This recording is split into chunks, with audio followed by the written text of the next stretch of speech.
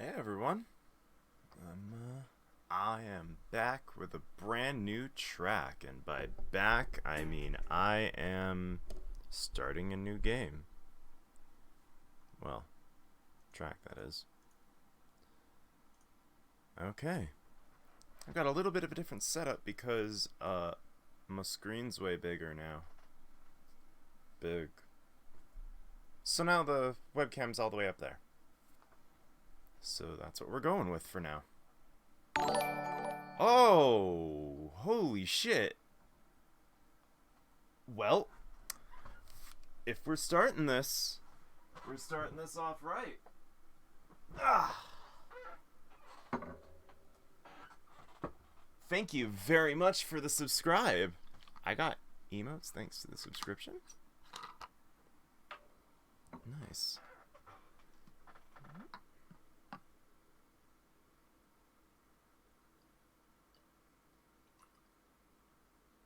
As per usual, for every subscribe, every $5, or every 500 bits, I take a shot. Bombs away, motherfuckers.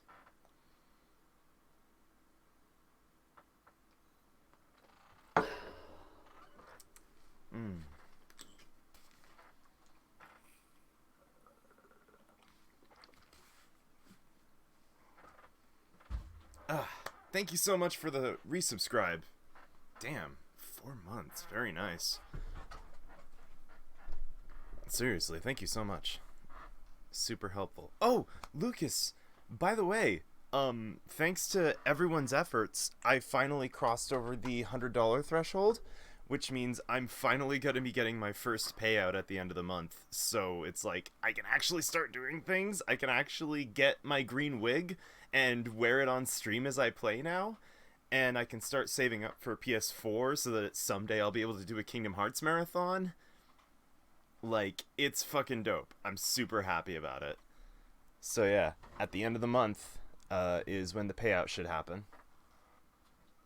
So seriously, it's thanks to you and Maddie and Ollie and everyone. It's super great.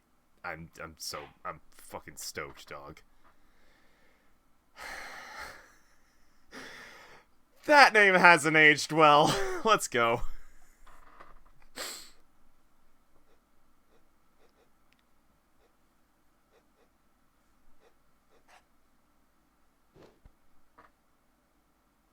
Okay.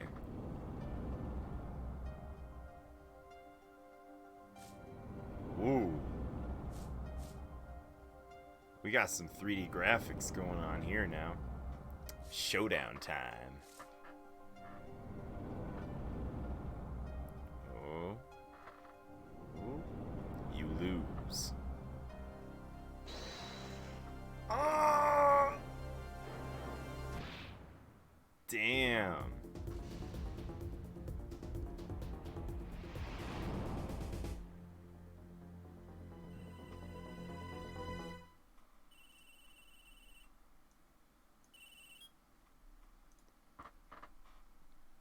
I seem to be in a bit of trouble.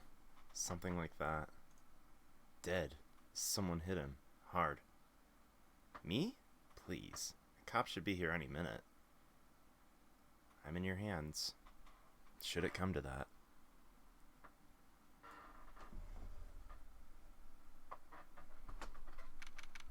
The good old courthouse. Defendant's lobby number 3. Panicked.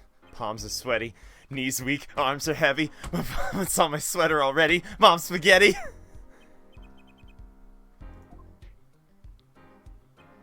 Ooh, look at this guy. Good morning, sir. You look tense, Justice. Wound up tight. Wound up, sir? No, I'm loose. I'm fine. That screeching noise. Is that your voice? I suppose it's to be expected. Your first trial, and it's a homicide, I guess. Justice doesn't start small, eh? I'm fine. I got up at 5 a.m. to do my Chords of Steel voice workout. I'm fine. Ah, that explains it. I did detect a certain rasping quality to your voice. Never did it again. As you know, your client today is a good friend of mine. I wouldn't want to let him down, if you get my drift. Drift gotten, sir. I'm all over that drift. As it happens, I dined with him the night of the murder. We can't let this case fall through. Yes, I'm fine, sir. One more thing. Don't say you're fine quite so much. People might take you the wrong way. I'll be preparing our case. You might want to introduce the client. Or rather, introduce yourself. My name is Apollo Justice. If it isn't clear already, I'm a nude attorney. A new attorney, not a nude attorney. And today is my first trial. Not that I'm worried or anything. The defendant's been accused of murder. My boss wants to help him out, of course, and so do I. I mean, nude attorney. Woof. Apollo Justice, nude attorney. Slide this baby over here. Slightly new setup, so I'm still adjusting shit.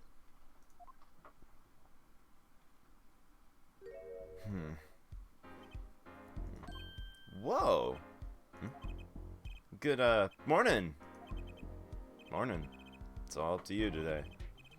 First trial, nervous. Meeting him, cardiac arrest. I think I'm supposed to say something. Hell? So, you're... Fine, I'm fine! Mr. Fine, is it? I did remember you having an odd name. Well, we're off to a great start. Are you sure you're okay? I mean, with me? Mr. Gavin's a top-notch defense attorney, and he's your friend, so why... You'll see. You can do it. Be confident. I'm really sorry this happened to you. I mean, it's time. Shall we? Yeah, yes, sir. Okay, need to focus.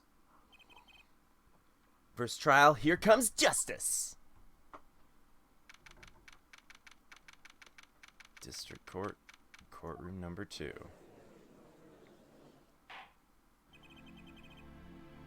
Ooh. We in it now. 420. It's true. Court is now in session. Yo, look at that snazzy background. Prosecution's ready, Your Honor. The defense is fine, ready, Your Honor. Mind going blank. Don't panic. Too late. Your name was Mr. Justice? This is your first trial. Yes, Your Honor, but I'm fine, really. I'm quite sure. Your voice sounds a bit strained. Mr. Gavin? Yes, Your Honor. I was under the impression you would be heading this case. That was my intention, however. A defense attorney must always cede to his client's wishes. My client specifically requested Mr. Justice. Well, of course he wants justice. But to entrust his case to his greenhorn? Why? Do not exaggerate when I say that you're the best defense attorney in town, Mr. Gavin. Okay, Gavin's got trial experience, fine. But does he have cords of steel? And let's begin. Defendant may enter the courtroom. Yo, first things first, I'm reviewing this shit. How long did I yearn for one of these? Just putting it on makes me feel ready. Ooh. Yeah. There's a number inscribed on the back of my badge. I have a funny feeling this is gonna come into play, so I'm just gonna jot this down.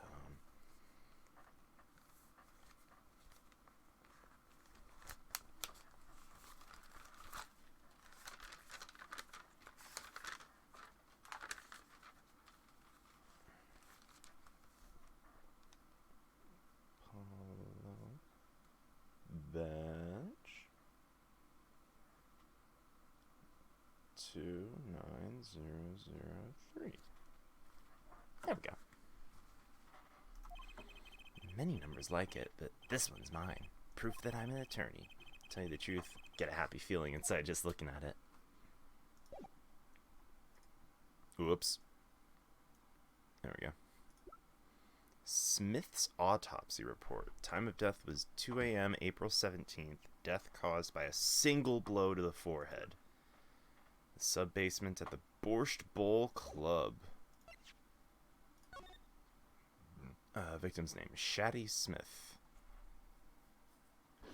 Estimated time, April 17th, between 1:45 and 2:15 a.m. Cause of death, cerebral hemorrhaging resulting from blunt trauma to forehead. Sub-basement at the Borscht Bowl Club. Guy doesn't look dead. He looks like he's just passed out from drunkenness. But let's go. This is truly an unfortunate turn of events. I'm sorry we had to meet again under these circumstances.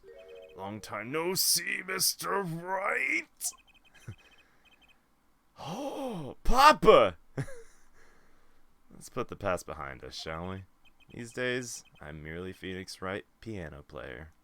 Piano player? Mr. Wright, how could this have happened? I won't speak of it further, then. The prosecution would be so kind as to explain the changes, Mr. Payne. To think I saw you enter this room as a fresh attorney, and now I'll see you leave and change. Ah, Winston Payne. Subtle as ever, I see. The crime occurred at Borscht Bowl Club, a Russian restaurant.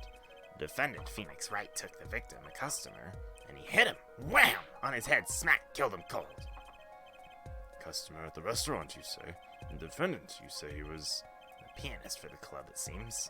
Phoenix Wright, a pianist? This is the weapon that took the victim's life. A bottle of grape juice. It's apparently our defendant's drink of choice. Court accepts this deadly bottle as evidence.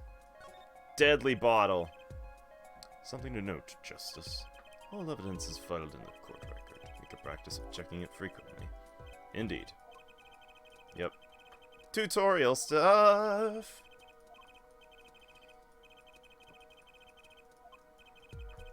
Tutorial stuff! Just who was this Shaddy Smith?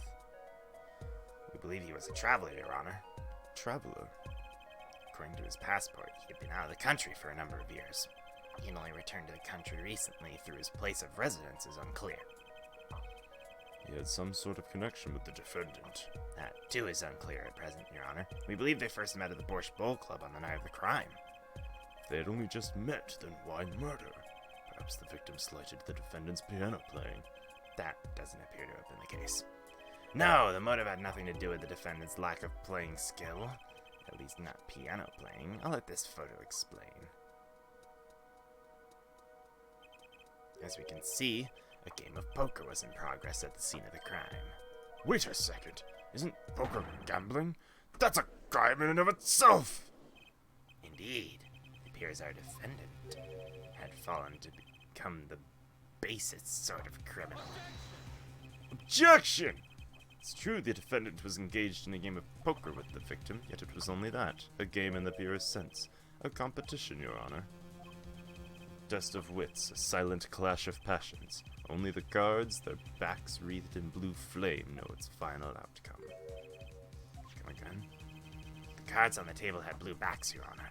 I believe the defense was waxing poetic in an attempt to mystify those present and impress women. This will be our first order of business here, then, to find out more about the fatal game of cards. Very well, defendant. Testify to the court about the poker competition held the night of the crime. My pleasure. This is my first trial. Here goes nothing.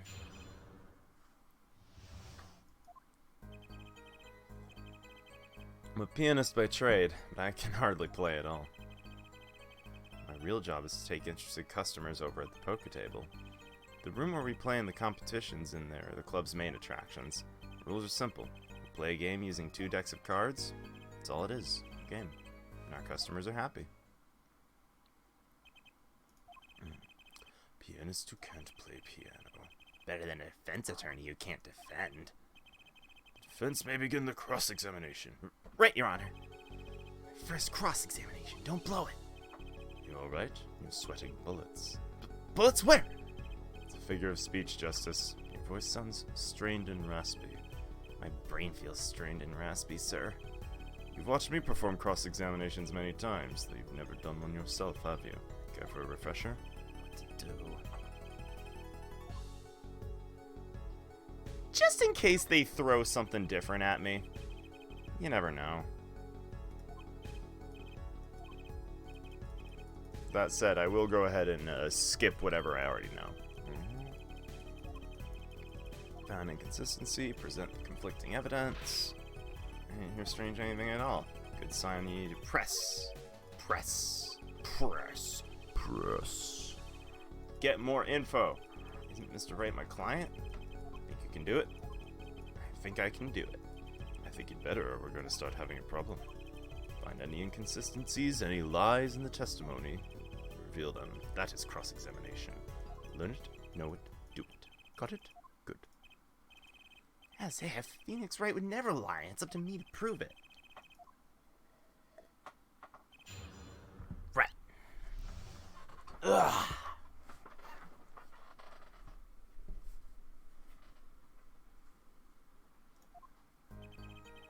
Pianist by trade, I can hardly play at all. Can hardly play. Oh, I play sometimes when customers demand it. So I play them one song. That's usually all they want. Is that supposed to be a boast just now?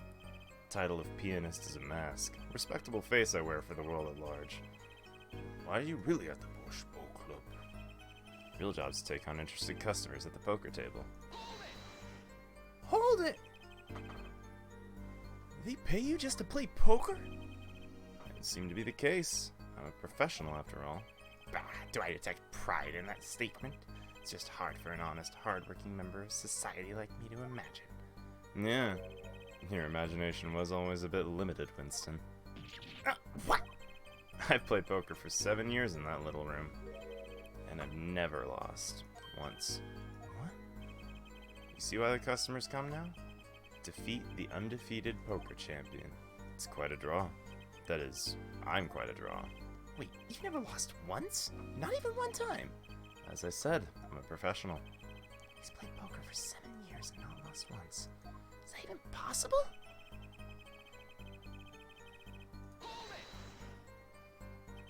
The room in the crime scene photo is an attraction?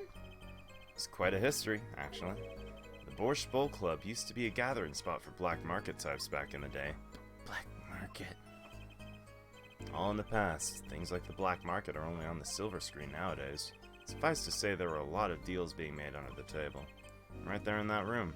Smoky room, gambling hoods, you know. Just looking at this picture makes me feel bad.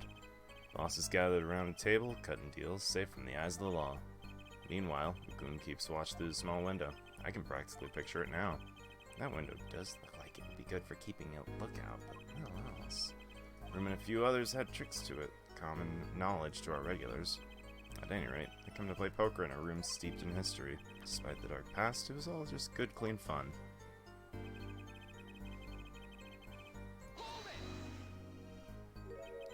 Two decks of cards? A simple measure to prevent cheating. If you alternate 2 decks, no one can slip in cards. There's something else I noticed. In addition to the cards on the table, there are some lying scattered on the floor. Precisely. Cards on the table, cards on the floor, each one forming a complete deck. A crime scene painted blue by a sad sweep of cards. It's poetic, really. Incidentally, we used 2 types of cards at the club. One deck of cards was red, and the other blue. As I recall, in poker you must make 5 card hands. I can see how it would be easy to cheat. Yes, a game of hands. This competition you're talking about, I believe the court understands the nature of the game sufficiently. That's right. It was a simple game after all. Are you sure? Huh? People are not murdered over simple games, Mr. Justice. Defendant, you were in the room the very moment the crime occurred, yet you claim to no connection to the crime. Now that's strange. What's strange? I was testifying about the competition that night. Asking me about the crime at this point is against the rules, Your Honor. Of course, I expected to hear a cry of objection from the defense. I completely let that one slip by. Don't despair yet, Justice. Is it, sir? Right. There's something I'd like made clear, namely your connection to the case at hand. And I'd like to hear it from you. Sure, why not? Amend the testimony. Just one little press and I've got myself a whole new testimony. I plead silent regarding the murder, but I will say I never touched the murder weapon.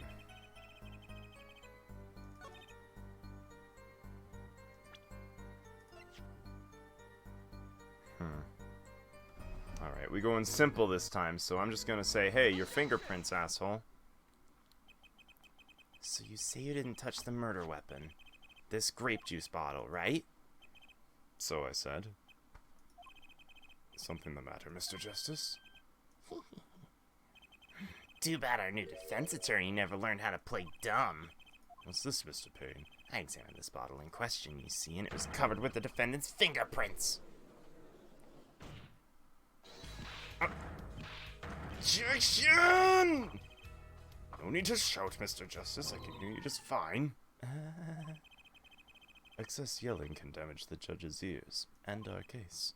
But what about my cords of steel? Anyway, what's so strange about fingerprints on a bottle in a restaurant?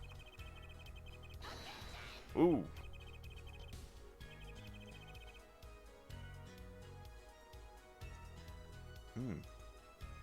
They wouldn't prove a thing if they were normal fingerprints.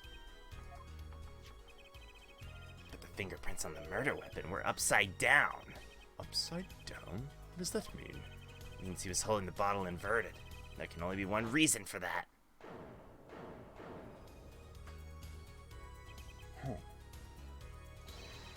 To brain someone with the bottle. Ah! Mr. Gavin, I think things just took a turn for the worse. Oh, I see no problem, Justice. The only thing that matters is the truth. There's a good reason for everything. You'll see. Defendant, can you explain your fingerprints on the bottle to the court? I stand by my plea of silence regarding the murder. For now. Not very cooperative, are you? This could hurt your case. Sure, he's uncooperative because he's hiding something. There must be some reason. Objection! Your Honor, you seem to have forgotten something. What might that be, Mr. Gavin? On the night of the crime, who was it that reported the murder to the police? Well, that was the defendant, Mr. Wright. But still, that... Really? Yeah, well, according to the case file, the murder was reported near the scene by a call from the defendant's cell phone. Near the scene? Let's take a look at the diagram. Ooh, diagrams! Victim was murdered in a small room in a basement 2 floors down from ground level. Of course, cell phones can't get reception down far down. Defendant used the stairs in this hallway to go above ground. The call came from the first floor of the restaurant. I see. And this is the phone that made the call. Cell phone. The defense could have fled the scene of the crime if he so choose. The defendant notify the police from the restaurant first floor.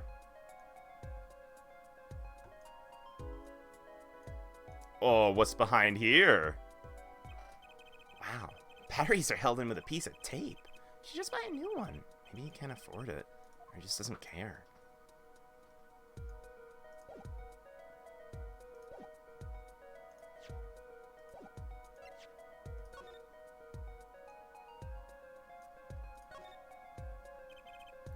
Juice. How long has it been since I drank grape juice? Apparently, it's Mr. Wright's favorite drink. Wonder how well it goes with borscht.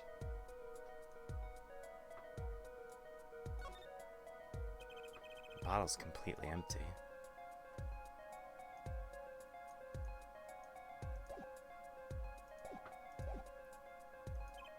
And yet he fulfilled his duty as a citizen and reported it to the authorities. And you claim he is being uncooperative. Nice save, Mr. Gavin. Better not waste this. I think the prosecution has toyed with our client enough for the time being. Toy? I assure you no one is more serious about... What was it you said? The defendant was in the room the very moment the crime occurred. How can you possibly know this? That's a good question. How indeed? The answer is simple, Your Honor. The prosecution has a decisive witness. You're as good as they say you are. So someone else was in the room. That must mean they witnessed the crime. Everything up till this now has just been a warm-up, Justice. Are you ready?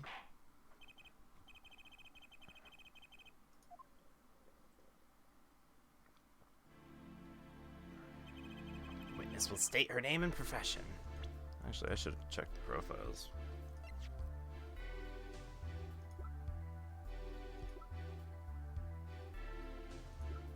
Gavin Law Offices. Gavin! Hold on just a moment. Where's the witness? I surmise she has been frightened by the defense's demonic-looking horns. So use a little hair gel. Relax, people. Have no fear. If horns are pointed in your direction, the court will cut them off. You sure? I swear it on my gavel. Please come out. Some violence against her a crime, Your Honor. Well, you're sure it's okay? Look at this chilly girl. What the fuck? Would the prosecution care to explain the witness's paraphernalia?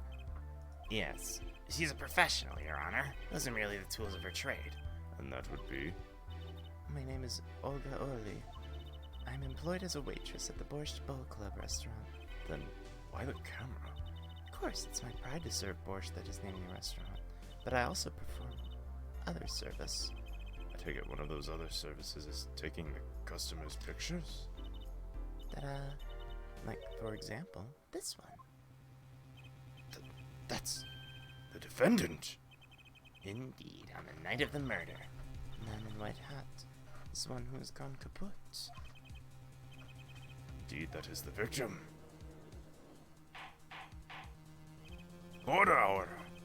It's quite a piece of evidence to casually drop into our laps. The same way as I drop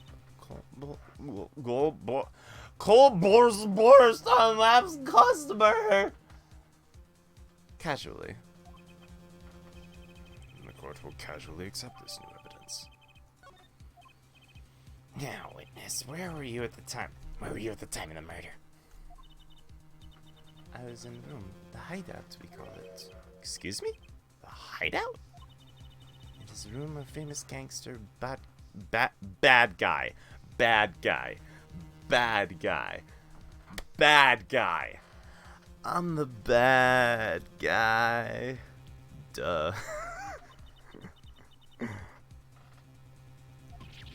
Oh! You look of utter surprise. It is lovely. I will post by courtroom later for you. Photos will be numbered, and you will write which ones you want a copy of.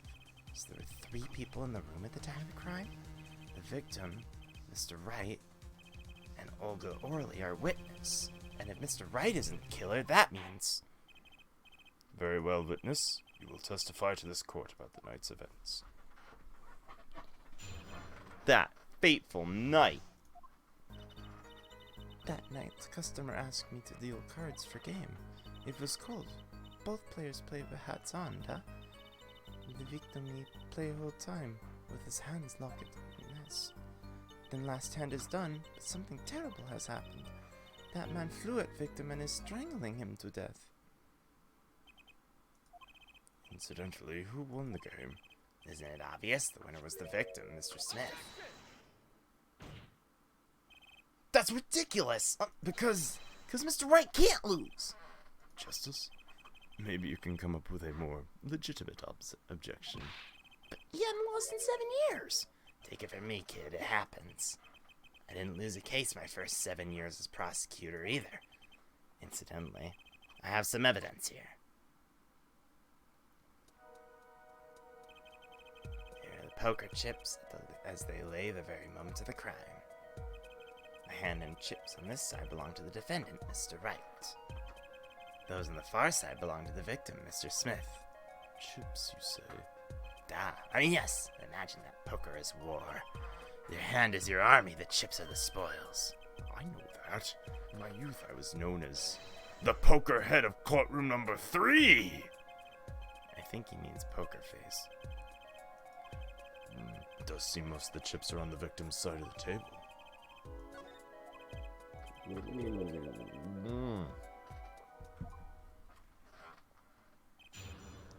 Cross-examine. Hi. I immediately have an issue with your testimony, miss.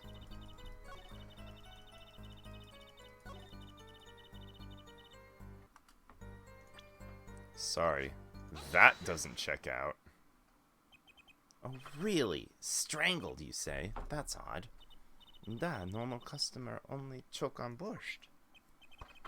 No, I mean, this report shows the victim died of a blow to the head. Miss Orley, really now? Did you witness the crime? Yo!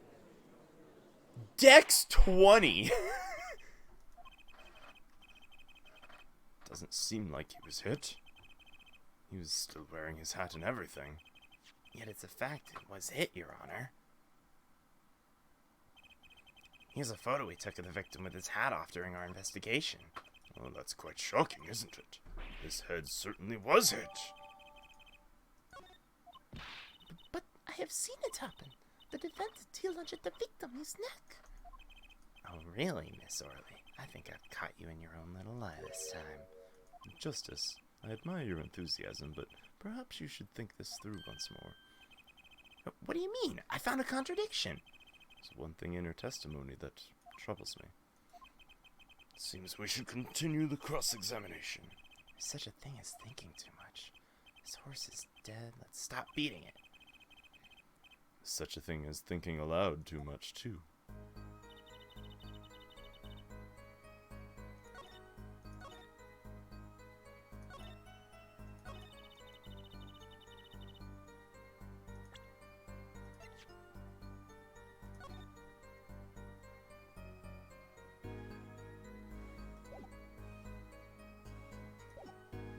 Hey, his locket's gone.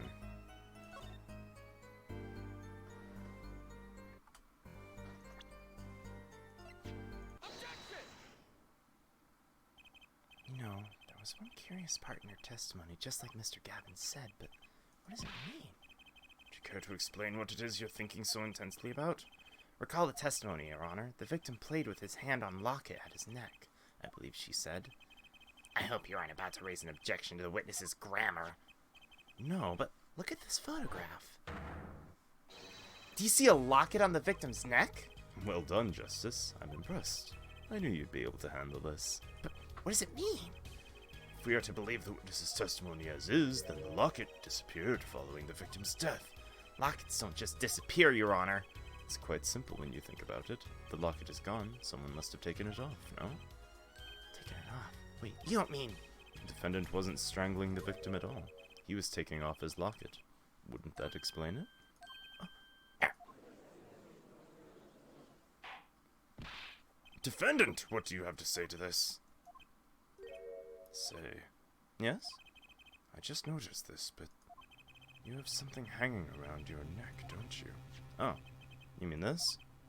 Yeah, it's a locket with a photograph inside. A photo of my daughter. Come again? Mr. Wright, you have a daughter? We confirmed it at the time of the arrest. The picture in the locket is indeed Mr. Wright's daughter. So Mr. Wright has a locket too? Why don't I buy that this is just a coincidence? Well, now if the defense is the murder, perhaps we should hear more about the outcome of the game. Further testimony won't really be necessary. It's clear the defendant lost badly. Miss Orley, you will testify to the court about the game played between the victim and the defendant. Serious competition. The game began with 3,500 points and chips for each man. House chips come in two sizes, small and large. The one who was winning, it was victim. For last hand, defendant play with all chips on table and lose. The moment loss was decided, defendant grabs bottle from table and... Indeed, looking at this picture, it does seem to be a one-sided game. As the court knows, poker was the defendant's life. Failure must have been a bitter pill to swallow. How many times have I heard those words? I've done it in a fit of rage, Your Honor. Now I regret what I done. A common tale, but true. Methinks the judge watches too many old court movies. Mr. Wright said he hasn't lost in 7 years, so this testimony must be wrong.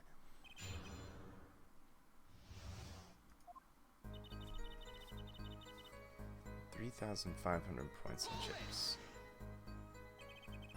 Are those the usual starting points? Were there any special rules used? Not special. Usual game, usual rules. If each man began with 3,500, the total would be, exactly 7,000 points. Please, this isn't calculus. It's not even long division. come in two sizes, small and large. Are the chips in this photo all the chips that were used? Duh. Duh, of course. Something's fishy with these chips. Press harder. Maybe you could explain a bit about these chips. Explain? What is there to explain? Poker chips are poker chips. They're not fishing chips, nor chip off the old block, nor a motorcycle cop. No. Thanks. Now that I've pressed her, I better ask something. What are these chips worth? Are they in dollars or rubles even?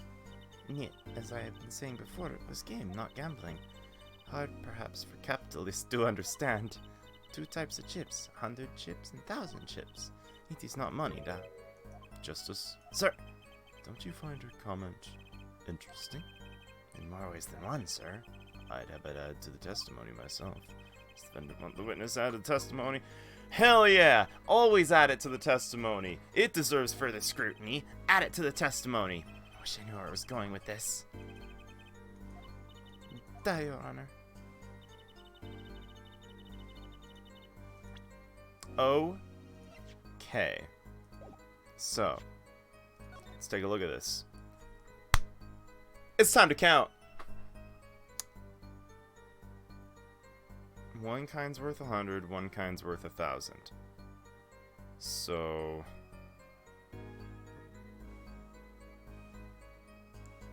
$7,000 in all? It seems like way more than 7,000. Well, hang on. 1, 2, 3, 4, 5, 6, 7, 8, 9, 10. Alright, 10 big ones. 1, 2, 3, 4, 5, 6 small ones.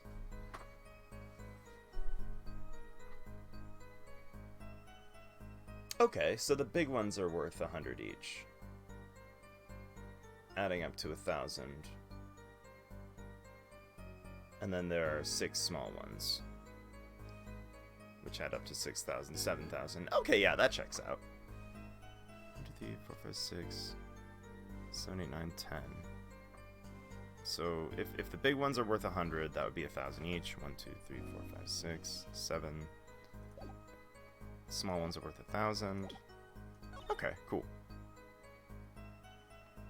So each person had 3 small ones and 5 big ones.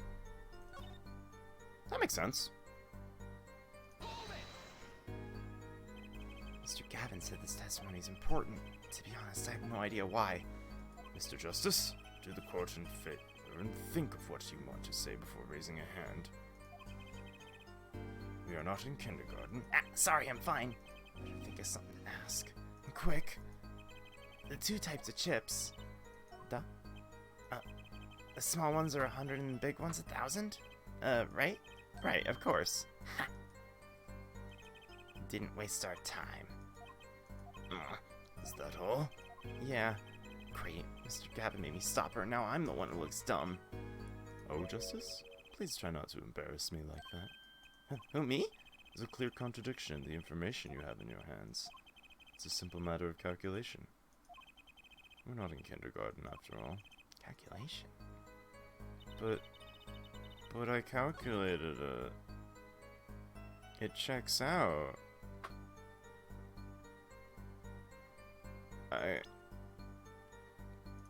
I mean, just because the values are backwards doesn't mean that wasn't how they were using it.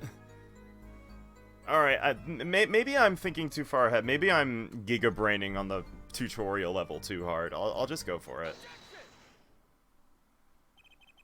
You're sure it was the victim who won? Absolutely sure. Seems our new attorney's a bit confused. Ooh.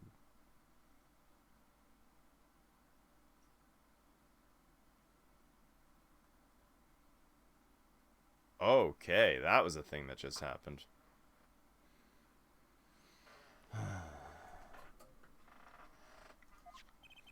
Glance at the picture is enough to tell you who won, if you're not in kindergarten. Just for safety's sake, could you explain the problem to the court? Of course, Your Honor. In this photo, I see small chips and I see large chips. Tell me, which were worth 1,000 points? Looks smooth now? Cool. The big ones, of course, duh. I thought so too. but then the totals don't add up. The totals.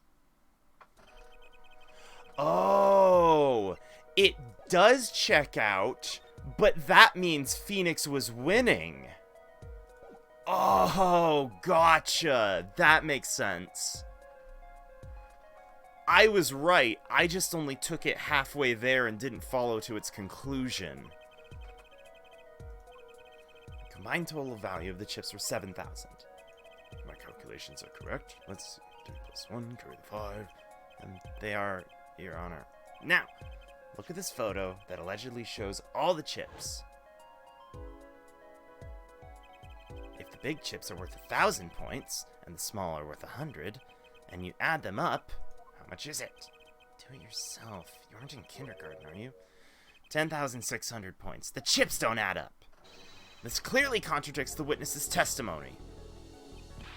But why? How could this be? Exactly, Justice. Now that you know the what, you must determine the why. Right. There's only one possible way to explain the contradiction. Both were right. Each man began the game with 3,500 points. The chips are indeed shown in the photograph, and there can only be one answer. What is it? The value of the chips was the other way around. What? Want to know why I think? The small chips were worth 1,000, not the big ones. Madness, utter madness. Show me the photograph of that chips again. 6 small, 10 large. Why, that does make 7,000 points when you add them up. Excellent work, Justice.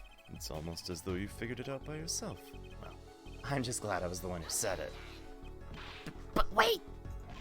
The value of the chips may be different, but that changes nothing! The victim did have the large number of chips, though. Exactly. The small chips are 1,000 points. The large chips are 100. Let's do a little math. Add up the points for each side of the table. Victim Mr. Smith had 2,900. The defendant had 4,100. Well now, seems Mr. Wright was winning that night after all. That's impossible! My client has even less reason to kill the victim. After all, he was winning! Ah! Now, Miss Orley. Miss O'Reilly. You must have known the true value of the chips, since you were there at the scene of the crime. Weren't you? Ba ba ba! Got him! O'Reilly now. Yeah! Order, order! Here's our defendant has lost his motive, and Mr. Wright's supposed defeat never happened. We must now ask ourselves whether we can trust the witness's testimony. Hold it! Excuse me, what is it, Miss Orley? I did not want to be saying this, but actually, you see, and see what? What do we see? In the last hand, there was cheat. A cheat? You don't mean a trick? Wait, what do you mean? A scam? They're all the same thing. There's a cheat in the last hand. That's why game ends with chips as they are. Great, just great. First we have lying, now cheating. This case certainly has taken a turn for the interesting. Witness, plead to testify to the court. Tell us about this cheating in the final hand. The final hand. Last hand, both men had full house. There was 4 of each card in deck from ace to king. If you look at both men's hand, cheat is more obvious. The next moment, game becomes argument, The defendant's trick was exposed. Then he took the bottle in hand and poor Mr. Smith. Miss Orley? Why did you not tell the court about this from the very beginning? I thought I smelled a cover up here. Well, folks, time to throw back the covers. Full house is a very high-scoring hand. Not easy to make in my experience.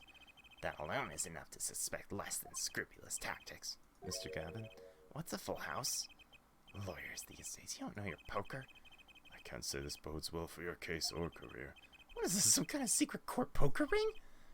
Justice, you know the terms 1 pair, 2 pair, and 3 of a kind, yes? Yeah, no problem.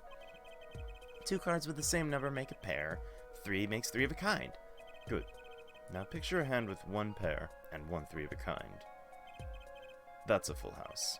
That doesn't sound very easy to make, does it? You can see each player's hand in this photo. Wow, they both have full houses. We forget, there's an easy way to make a full house and go undefeated for 7 years. You cheat. The defense may cross-examine the witness. If he did cheat in the last hand, that still leaves one important question. Mr. Wright lost that hand.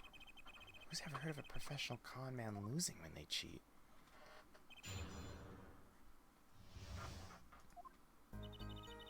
Both men had full house. 4 of each card in deck from ace to king. If you look at both men's hands, cheating is more obvious. This moment, game becomes argument.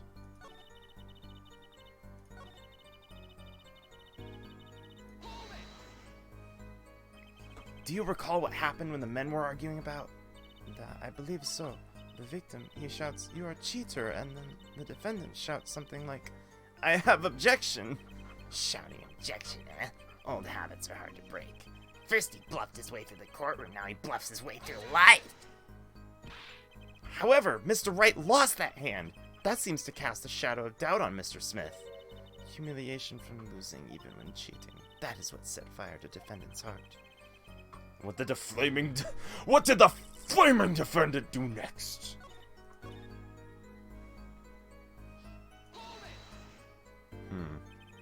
How was it clear? Well, the defendant, he played a 5th ace. A 5th ace? I still remember both hands very well. Mr. Smith's hand had 3 aces, and Mr. Wright's had 2. Obviously, cheating was afoot. They were playing with 2 decks! They were playing with 2 decks! Excuse? Of course you're allowed 5 aces when it's 2 decks. How do I call this shit? Fuck. Press that shit. Of course it should exist. You fool. You absolute buffoon. Olga, really?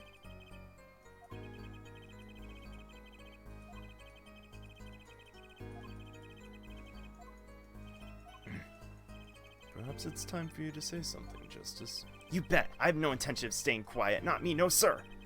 Better find some contradicting evidence first.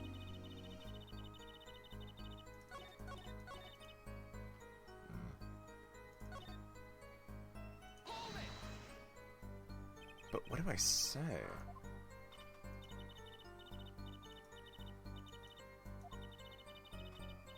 This number 4 comes from the number of seasons. Huh, you don't say. The cards numbered 1 through 13. Add all the cards in a deck and you get 364 a year. You don't say. Isn't that one day short? That's why each deck has 2 jokers. They say the second joker stands for the leap year. Thus you have a perfect representation of the year, all in a deck of cards. Huh, you don't say. We're gonna be in this courtroom for a year if it keeps going like this.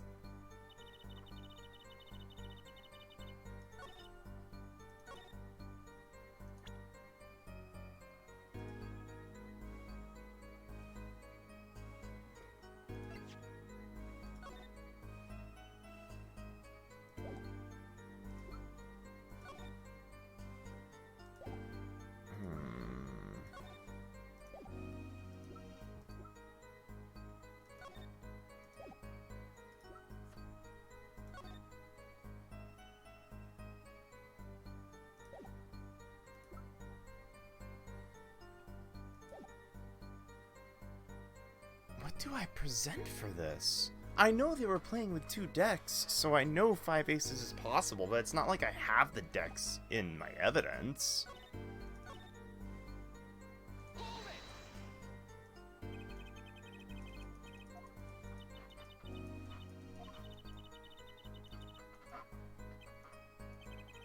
guess that's right. Very difficult to be sure. You can take my word as the poker head of courtroom number 3. Very difficult, but not impossible. Full house, hard.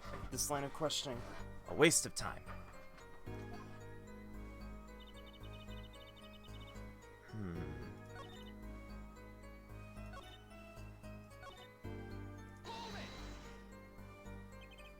bottle, are you referring to this? Defendant used this bottle to... His behavior is an admission of cheating by the defendant. But why use a grape juice bottle? You'd be surprised at what can be used as a weapon. Juice is recommended drink of Borscht Bowl Club, da. This year's vintage is remarkable for its hefty flavor. Hefty enough to brain a grown man, apparently. First she says it was a serious competition, now she says it was cheating. Notice anything odd? Her testimony keeps changing. Now she says the defendant's cheating. Actually, yes, I had noticed that. Let's get the truth about this cheating first, shall we?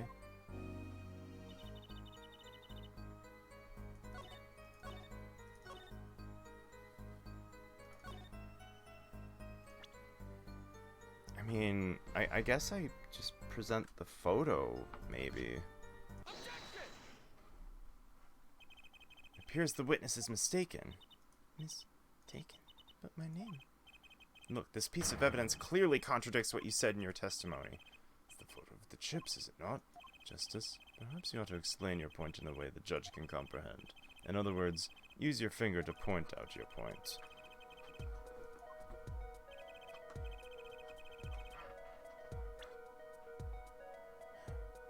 Oh, wait. There weren't 4 aces at all. Even if it's possible, there super weren't 4 aces. Right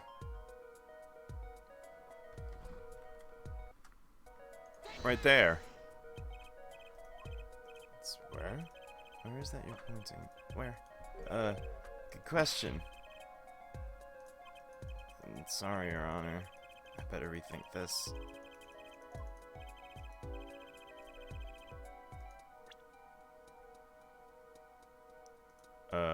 Here? I can't remember which one had... Oh, okay.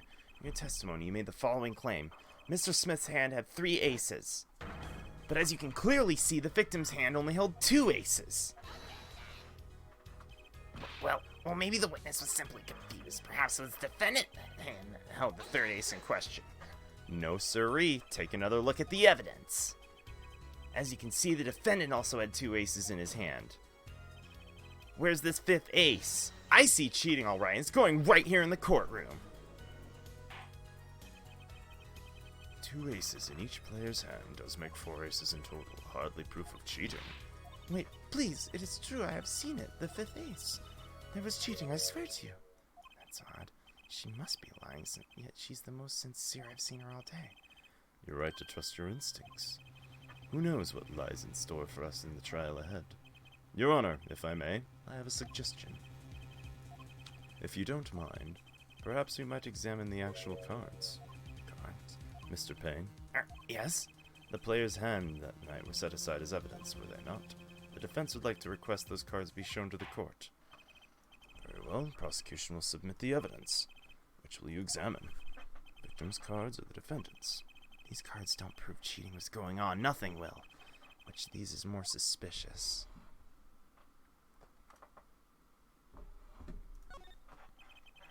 As the victim's hand that changed over the course of the witness's testimony. The defendant requests time to examine Mr. Smith's cards.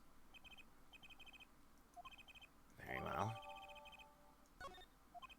Well, time's a-wasting. Get to it, Justice. Yes, sir. When examining evidence, be sure to view it from all sides and angles. Try using the dials. Alright, the tutorial!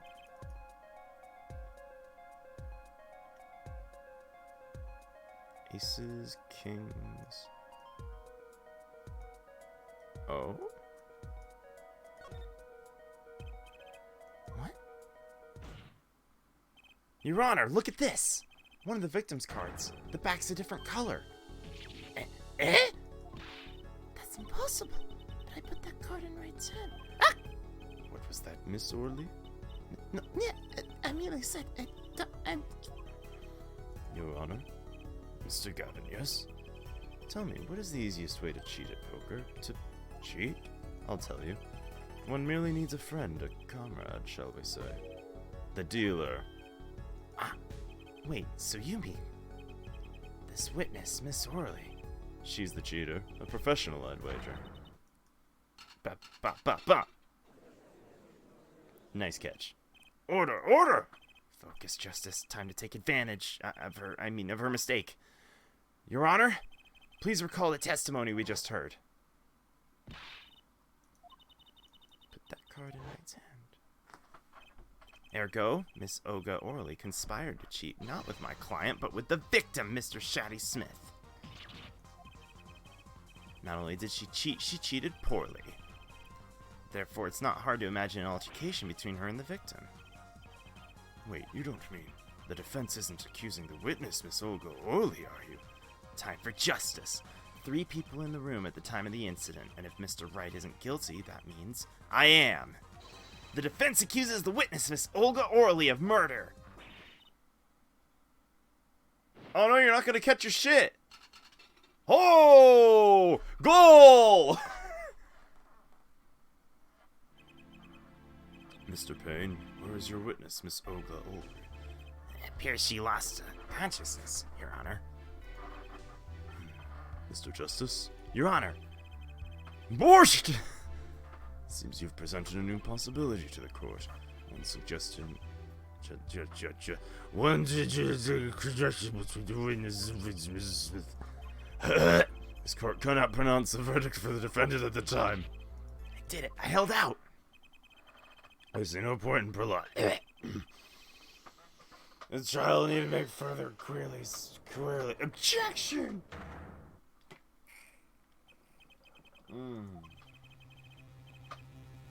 You can't end the trial here, Your Honor. Not yet. Nonsense is the defense spewing out now. Think. One of the cards had a different colored back. Don't you wonder what it means? What are you doing, Mr. Wright? Raising objections right when you're about to get off the hook? Ridiculous! Mr. Payne, you of all people should know Mr. Wright has a talent for the ridiculous. Perhaps we should get to the bottom of things. Let's clear up the facts about the game that fateful night. As we said before, we alternated between 2 decks of cards that night. That was said before. The 2 decks at the club have different colored backs. Blue and red. 1 color per deck. Why use different colored backs? If we use the same color, the 2 decks might get mixed. Use different colors and they still got mixed? We used the red deck for the last game. But that's odd. For some reason, I have this impression that you were using the blue cards. Yeah, me too. I'm sure someone said something about blue cards. Whatever. In the end, one of the cards was wrong color. Got the wrong color, which means it was cheating. Yes, a card slipped into the deck would seem to indicate cheating. Yet, this card raises 2 serious questions. Apollo? Yeah? Let's consider the first question, shall we? Think. In the last game, when was the card swapped? When? There are 3 broad possibilities here. Could have been swapped before the murder, during the murder, or after the murder. Well, yeah, thanks for the news bulletin, Mr. Wright. Of course it was swapped. Oh? Might be as simple as you think, Mr. Payne. Or it might not be. I'd like to hear what Apollo thinks first. When do you think the cards are swapped? When the cards swapped in the deck?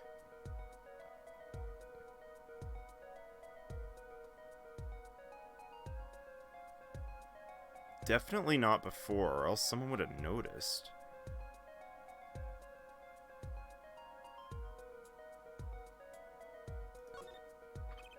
Perhaps it happened after the murder? What's that? Ridiculous! What's the point of cheating after the hands have been shown? That's silly! Yes, but tell me, how do you swap cards during the game? I'll take silly over impossible. Take it from me, son. There's a lot of silly things in this world, but very little impossible. Even when the backs of the cards are a different color too? If you pulled that during the game, you'd be caught in no time. Quite true. That would mean the blue card in question was swapped after the hand was shown. After the murder. Okay, this is going past silly and straight on and crazy. I ask again, what's the point of cheating after the game's over? Who would do that? Who indeed? That's one of the mysteries before us. There's another? Yes, a simple yet decisive question must be asked. Who swapped the red for a blue? Who? The game and murder is done. The victim is dead. Only 2 remain, alive that is. The defendant, Phoenix Wright, and our witness, Olga Orley. Okay, so who was it that swapped the red card for blue? Well, it must have been Olga who swapped the cards. She was trying to cover up evidence of the cheating. That does make some sense. Sorry, but there's a problem with that explanation. Huh? The swapped card was from the wrong deck. Yes, the blue card was struck into a red hand. Mixing a card from the wrong deck when the backs are different colors? Remember that you're talking about Olga here. She's the dealer. Do you really think she would make such a novice mistake? Actually, I have trouble imagining even the judge making that mistake. Give it a little more thought, Paulo. Right. Okay, so... I mean, it has to be Phoenix then. Swap the card was Mr. Wright. It was you, wasn't it? And why would I do such a thing? Well, 'cause maybe you were trying to hide the fact that you cheated? That would make some sense. But the swapped cards was in the victim's hands. Oh. Sorry. I'm a nice guy, but I'm not that nice. Come to think of it, he would lack a motive for helping his opponent to win. So it must have been Someone else. The one who swapped the cards wasn't Mr. Wright, of course. And, well, it doesn't seem like it could have been Olga either. What are you suggesting? It's hardly a logical conclusion, I'll admit. As the defense, I think it only makes sense for you to name Miss Orley at this point. Yes, I know, but she was the one who dealt the cards, right? I just can't believe she'd make that mistake. And if the card was swapped during the game, it'd be obvious. Something you'd like to show the court, Mr. Wright?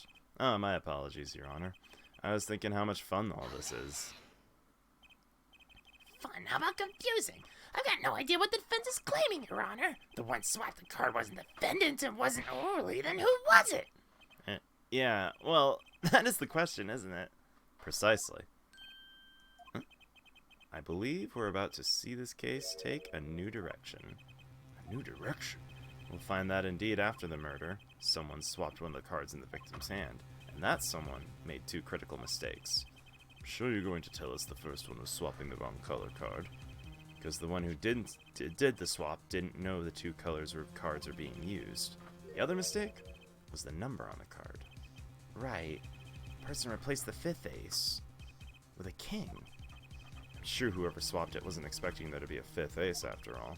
All they knew is the game had been won in a full house. So they picked up a king from the table and swapped it in. But there's one problem. According to our case record, this person doesn't exist. True, not until now. But you have to admit the possibility of a fourth person. Well, it's more than a possibility.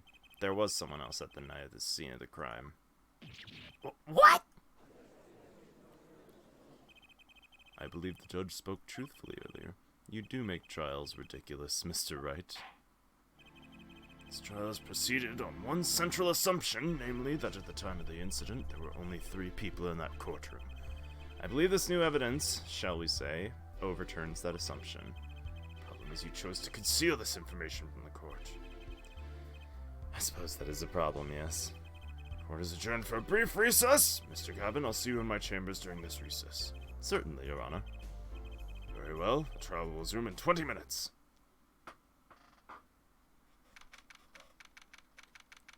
Whew. All right. Questions? To suddenly claim there was another person at the scene of the crime like that, I must ask, is it the truth? Well, now, I think you'd know the answer, wouldn't? I think you would know. I think you would know the answer to that. There we go. Being mysterious, are we? Sadly, I have no time for mysteries. I'd only ask that you'd leave the defending to your defense in the future. Otherwise, I cannot guarantee the outcome. I see you haven't mellowed out one bit, Kristoff. Justice. Yes, sir? The judge has summoned me to his chambers, so carry on without me. You did well, Apollo. Can I ask you something? Sure. That locket you wear, is that really yours, Mr. Wright? Ah, you're wondering about the victim's disappearing locket.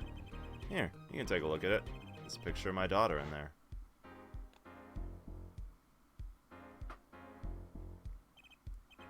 I'm just surprised to hear you had a daughter. Most people are. Perhaps you'll meet her one of these days. One more question. The one who cheated that night, was it you? What do you think? Huh? You know what happened 7 years ago? What I did. It's not unreasonable for you to think I might cheat. I never, honest, but his Audi managed to go undefeated for 7 whole years. Want to know something? There's only one game where you can be dealt bad cards all night and still win. Poker. Huh? You see, poker is all about reading your opponent. In that way, it's a lot like a court case. Trial law? Figure out what your opponent's thinking, and you win. Well, yeah, but that's harder than it sounds. I think not. Try as they might to conceal it, everyone reveals their true thoughts in the end. Their body language can become a valuable source of information.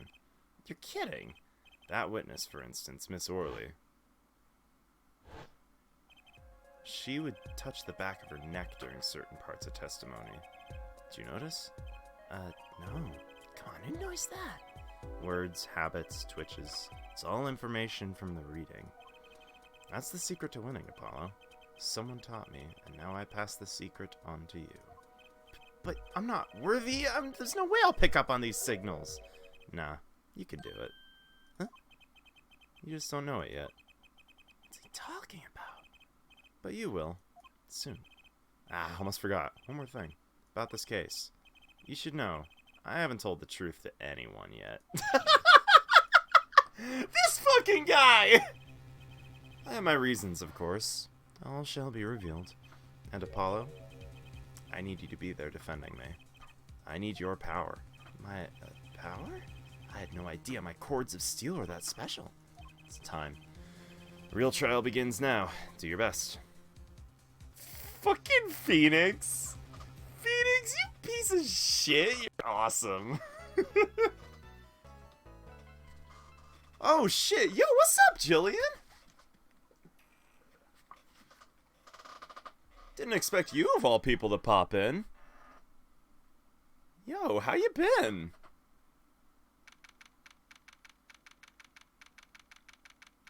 Courtroom number 2. We're going back in. Court will now reconvene as our witness, Miss Olga Orley, recovered. Yes, Your Honor. She's regaining consciousness.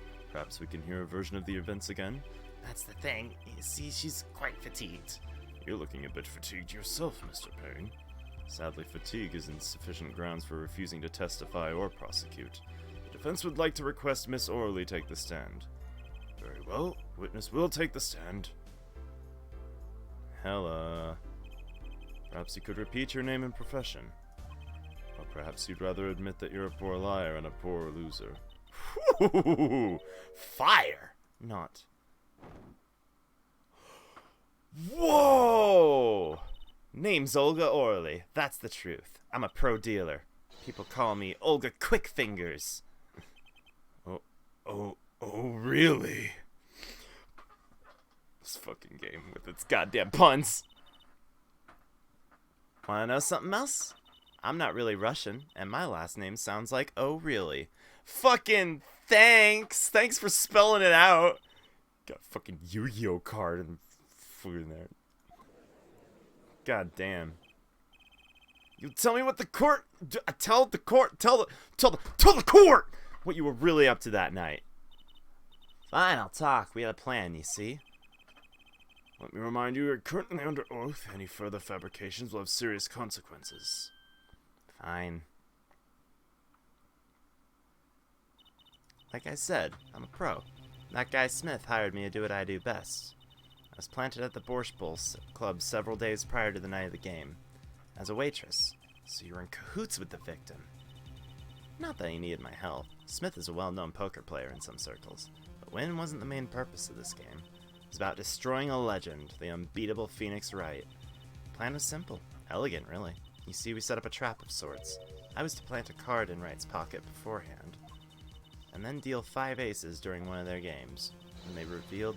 When the hands were revealed, Smith would call him out and search Wright. He would then pull out the planted card and the trap would snap shut. You swapped the cards. Exposed as a cheater and losing on top of it. It would have made a great double play.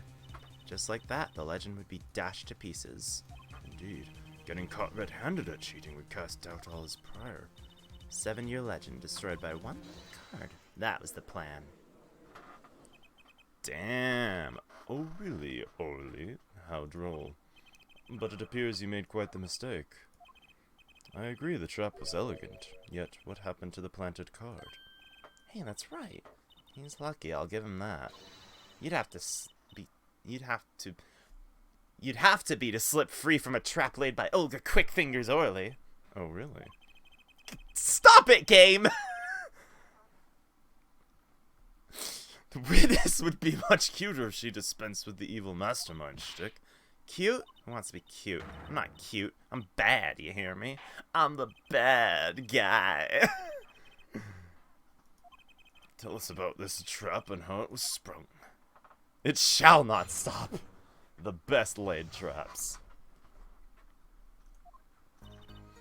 That night I planted the card like I was supposed to. And Wright lost the hand just like he was supposed to. Then Smith searched him. But the planted card was gone. The trap failed. The next moment, Wright picked up a bottle and swung it. It wasn't me who hit Smith. It was that no-good cheating defendant. Surprisingly frank testimony that still leaves us mostly in the dark. The trap is perfect, I tell you. Perfect! That rotten cheater hadn't messed up. Look who's talking! Testimony for what it's worth, it's all yours, Mr. Justice. With witnesses like her, who needs criminals? And with defendants like Mr. Wright, who needs prosecutors? Cross-examination. Alright, let's see. Planted card was gone, the trap failed.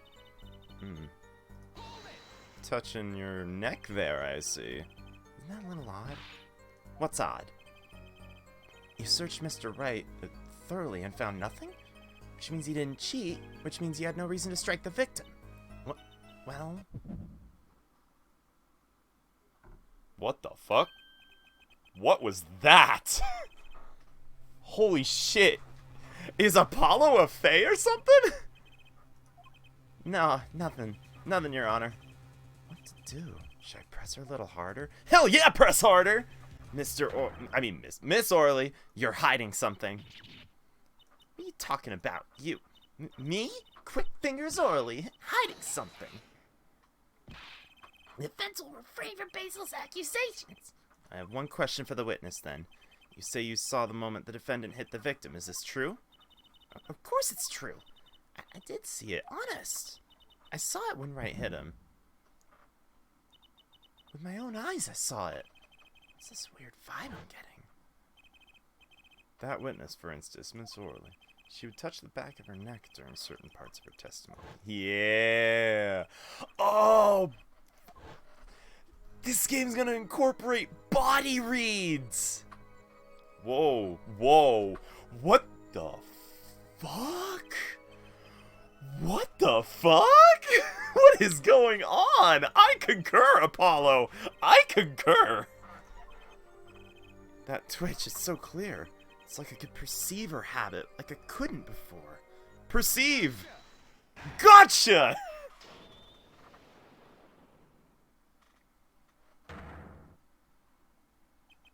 Miss Orley, perhaps you're unaware of this yourself.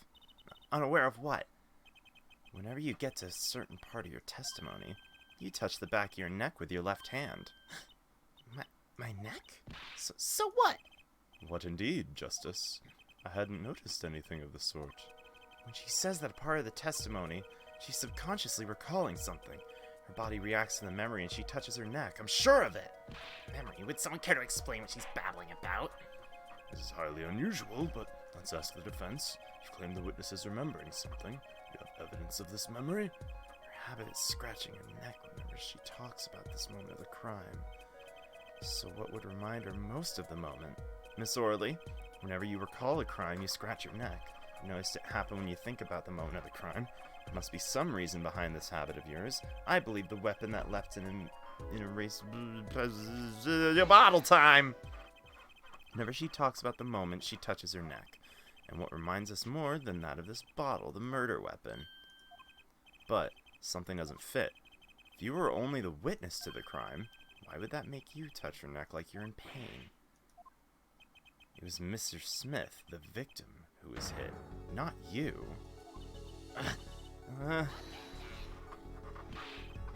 This is a cross-examination, not a cross-wild conjecture. The witness's habits are completely irrelevant. Justice, I'll admit, I'm a bit confused myself. This is certainly a unique cross-examination. I'll explain later, just trust me, now's our only chance to break it. Miss Orley, please testify in detail about the moment of the crime, the very moment. Yet I know nothing. We know you're not Russian. Witness will testify, please, now. Bah, fine. He's the one who did it. I didn't let him out of my sight until the cops got there. Different personality, but same testimony. There's gotta be a contradiction in there. That night, planted the card. I didn't let him out of my sight until the cops got there. If that, my friend, is the case, you would have seen him calling the cops himself. We have a record here that clearly contradicts what you said. It states the police were alerted by a report from the defendant. And we know that the defendant left the room, climbed the stairs, and made that phone call from the first floor of the Borscht Bowl Club. So, explain how you kept your eyes on the defendant when he left the room entirely. Oh, that's a waste of crab. The man who picked up the bottle and swung last night wasn't the defendant.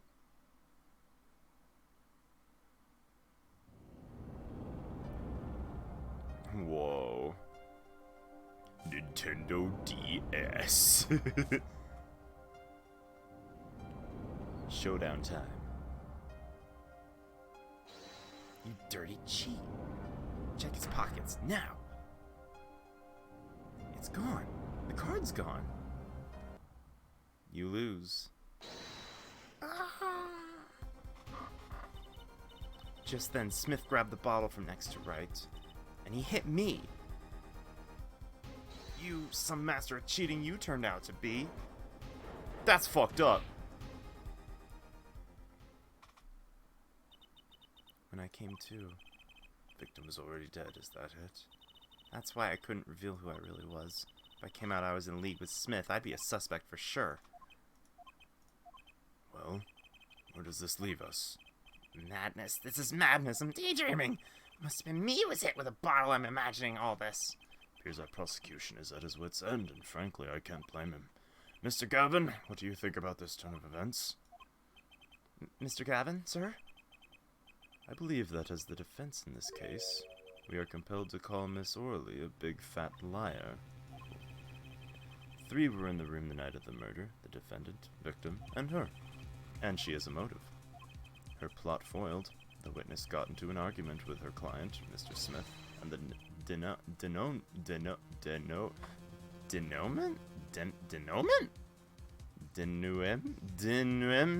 of that argument was murder. What? I don't kill her. It's a trap. Someone's trying to frame me.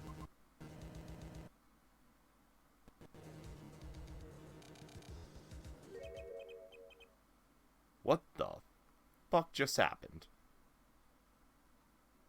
It's fine. Everything seems okay now. What tangled webs we weave when we practice to deceive. So tangled we catch ourselves in the process. Mr. Wright? Such a hasty conclusion. It's not like you, Christoph Gavin. What are you saying? Why not consider the other possibility? That there was another person in the room at the time of the murder. Right, like Mr. Wright was saying before recess. Really? That's awesome.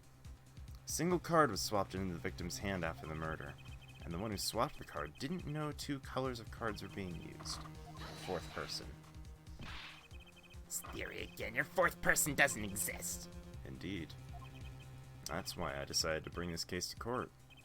Here, where there's no escape and no chance for deception. The perfect place to catch the real criminal. The real criminal? And we're in luck. clue to the real criminal's identity was kindly provided for us, and right at the beginning of the trial, no less. Apollo, perhaps you know what I'm talking about? Sorry. Remember what I said? The fourth person who swapped the cards made one critical error. He or she wasn't considering the color on the back of the cards. Right. But how could such an obvious mistake occur? Cards used for the last game were red.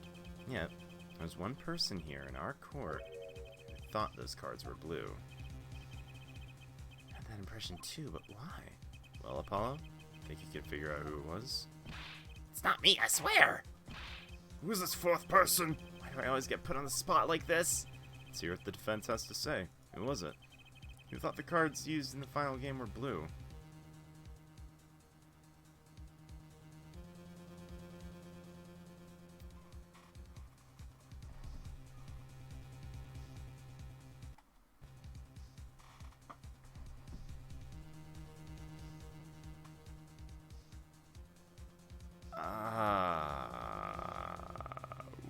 Was it Winston?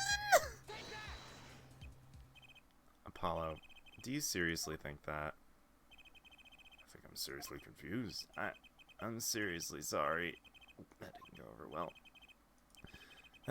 Can't be helped. I almost missed it myself. But it doesn't do anyone any good to turn their eyes from the truth. Does it, Kristoff? Mr. Gavin? You don't mean... Kristoff Gavin, you were the fourth person that night. But of course Mr. Gavin knows the color of the cards. How would he? As you can see, the photo of the crime scene is black and white. You can't tell which of the cards are blue. One's on the floor or the table. But look! You can see the colors in this photo! Yes, but when he said the cards were blue, it was well before the evidence came to light.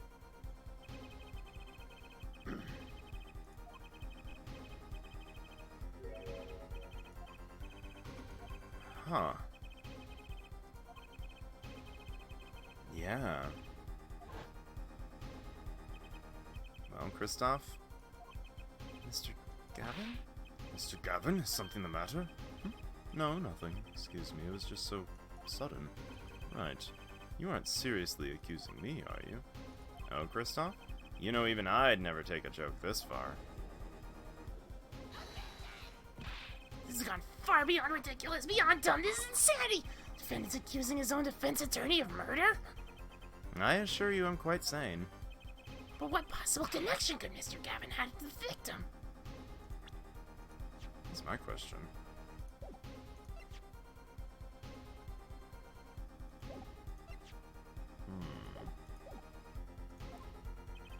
I wasn't aware that I had a connection to Mr. Smith either. Mr. Gavin and the victim never even met! Well, what if they have? There's a possibility, after all. They may have met that night before the game started. What are you suggesting? This is the truth Mr. Wright was staying silent about. One thing to do. Mr. Wright, the defense attorney would like to do... Oh. The defense... Okay. Yo, I'm gonna do a quick thing and do a small amount of thing and hope that it works.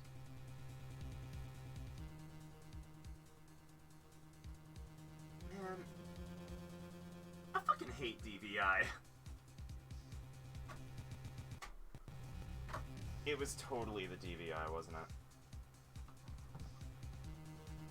Oh shit, I just deadass have no signal now. Okay.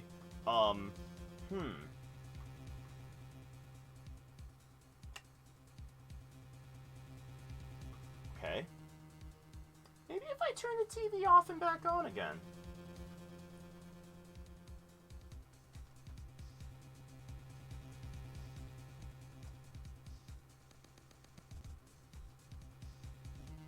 Oh. Oh no. Okay. Okay. Weirdly, wiggle it the other way. No, I don't think any amount of wiggling is gonna fix this one. I just have a deadass no signal on my TV, which is what I'm playing this from. Huh.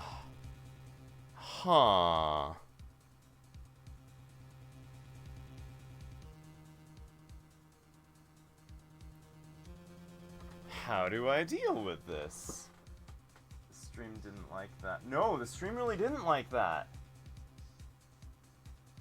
I mean, the stream is weirdly still up. I can see it still up. So, like... I don't even know what to do in this scenario. I guess I'll put it back in.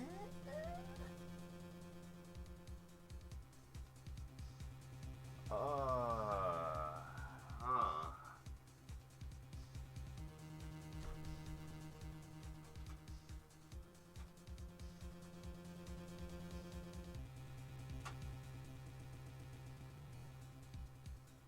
Still nothing.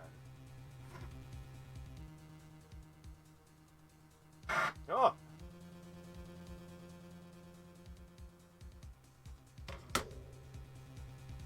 Okay. I genuinely have no goddamn clue what to goddamn do. Fuck it.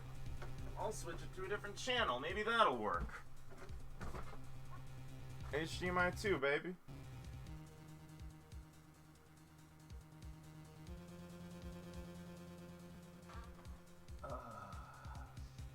Replug it? Yeah, I've tried to replug it. I guess I could try unplugging and replugging the whole... Why did I get no signal when I pulled the DVI out? The TV's not even connected to the DVI. I hate converting shit. It always ends up messy.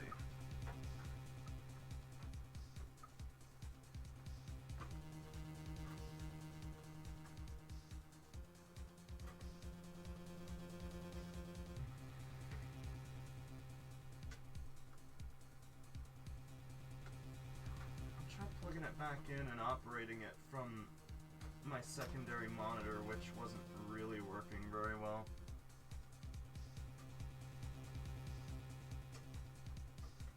If I can get the damn thing in.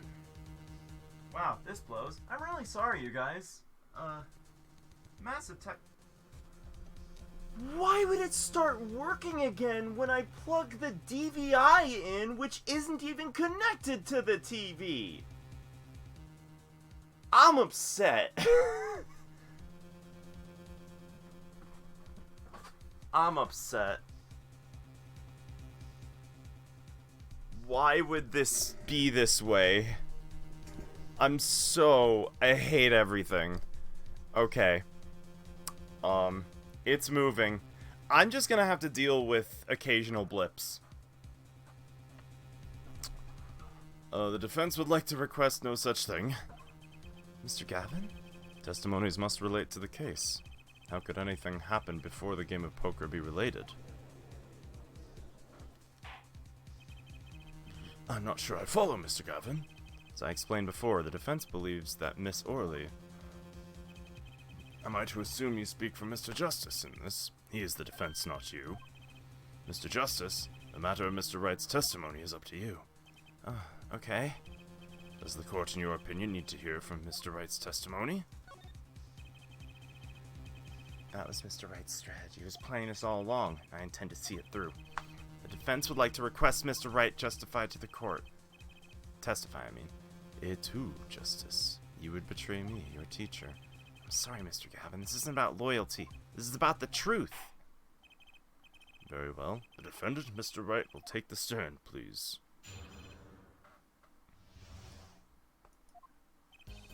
That evening, Kristoff and I had dinner.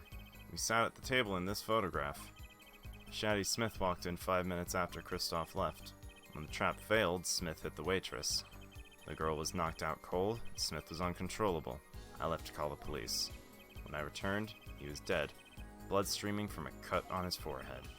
That's when I made another phone call to defense attorney Gavin. Mr. Gavin, you were at the Borscht Bowl Club the night of the murder? I dine with him rather frequently. He talked to the defendant on the phone directly after the murder? Quite against my will, I had become involved in a murder. I thought I might be in need of a lawyer, so I called him. You were planning this all along, weren't you, Mr. Wright? Just because you wanted to drag me into your little murder trial. The only thing I want is the truth. As I did back then, and now. I thought my office was doing you a favor when you took on your defense. It appears I was wrong. The defense may cross-examine the witness. Justice! He's lying, and you're going to expose him. Understood, sir. Mr. Gavin versus Mr. Wright. This can't end well. Why can't I have a normal trial? Alright.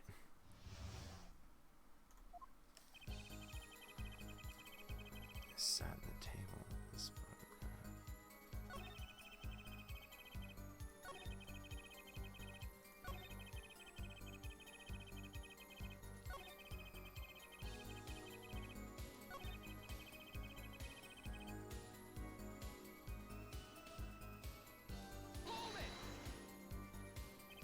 Could you explain why you called Mr. Gavin?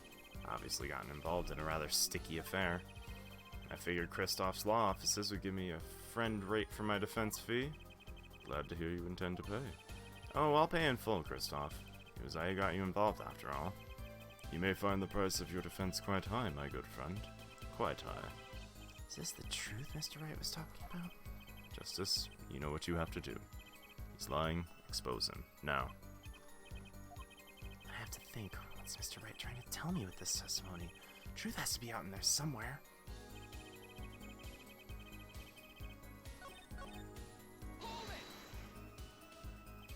About this failed trap. This is the same trap that Miss Olga Orleo mentioned. Elegant, really. Plant a card in Wright's pocket beforehand. Deal 5 aces. And Smith would call him out. Pull the planted card. Thing would snap shut.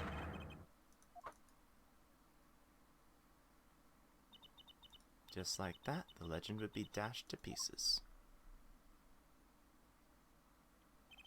Yes, a harmless prank in essence. It was by a quirk of fate I happened to discover it. A quirk. I happened to put my hand in my pocket and found a card. The card she planted. Yeah, snuck a peek at it and found it was the 5 of hearts. I had a feeling something might happen, so I disposed of the card before the game. Where? There was an empty bottle of grape juice I'd been drinking right beside me. Threw the card inside the bottle. An empty bottle of grape juice. The murder weapon? Yeah, rolled it up and shoved it in. Colored glass makes it hard to see. Battle of wits between the deceiver and would-be deceived. Sounds like terrific drama. Card inside the murder weapon? That's strange. The police miss it in their investigation? Maybe I'll take a look. The poker head of courtroom number 3 approves of this battle of wits. Please revive your testimony with this new information. Discover the trap during the game and discover the trap. Gotta examine and check!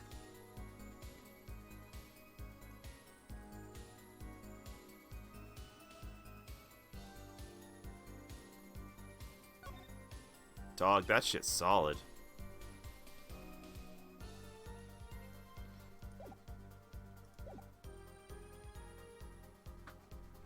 Hey, sir, nothing's in here.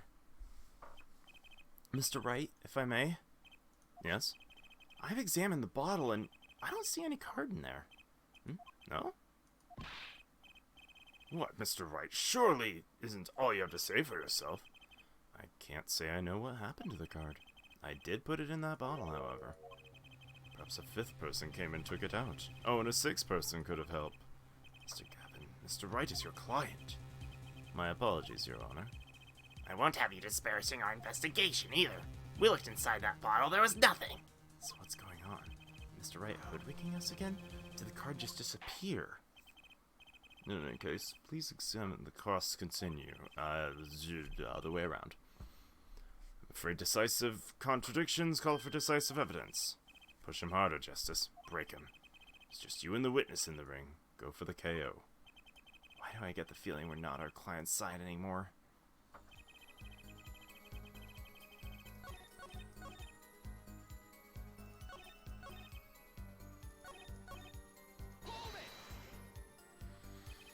You made the call to the police from the first floor of the restaurant, correct? Exactly. Cell phones don't get a signal down in the hideout.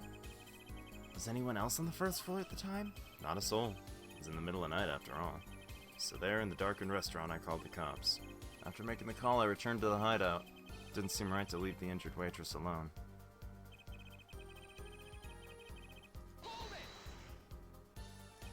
And when you turned, the victim was already dead, yeah. I'll admit it, I was a little startled when I walked in. A little? He was bleeding from his forehead after all. I guess I'd be startled too if I walked in on a scene like that. Hey. Hey. Hey. What do you mean a cut on his forehead? The fuck do you mean a cut on his forehead? Homeboy was a bludgeoned.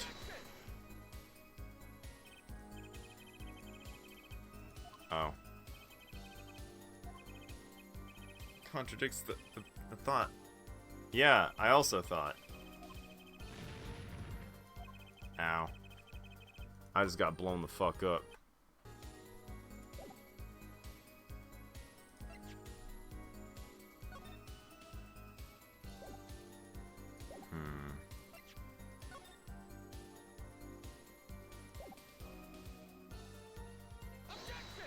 Okay, that's not it either.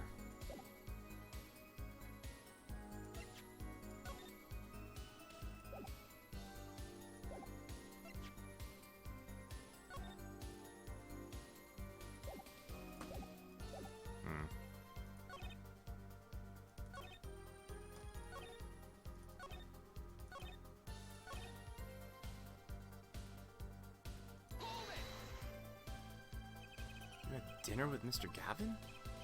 Yeah, he dines with me at the Borscht Bowl Club quite frequently. We were enjoying the usual dinner at our usual spot, as usual. Usual? I always eat at the table closest to the piano. I see. Where Mr. Smith was sitting. So the plates and such on the table were from your dinner? Indeed. The remnants of my meal with Kristoff. We dined for 2 hours and Kristoff left. After that.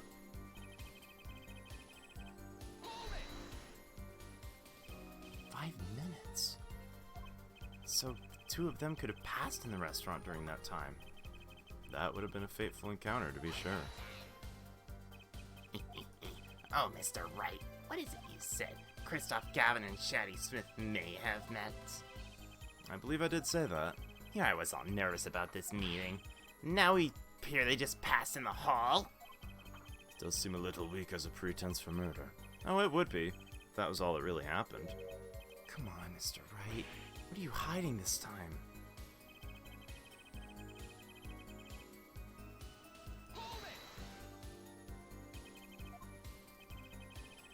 Perceived my opponent's intent immediately. I'm used to entrapment, you see. I knew what was coming. Oh, so you struck first. I like that. I know every trick in the book. They don't work on me. At least when you get lucky and stick your hand in your pocket, they don't.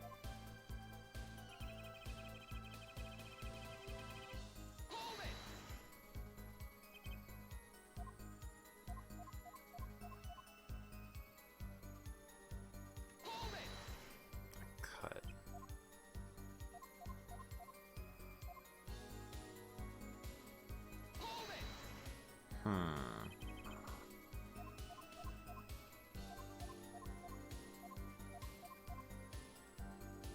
Alright, where's the contradiction then?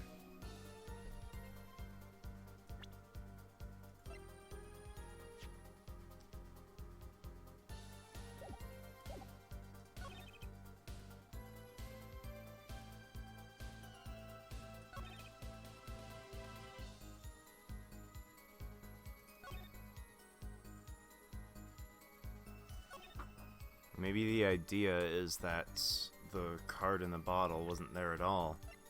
It was disposed of in the hand. Nope.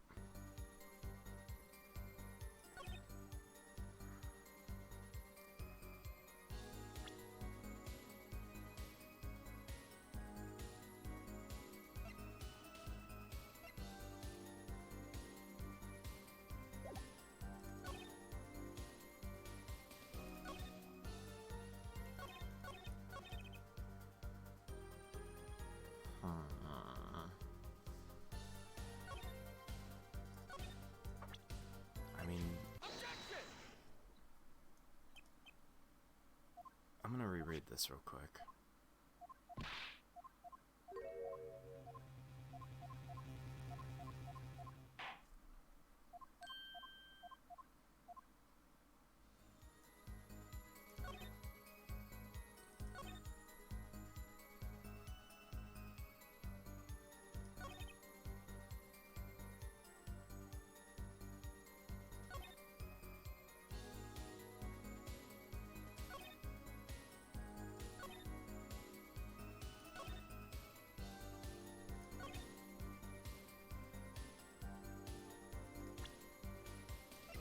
The bottle itself? No.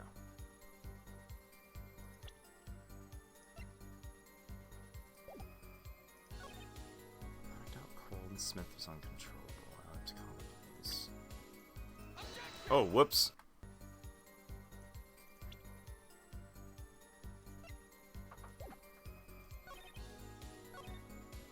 Dead, blood streaming from a cut on his forehead.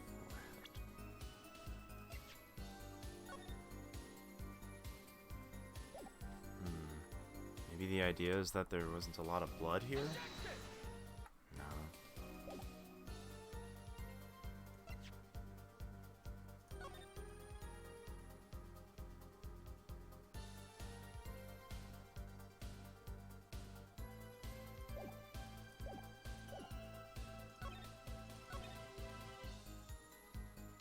Maybe the idea is that the bottle was on his side.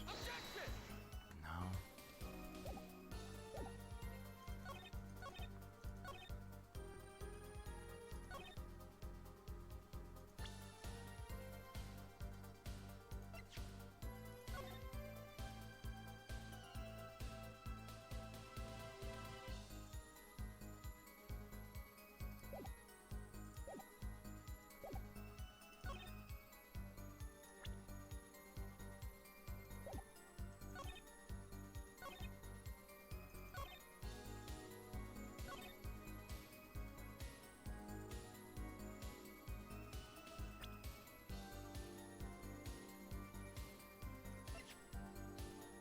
Oh.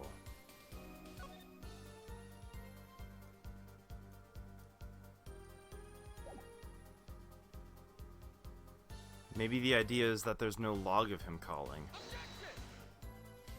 No.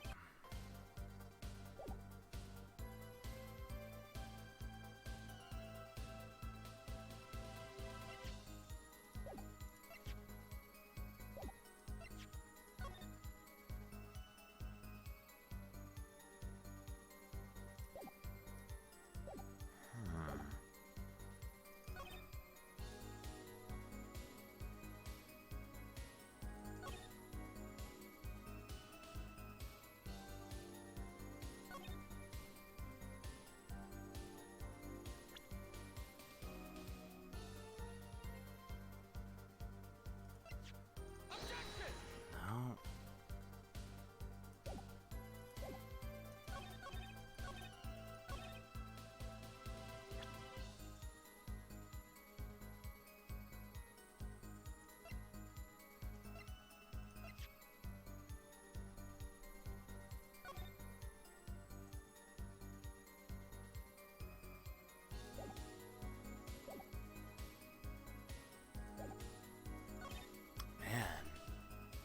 Yeah, I'm pretty stumped too.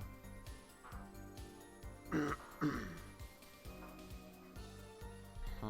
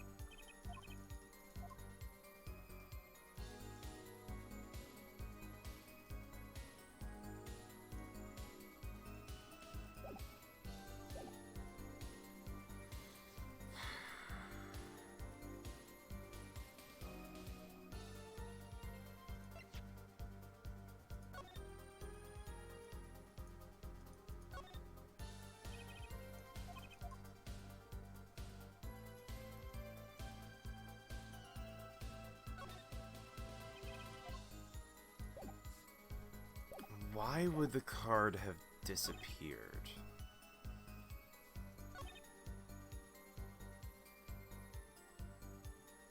Disposed of the card in the bottle.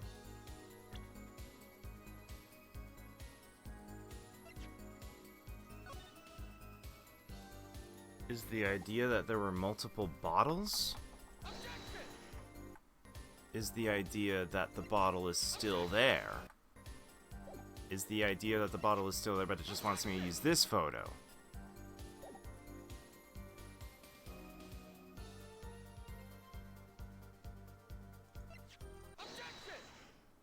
I'm gonna reread this.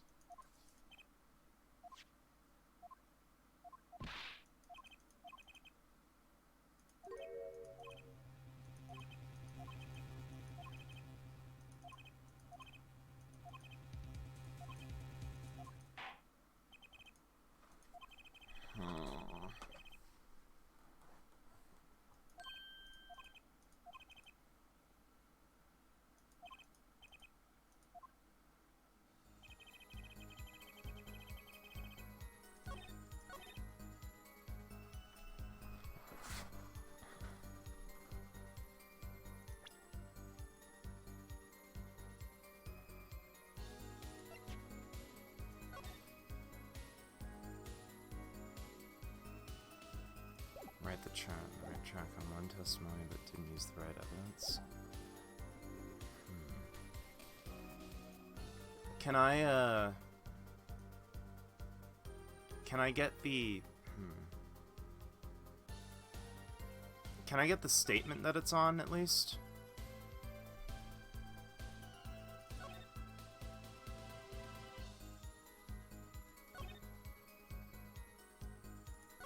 Because I've kind of shotgunned a lot of these in a lot of different directions.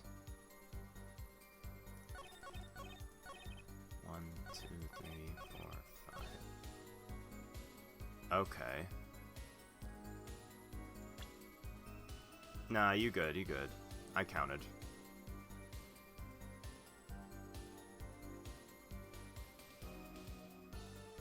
Okay. Oh. It just wanted me to use the different crime scene, crime photo. Take a look at this photograph of the crime scene. See the victim here? He's wearing a hat. I wouldn't think you could see blood on his forehead. Oh.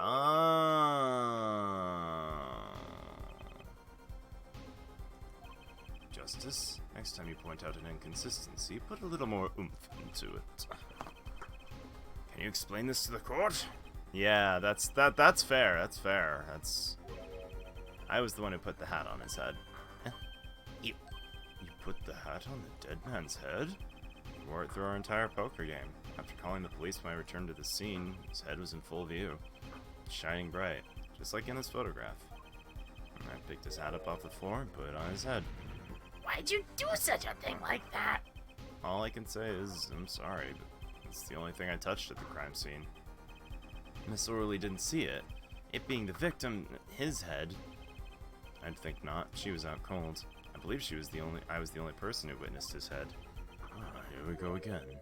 Mr. Gavin? Pardon. It just seems that our client is determined to lie his way through the case. Hey, he's still our client, isn't he? I believe that's enough of that. Mr. Gavin? This witness's testimony is more like a travesty. It's riddled with lies. I'm beginning to see how you came to lose your attorney's badge 7 years ago. Well, you certainly have a unique way of treating your clients, Kristoff. I never knew. I believe it was you who threw the first stone. Mr. Wright, if you intend to ever tell the truth about this case, it's now or never. Don't be misled. I haven't told a single lie here. When I noticed the trap, I put the card in the bottle to dispose of it. And when I put his hat on the victim's head, let's just say I had a reason for doing that as well. That reason is right here.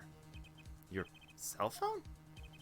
That night, recall I spoke with defense attorney Gavin after calling the police. Just in case, I record our conversation. Now that we're all here, I see no reason why I shouldn't play it back for the court. Kristoff, I seem to be in a bit of trouble. What's this? Game not going well? Something like that. That gentleman who challenged you, he turned out to be good? He turned out to be dead. Someone hit him, hard. You mean someone cracked that flawless bone plate, china plate? It wasn't you, was it? Me? Please. Cops should already be here any minute. I'm in your hands. Should it come to that. Bone china plate. Kind of porcelain, very smooth and shiny. Not plate, but pate. I believe it was referring to a certain gentleman's balding forehead. Court appreciates the defendant's discretion in not indicating my forehead. Wait a second. Something's not right about that phone call. So after Mr. Gavin ate dinner with you, he left the Borscht Bowl Club. Most certainly. Then how do you know?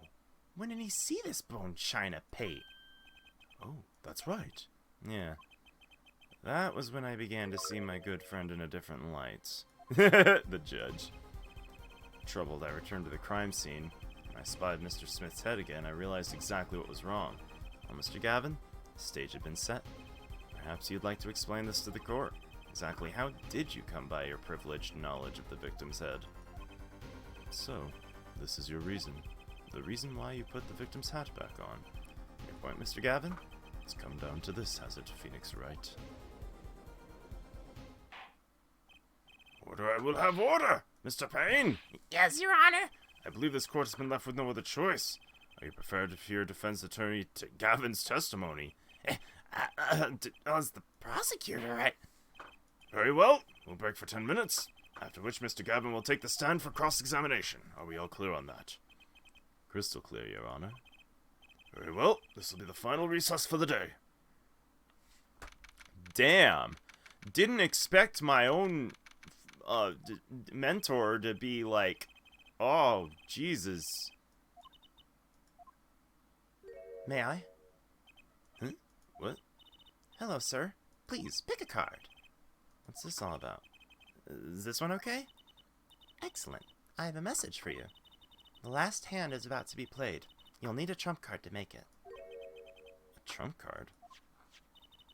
The card you have chosen is magical. Use it wisely, and the game is yours. That's all. An ace? Where do I remember that card from? It's 3 aces Mr. Wright had too. It has 5 aces in all. It's true, I have seen it, the 5th ace. There was cheating, I swear to you. The missing 5th ace. Splotch of red. Is this blood? You have your trump card. Now it's up to you to cut the deck and draw the truth. My father's fate lies in your hands. I know you can do it. This bloodstained card is my trump card for finding the truth? I fell deep into thought as my mind raced to understand what this all meant. That girl. I'd seen her recently, but where? That's when I made the connection.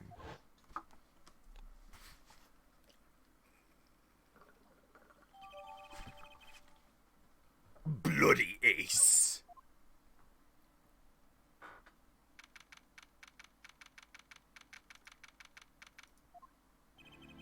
Court will now reconvene.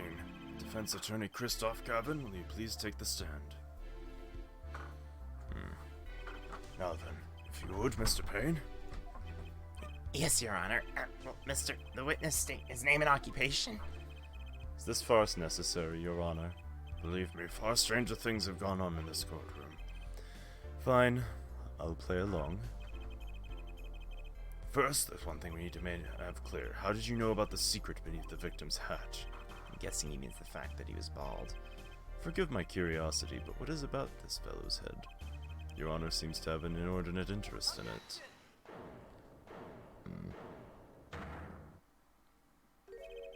I wouldn't call it inordinate, Mr. Gavin. Yo! And the theme! And the theme! What do you think you're doing, right?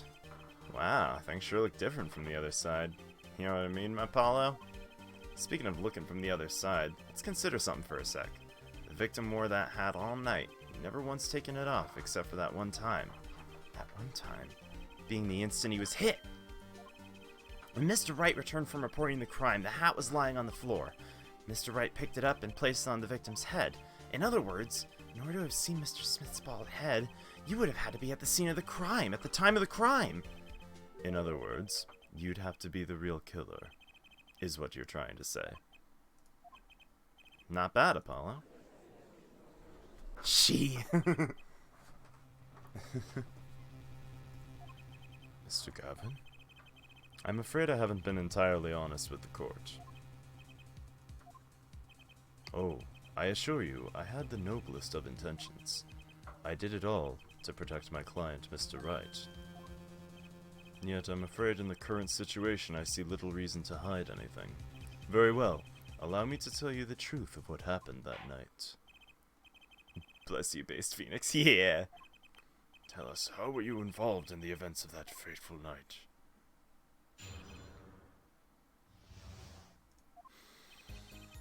The rage I sensed in that man that night troubled me, so I returned to the club. I went down to the basement and peeked in through the little window to the hideout. It must have been right after the murder took place. The victim was dead as he appeared in the photo. A bald head, unconscious girl, and Wright holding a bottle in his head. I sensed that was not the best place for me to be at the time, and so I left. That's when the call came from Wright. So you witnessed the murder?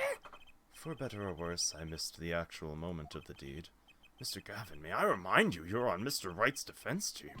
Your testimony is clearly disadvantageous to your client. What else could I say? I'm standing on the witness stand, after all. So you are, Mr. Gavin. And you have to testify as you just did. You had to tell them you saw the scene of the crime through that little window. Mr. Wright? You had to say that, because that's the only probable window of opportunity, right, Apollo? Oh. Mr. Wright, the defense should do the cross-examination, not the defendant. Mr. Justice, are you prepared? Yes, Your Honor. Can't believe I'm going up against Mr. Gavin. This trial's getting weirder and weirder. That fateful night.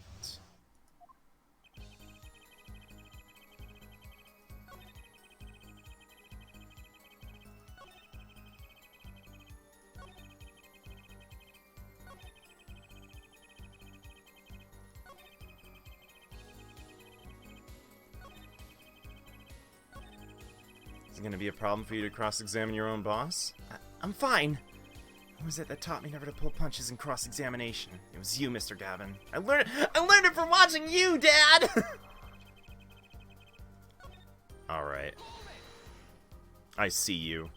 Little window. You mean the one used to keep watch up at the stairs? Yes, a relic of the ancient past. The black marketers used it, I believe. Why'd you go through the trouble of peeking in through the window? Wouldn't it have been easier to just open the door and go into the room? I didn't want to upset Wright, you see. Upset Mr. Wright? Yes. What if my fears had been unfounded? I'd be walking in on their match. Bad form, to say the least. So far, everything he's saying makes sense.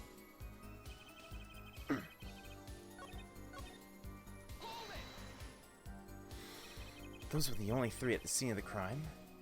Yes, as far as I saw, at least. Then we're back where we started. The killer was the defendant, Phoenix Wright. Who else could it have been? But why didn't you talk to the police? 2 reasons. First, I didn't actually witness the very moment of the crime. Second, my office was asked to defend Wright. Oh baby, here we go. Oh baby. Oh baby. Oh baby. Oh Jesus Christ. Oh Phoenix Wright. Oh baby. We good? We alright? Cool. Even after seeing what I had seen, I couldn't abandon my friend. There must have been something else there at the moment of the crime. Justice, I just said I saw no one, not a soul. But that goes against what Mr. Wright said. Ah yes, this mysterious fourth person. Glad to see we agree, Mr. Gavin. Let me pose a question then. Tell me, what possible reason did the real killer have to swap cards in the victim's hand? Perhaps you can show us a reason why such a thing would be necessary? Can I show something I can't find myself? Remember, Apollo, the card that was swapped out was the 5th ace. 5th ace, right. 'Cause that shit's got blood on it! 'Cause that shit's got blood on it! It's now or never. The defense would like to present evidence to the court. Evidence showing the reason why a card was swapped out. Then go ahead and point out your reason, Mr. Justice. Why did the killer take the 5th ace? Hold up. Alright, cool. Before I do it. 'Cause it's got blood! My reason is this. Is that an ace? Why? Why, it's got blood on it! Right next to the spade! What? What? This is insane! Why wasn't I told about this? Could this be? Could this be the missing 5th ace? Inconceivable. How could you? What are you doing with that card? Well, that's the thing. Why is Mr. Gavin so upset? It's just a fishy card from some fishy girl. Oh, that card? It's mine. That is, I picked it up at the Borscht Bowl Club that night after the murder occurred. I gave it to my daughter. Cards are her stock and trade, after all. No! Impossible! Unacceptable! The court can't accept this evidence. It's a fraud! A fraud? How can you be so sure? What? I would think the only person who would claim it was a fraud would be the one who took the real card from the crime scene, the real killer. Allow me to elaborate. What if this trace of blood was the reason? The reason for the killer to take the card from the scene of the crime? Where are you going with this? Take another look at the photo and at the victim's head. At the moment of the crime, his hat fell to the floor, and a trickle of blood ran from his forehead down to the back of his head. Couldn't a drop of that blood have fallen on one of the cards? I suppose. The killer then took the card to hide the blood. Regardless, that evidence is non-permissible. Oh? Right? Regardless of how you wasted the last 7 years, you used to be a lawyer. You know what a serious crime it is to conceal evidence. Well, we can discuss the finer points of our legal system later. What's important now is I've answered your question. What are you talking about? You wanted to know why the killer would have taken a card from the crime scene? And now I've told you. Not one drop of blood would have been decisive evidence, you see. This is baseless conjecture! Baseless! Oh, with the point! Oh, I assure you, it's quite based. It's based as fuck, fam! Based, Phoenix! How can a single drop of blood on a single card of blood on a single drop of card on a single card of drop lead us to this truth? It's quite simple. Well, Apollo? Yes? Try picturing the scene of the crime. In your head. Woo! 3D! Oh, shit. The murder took place in the hideout. The body of the luckless victim was found at the poker table, and before the killer swapped a card out, there was a single card with a drop of blood in the victim's hand. Given this, there's one decisive problem with this scene. What is it? Let's keep it simple, shall we? Given there was a drop of blood on a card, whose position in this diagram doesn't fit? The victims? The killers? The witnesses? The second witnesses? Whose position doesn't fit with the bloody card? Whose position doesn't fit the bloody card?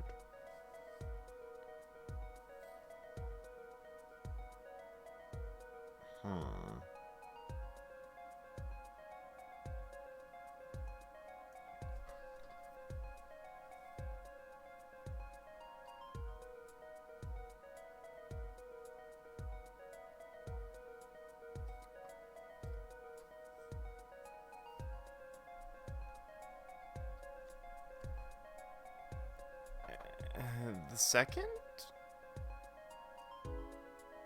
Oh boy, I actually don't know. The second witness's position is the problem. That'd be Mr. Gavin, yes? Second witness's position is far less problematic than yours right now, Justice. Or perhaps perilous is a better word. I cannot see what bloodstained card has to do with the second witness's location. Okay. That's not it. The victim?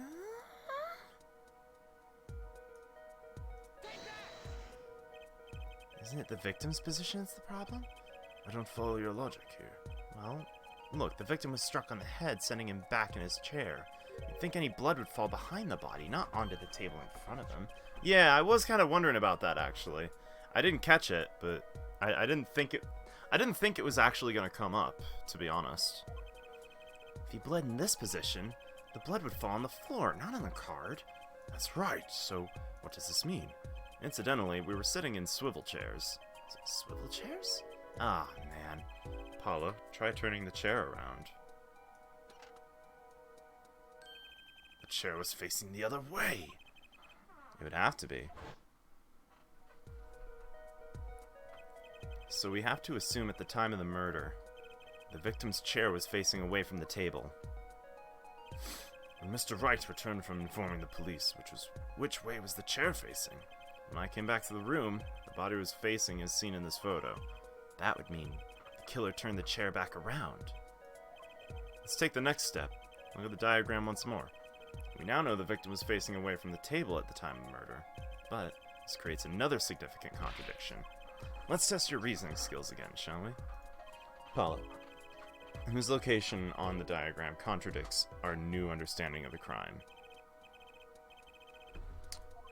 I mean, if the victim were facing the way, the killer, because how could they be hit at the front of the head? The victim was struck from the front, correct? Yep. Well, wouldn't it be hard for the killer to hit him from the front, sitting where his indicator currently is? I'd think it'd be quite hard, yes. Yes, but what you're saying makes no sense. Why would the victim suddenly turn to face the wall in the middle of a game? I believe a sufficient reason will soon come to light. What? There's something in this diagram that makes far less sense, actually. Look again. Paulo, if the victim was struck while he was sitting as shown here, where would his assailant be standing? But there's no room to put a mark where the killer should be. Don't worry. Let's think it through and see what we find. We know the victim was facing towards the wall at the time of the crime. It's the only thing we know for sure. Try to forget about everything else. Where would the killer have to be standing to strike our victim from the front? I mean, here, I suppose. Well, guess the killer would have to be here? No? No? No? No? No? No? No? No? Give me a little hint. Try not to overthink things. What does your instincts tell you? That was my instincts, you fucking asshole!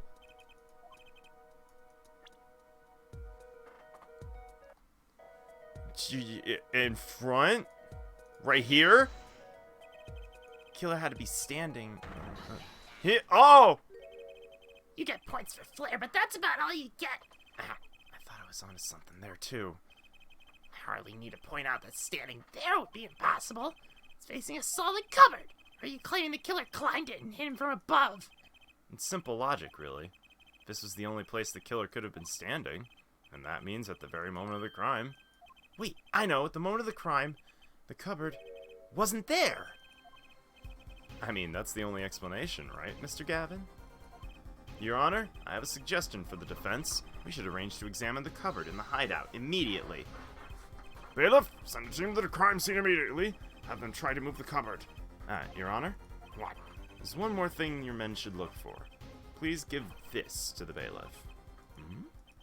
Yes, I see. You do belong in the courtroom after all, Mr. Wright. I do my best. But let's forge ahead here while we wait. Look at the diagram once again. It's been changed. The killer was standing here at the time of the crime, and the cupboard wasn't here, which means... Apollo, try moving the cupboard. Thank you. That means the window was blocked. Has to have been here as shown here. Now everything's in place to reconstruct the moment of the crime. Oh my. What's this? What is it now? Look at the diagram of the crime scene once more. Appears we found yet another contradiction. What I believe to be the final contradiction, in fact. Yeah. Fucking someone can't see shit. Now then, Mr. Justice, please point to the new contradicting it's the fucking second witness, son. Why would he be looking at a goddamn cupboard? I feel like I should, be being objected to over and over. Are we all okay it was moved? If it was, something really doesn't fit. The cupboard would completely cover up the window to the stairs. Someone standing outside wouldn't be able to see in. Someone like Mr. Gavin. What did you say? Oh, is the coolest defense in the West losing his cool? Don't expect me to play along with your little games, right? It's only a game until someone gets killed, Mr. Gavin. And someone was, while the window to that room was blocked by a cupboard. So, Mr. Gavin, perhaps you'd like to explain to the court exactly where did you witness the crime scene from? Excuse me, Your Honor. Order, this is a courtroom and I will have order. We just now received word from our investigation team at the Boys Ball Club. They've examined the cupboard of the hideout, Your Honor. Oh? And what did they find? Well, Your Honor, it turns out there was a secret passage behind it. What? Secret passage? Ah, yes. I believe I mentioned something of this sort before. This is one of the tricks to the rooms many of the regulars know about. I do remember him saying something about that now that he mentions it. Secret passage is handy to have when you got engaged in legal goings-on. You never know when you might need to duck away from the eyes of the law. Secret passage, where does it go to?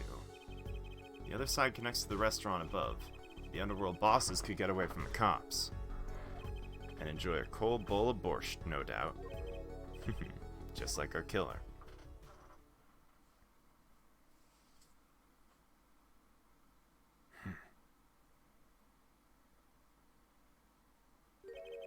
See where our line of simple deductive reasoning has led us, Apollo? I see it, but I don't believe it. That girl wasn't kidding when she said I needed this trump card for the last hand.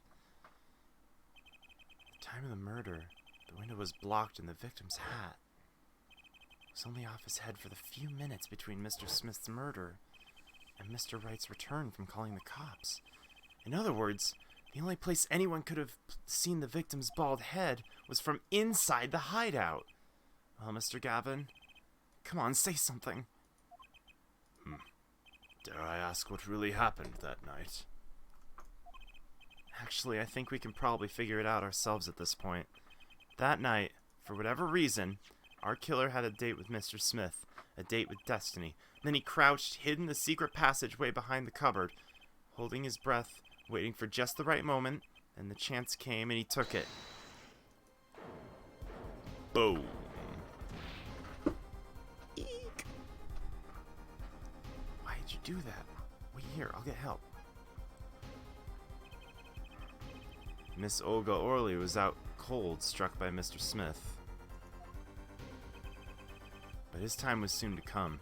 Mr. Wright went upstairs to call the cops, leaving Mr. Shaddy Smith alone in the hideout with the unconscious dealer. Then our killer stepped out from the secret passage and into the hideout. The victim must have heard the cupboard sliding aside. He wheeled his chair around to look. Bam. After the deed was done, the criminal must have seen blood on the card.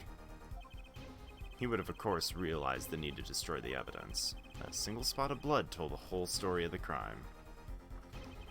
Too bad for him he didn't linger any longer in the hideout that night. If he had, he might have noticed the cards on the floor. And the fact that they were all red.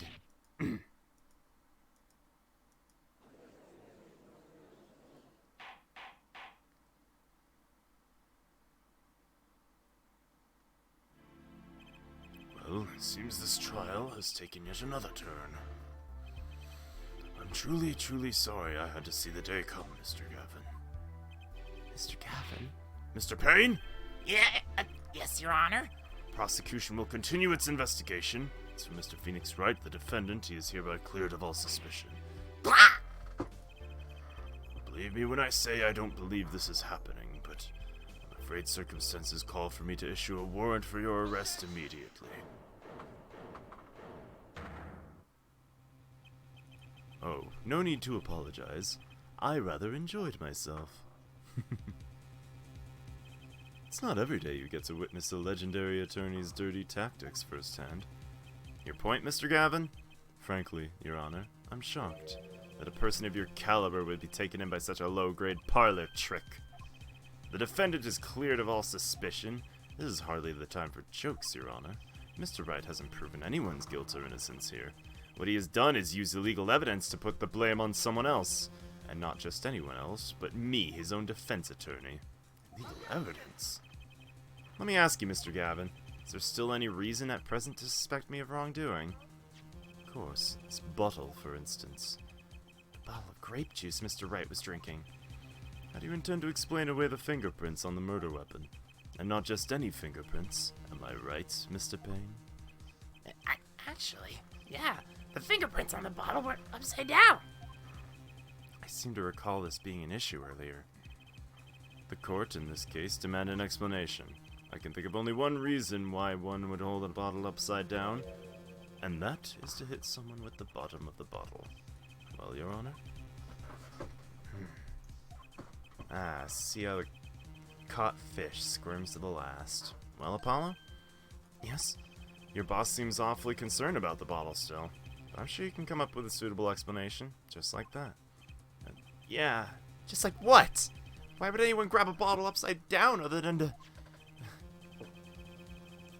Don't let him trick you into thinking his explanation's the only legit one. Is there really another?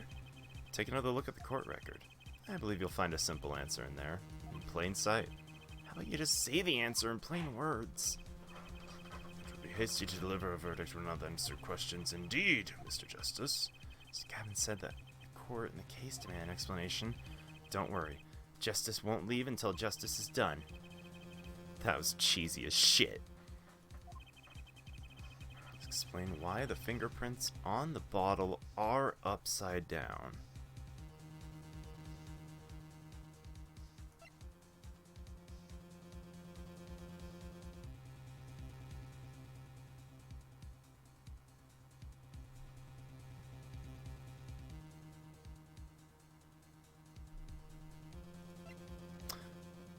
Ah, of course, because he was taking them out of the crate.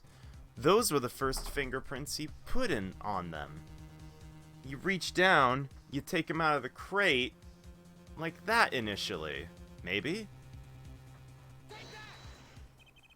It's actually easier to show you than explain, Your Honor. Place the bottle on the floor next to your chair. Excuse me? On the floor? Yeah. Now reach down and pick it up, without getting out of your chair. See? You naturally go to pick up the bottle by its neck. With your fingers upside down. Hey, look at the photograph taken on the night of the murder. The defendant, Mr. Wright, sat here playing piano, bottles of grape juice on the floor. I will say that I have totally picked up bottles off of the floor, like, completely not like that at all, just, like, scooped it up like this, just fine. But, in fact, that's what I always do with this. I'm not fucking reaching down to grab it like this. Actually, the more I think of it, the more I think this is kind of bullshit. Actually, it's not bullshit, because if they're in a crate, then it is a lot easier to grab it. You have naturally picked up the bottles upside down several times. Recall our dinner that evening, Christoph. I was drinking my usual juice then, too. Basically, you used the bottle on the table to do the deed, but then you must have remembered. So you went about and picked up one of the bottles from under the piano, and you switched the bottles. You took one of Mr. Wright's bottles and made it look like the murder weapon. Neck upside down, especially when you're going to hand it to someone else. Fair.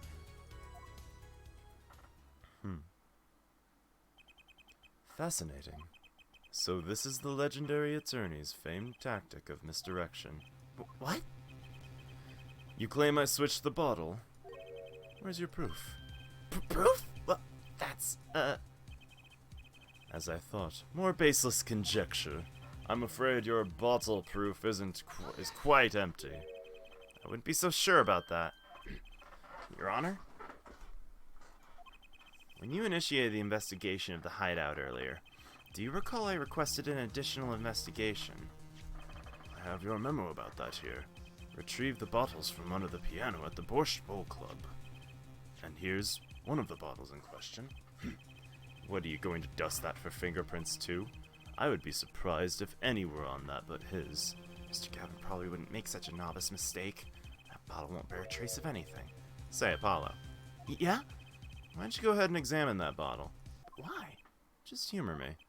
Mr. Wright, that bottle will solve this case once and for all. It's gonna have the card in it.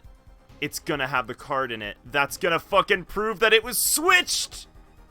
Oh, shit! Unscrew. Break that shit out. It's a fiver! It's 5! It's 5! It's 5! It's hearts! It's 5! Let's go! Call that unpleasant woman's testimony for a moment. Miss Olga Ulrich? Yeah, our little swindling Devotchka. That night I planted the card like I was supposed to, and Wright lost the hand just like he was supposed to. Then Smith searched him, but the planted card was gone. The trap failed. Wait, this isn't... You're telling me this is the planted card you disposed of? The one you mentioned in the piece of testimony. I happened to put my hand in my pocket and found a card. Yeah, I snuck a peek at it and found it was the 5 of hearts. I had a feeling something might happen, so I disposed of the card before the game. Empty bottle of grape juice I had been drinking right beside me. Threw the card inside the bottle. You really weren't lying. 5 of hearts. This is the card. The bottles were swapped. And the only one who could have done that was the 4th person in the club that night. You, Mr. Christoph Gavin.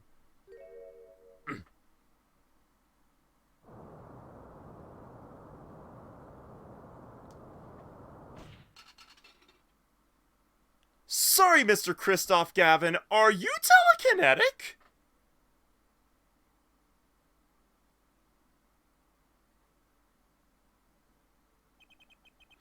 That is all.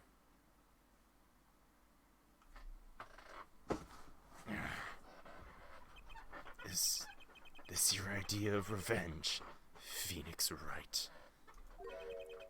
Revenge? Revenge for the events that took away your attorney's badge 7 years ago. My past is like my logic, straight and true. Nothing's changed.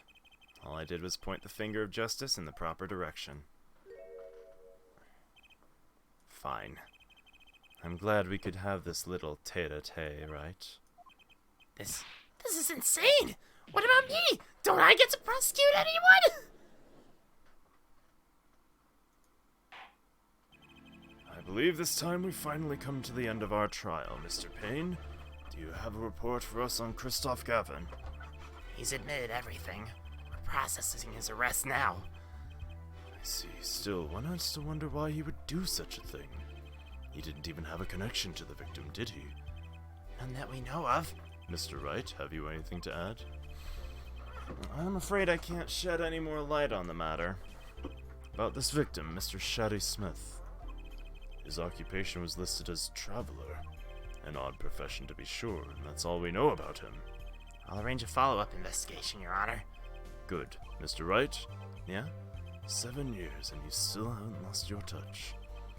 Christoph Gavin was a man with much significance for me, both as a friend and a lawyer. He was extremely talented, to be sure. And he had 2 things before I could confront him. The first was a place where no injustice would be tolerated, this courtroom. Second was a man who would tolerate no injustice. In other words, a defense attorney. You, Apollo. Me? A dark time is coming for our legal system. A twisting of justice brought on by our very own court system. We have to set it right. Mr. Wright. We have to set it, Mr. Right. Our work lies ahead of us, and I, for one, am looking forward to it. Well, this seems like a good time to announce a verdict. This court finds the defendant, Mr. Phoenix, right, not guilty. Hey! Court is adjourned.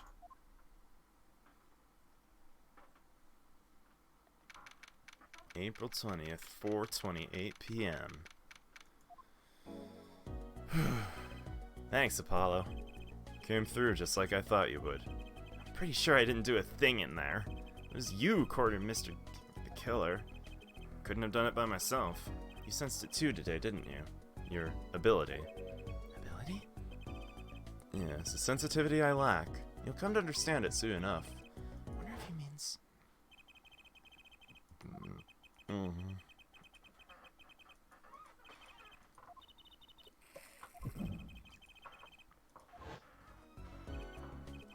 What was that, Mr. Wright? You'll have to find the answer to that question yourself. The answer. Right.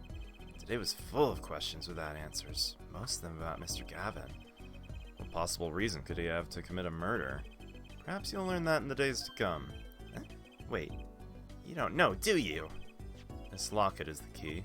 Huh? Oh, that reminds me. I met the girl whose picture is in your locket. Your daughter, right? That's right, she's my daughter. You know, you were right about this locket. Eh? I took this off his neck the night he died. But it looks like our dear Russian scam artist saw me. So the truth is, this locket really did belong to him. Wait, but that's perjury! You testified! You said the locket was yours! I said no such thing, actually. Huh? I merely said it was a locket with my daughter's picture in it. A subtle distinction, but a distinction nonetheless. And it's the truth. Wait, but then why? Why was the victim wearing a locket with a picture of your daughter inside? Sometimes the straightest path to the truth isn't the best one. Give it time. You're still just getting started with your career. Speaking of which, I may be out of a job. I work for Gavin Law Offices after all.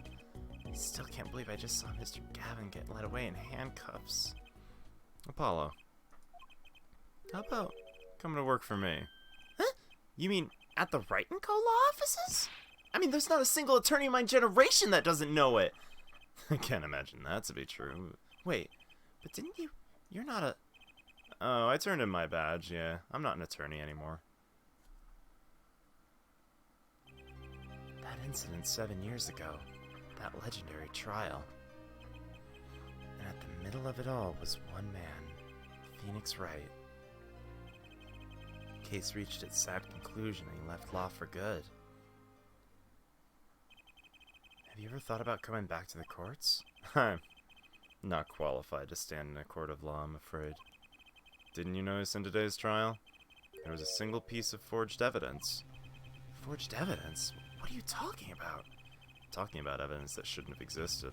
A naughty magician's trick. One piece of evidence struck me as odd, it's true. It just seemed too perfect. I mean, was it the card? You mean this, don't you? I got this from your daughter, Mr. Wright. Yeah, that card couldn't have been found at the crime scene. Why? Because the killer took it with him when he left, leaving the wrong card in its place, luckily for us. Fraud? How can you be so sure?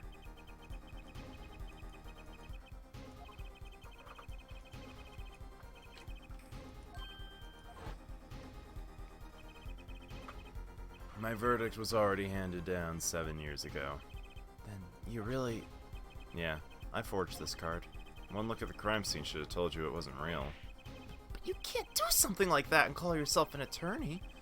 Who's calling themselves an attorney, Apollo? So it's true. The rumor's true. 7 years ago. None of that matters now, does it?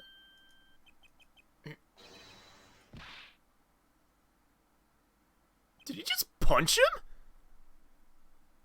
Did you just fucking punch him? I punched him. It's your story from here on out, Apollo. Perhaps I can help you turn the next page. My office's address. Drop in if you like. Mr. Wright. About your uppercut. Try yelling, "Take that!" next time. I find it packs a little more punch. And Apollo, thanks for today. I had a good time. And with that, Mr. Wright walked out the door. And that's how my first trial ended. A lot of mysteries went unsolved. And at the time, I had no idea they were all related. Every mystery that day connected by a single thread of logic. I'd find that out soon enough. My name is Apollo Justice, attorney at law, and this is how my story begins. Hey! We beat the game! No, I'm kidding.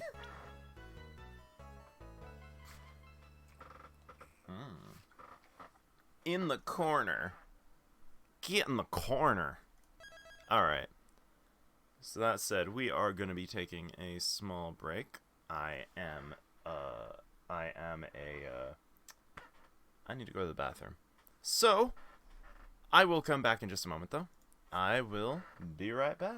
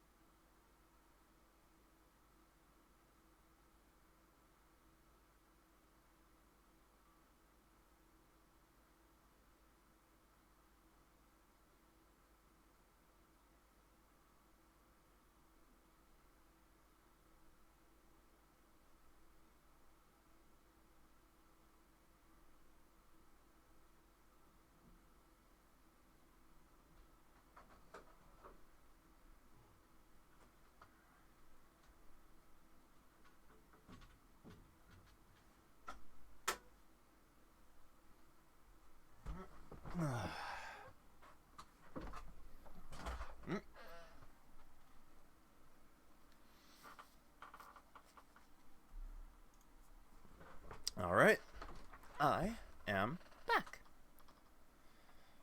And we are going to continue. Let's go. Turnabout corner. As long as we draw breath, the wheel of fate turns. The wheel of fate is turning! Whoa! Whoa!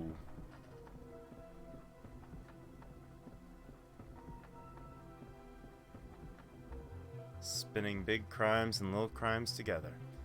And when the wheel stops...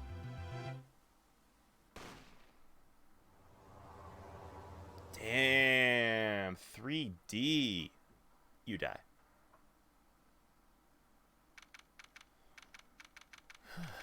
Wright & Co. Law Offices. 2 months have passed since Mr. Gavin's arrest. My first trial, and I lost both my mentor and my job. Yeah, I'll admit it. I was screwed. But even when I hit bottom, I told myself I'd never come here. Honest. Here being the legendary Wright & Co. Law Offices. Okay, Justice. Time to stop trembling. Ah, you must be here for the interview right this way. Hello there. You found the right place. Welcome. You found the right place. It's this girl. Well now, shall we begin? Begin what? Right, first things first. Any special talents? Talents? Yeah, well, you must have at least one. Well, I guess... defending? Defending? Unusual talent, but it'll do. What a little jazzing up, of course. You think so? Let's give it a go, shall we? Huh? Go ahead, show me, defend. Just give it all you got. Don't hold back now. What are you talking about? I can't just defend here. First lesson, a professional can perform anywhere. Thanks. We want people to be laughing with us, not at us. Thanks. But I'm not sure how they should be laughing at all. What? What do you think you came here to do? What? Defend. No? Excuse me, but do you know where you are? What, the Wright & Co. law offices, right? Oh, I was afraid of that. Don't worry, you're not the first. Look, what's going on here? Who are you? I came here to meet with the person in charge. Well, you've apparently made no fewer than 2 mistakes. Mistakes? But I got a call from Mr. Wright this morning. Perhaps you should go read at the sign out the front again. What's there to read? Look, it says right there. Oh. Why does it say Wright Talent Agency? Welcome to the Wright Talent Agency, where you're always come to the right place. I'm Trucy Wright, CEO. I'm a magician. It all came flooding back. The trial, that girl.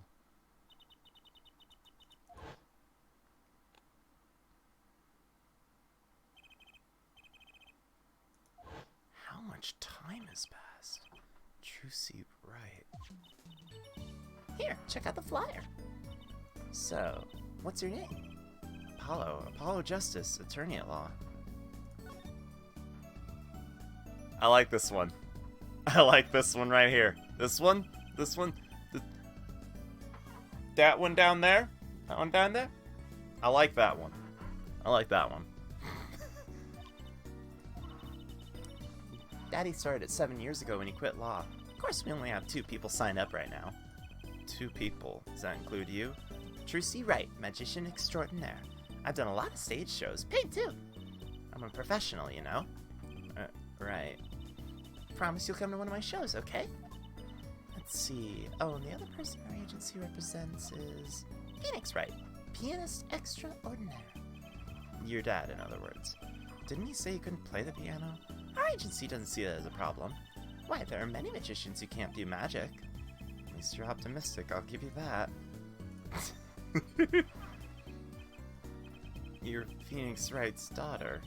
That's right. After Daddy quit law 7 years ago, I promised I'd keep him fed. So I'm kind of his sugar daddy. I'm kind of a sugar daddy. I'm in charge of the whole office, too.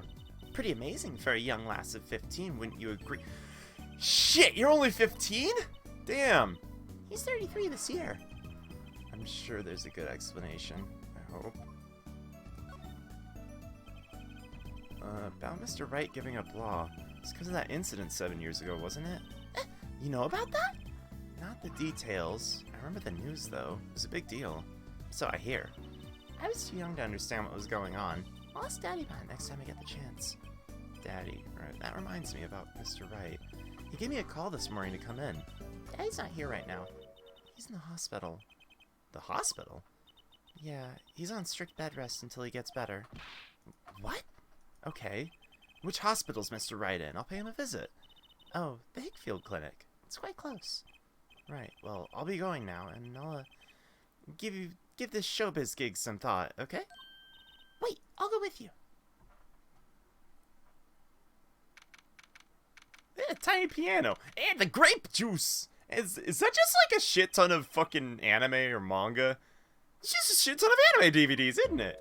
You. Visitors, are you? Yeah, are you the doctor? Yep. Dr. Hickfield's the name. Good morning, Doctor.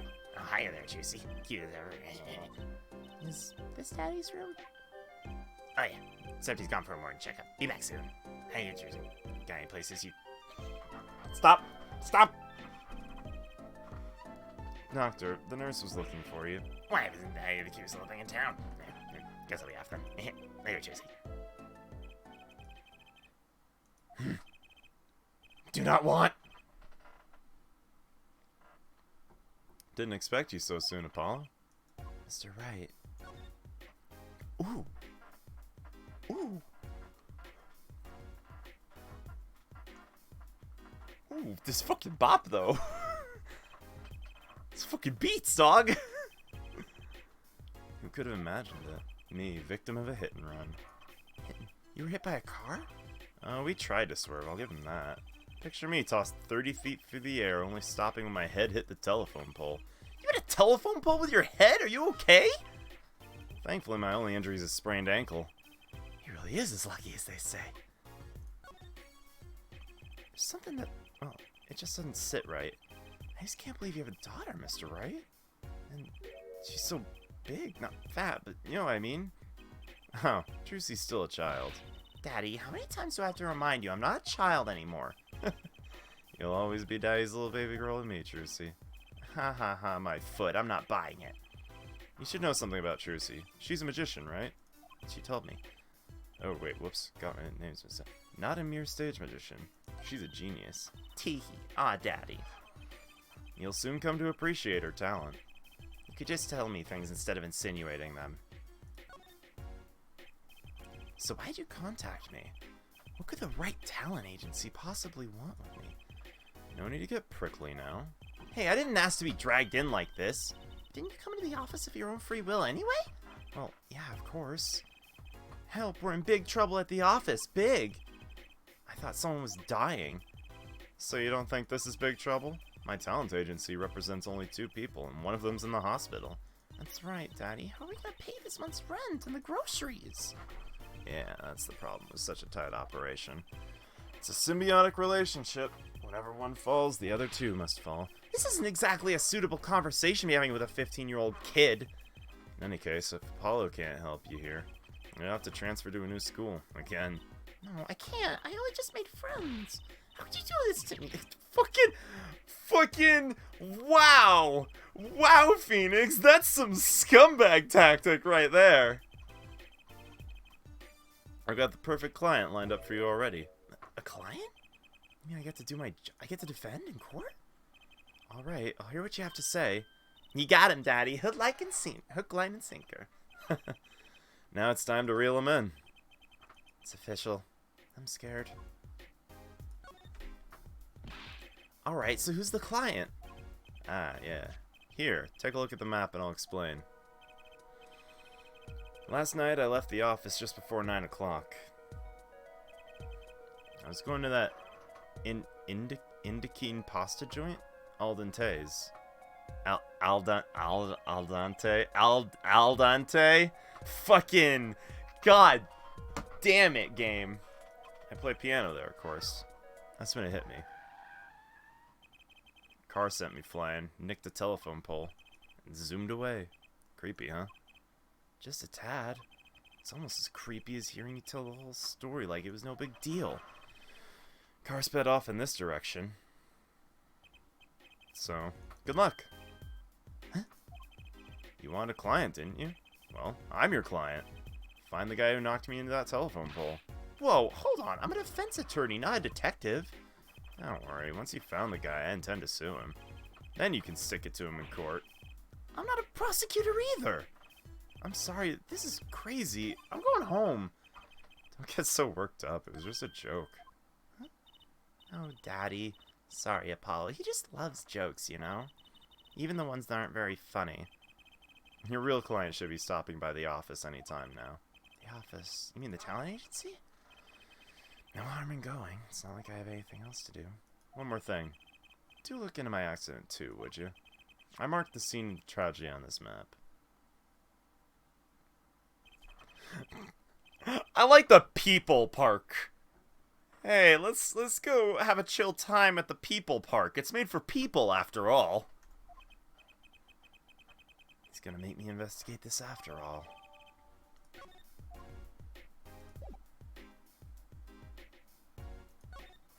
Hey, Phoenix. Did you know I'm an attorney? What's that? Looks strangely familiar. How could you not recognize an attorney's badge? It's been 7 years. I've forgotten a lot of things. I guess some 7 years are longer than others. Time for examine. Yes, you two are a people. As am I. We are all people. Living in the people park of life. Gotta practice. Wouldn't want my fingers to get stiff. Pro always keeps his weapon close at hand. Shall I play you a tune? No thanks. How unfortunate. I really get a chance to play. Grape juice! You snuck some grape juice in again? Doctor said you weren't supposed to drink that here. True seat. Look at the label. Oh. Deep sea mineral water. That's fine, I guess. I switched the labels. Don't tell Trucy, okay? What can I say? The man loves his grape juice. 6 CDs, bruh. Swaying, spiraling stack of DVDs. The Steel Samurai, Nickel Samurai, Pink Princess, Zappy Samurai, Electric Bugaboo! They're all children's action hero shows. This kid I know keeps sending them to me. Huh. Like a niece or nephew? Something like that. Quite the collection. These kids' parents must be really generous with their allowance. Funny, Mr. Wright doesn't seem the type that kids would like. Yo, Maya's still sending him shit. It's really messy. Look how messy this is. You're just hopeless without me, aren't you, Daddy? Yikes, she's attempting to clean up. Look out! You got me. What can I say? I was raised in a barn. Try not to let word get out, Paulo, if you don't mind. Yeah, it might ruin your illustrious career pretending to play the piano.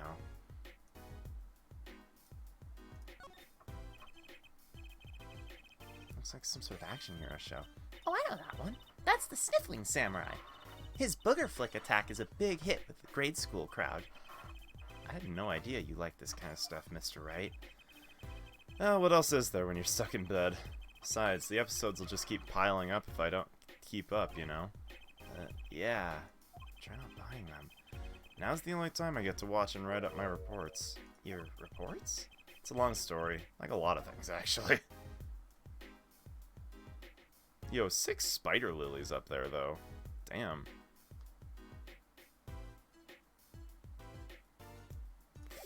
Fucking switch the labels. Phoenix, come on. Right Talent Agency. How long you plan on making me with? I don't know who this is. Oh. Hey there, Trucy doll. Sounds like your pop's in a bit of a rough spot, eh? All's well that ends well, I guess. This is our client? Hey, so is that Apollo fella there, eh? Oh, yes. The name's Apollo. Look at him there, arms ready, crossed like, ready to fight. Yes, sir. You don't mean that literally, do you? The boss told you what I need, right? Don't let me down, Apollo. Don't worry about your defense, sir. I'm on it. Defense? You noodle half-cooked? It's too late for defense. My castle's been stormed, my keep's been kept, my noodle stand's been stolen. Noodle? You know Mr. Eldoon from the noodle stand, don't you, Polly? No nicknames, please. And no, of course I don't know him. You new in these parts? Not really. Then you know the best noodles in town, Eldoon's Noodles. Whose noodles? My noodles! Help me out here, Juicy Doll. This is Mr. Guy Eldoon. Guy Eldoon. Guy Eldoon. Oh. Maybe you can tell us what the problem is, Mr. Eldoon. Anything for you, Juicy Doll. You just fucking started playing the goddamn... Eldoon noodle? I'm not sure I get it. You run a noodle stand, mister? Eldoon. Guy Eldoon's the name, and noodles are my game. Secrets in the soup. I've been searching for the perfect soup for a year and a half. Oh, that's not that long, really.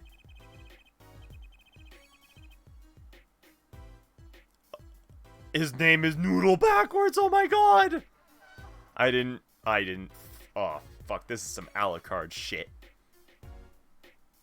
My family's been noodle men for generations. Got a lot of expectations on my shoulders. 15 fathers passing the noodle to 15 sons. That's a pretty old noodle. Aye, fool that I was, I pushed it away. I rebelled against my pops and picked another livelihood, but that didn't turn out so well. Oh. There's no denying it. Salty broth runs through these veins, boy. So, it was like destiny that you came in? Right, destiny's the word. Oh, I thought it. But in the end, I was bound by the twisted noodle of fate. not a mental image I care to linger on. So, last year I started my noodle stand. 15th generation of Eldoon's noodles. I could fucking go for some noodles right now. His eyebrows look like nori pieces. You don't know the genius that are my noodles? I make them so salty, that's why they're saltier than salt. Now I really don't want to find out. Daddy's a regular at his noodle stand. He's frequented my pops' stand back during his attorney days, too. Yep, him and his assistant. I'm sorry. I'll be sure to drop by your stand soon. Wish you could, Sonny. Heck, I wish I could. I'd give anything for a bowl right about now. I'd also give anything for a bowl right about now, if you know what I'm saying. What do you mean? I was stolen. My stand, gone. Stolen? It was last night. I was doing my rounds, blowing my whistle. Whistle. Sure. It's like an ice cream truck's bells, but louder. He's even got complaints. Now you're just trying to butter me up. That sounded more like the blues than a whistle. I closed up my stand for the night and parked by the house. Then the morning, dark and early, it was gone. My keep, my castle. Oh.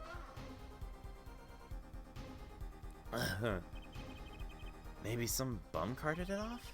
Just guessing here. Well, I don't care who did it. Without that stand, I'm finished. All my noodle balls are in there, too. That's the saddest thing I've heard all day. You know it. Anyhow, that's the deal. Good luck. Huh, wait. What exactly is your request? My noodle stand, find it. And the day you bring my baby back is the day you feast on as many noodles as you want. Of course, I make it so hot and salty 2 bowls would kill a man. Then I'd really need defense. Speaking of defense, that's what I do. I'm a lawyer, not a detective. This is where I live. You drop by if you need any info, okay?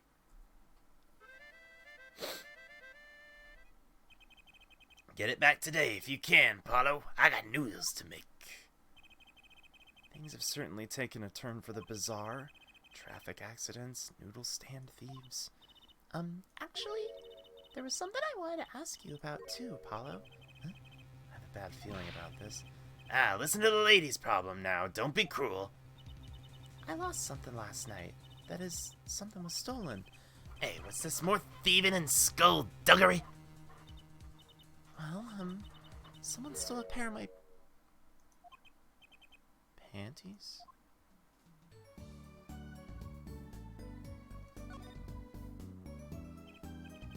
So they were stolen. You're... right. It's a crying shame, that is, Juicy Doll. I was alone in the office last night. I'd hung my panties out the window to dry when a thief came and took them, my favorite. I ran after him. Give those back, I shouted. Wait! Well, that was certainly brave of you. But I lost them. Without those panties, I don't know what I'll do.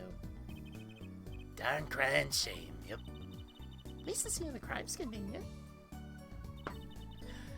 Everything is together. I can't believe the noodle thief stole panties and ran Phoenix right over with the noodle stand. Right. You helping out Juicy Doll here too, you hear? Things have certainly picked up, haven't they? We had no work yesterday, and now we have 3 cases. I guess. Let's see where we stand. Not in a courtroom, that's where. Well, first item on our list. Phoenix Wright, Daddy's hit-and-run accident. We have to find the one who hit him. Who's gonna pay us for this again?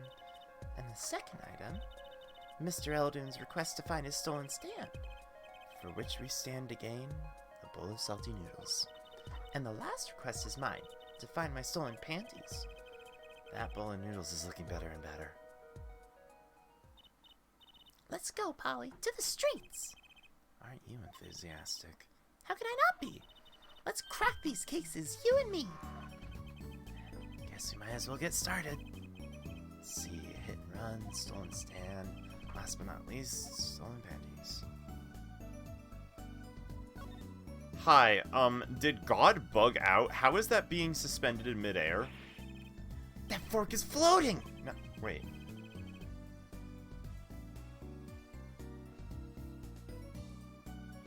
Is it not?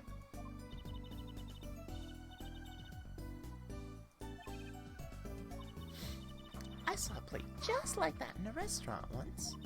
The floating fork looked so real. That's when I knew. Someday I'd make magic more amazing than the spaghetti.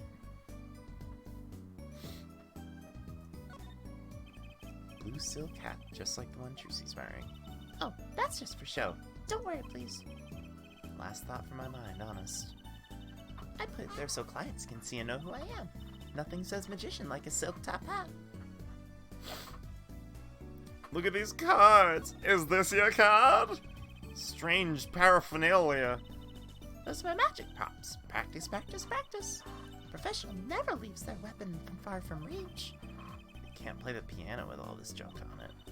Oh, no one plays here anyway, and the neighbors complain. I accidentally booted up Parsec. Oops. Sick misclick on my end.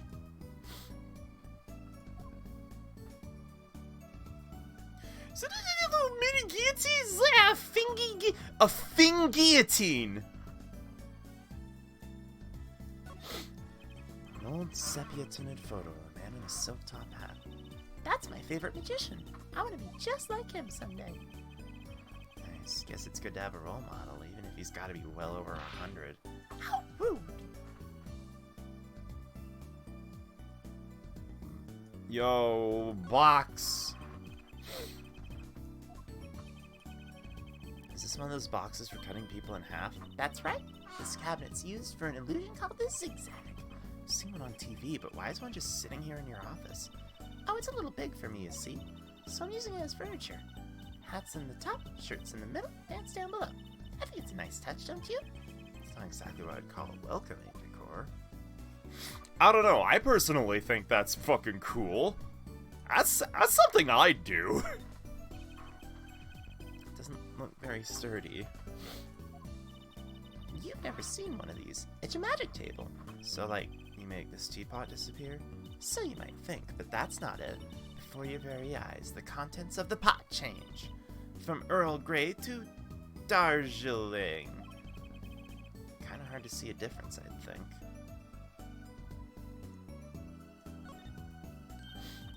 Don't touch Mr. Charlie. Mr. Charlie? He's been in this office much longer than I have. Daddy's mentor had a fondness for Mr. Charlie. He's lived here since Daddy was a rookie attorney. Oh, Mr. Charlie. Right. Now I take care of him. Was the hula hoop? That's one of those hula hoop things everyone was crazy about way back when. Really? I had no idea these were popular. Not so bad with one myself, actually. Huh? I'm still learning. So you can really make someone levitate with it? Show me. I have no idea how. It's just a normal hula hoop, isn't it?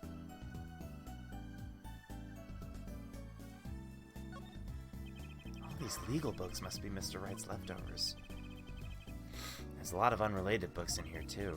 One Trick a Day, Magic for Idiots. I think a pro magician would aim a bit higher.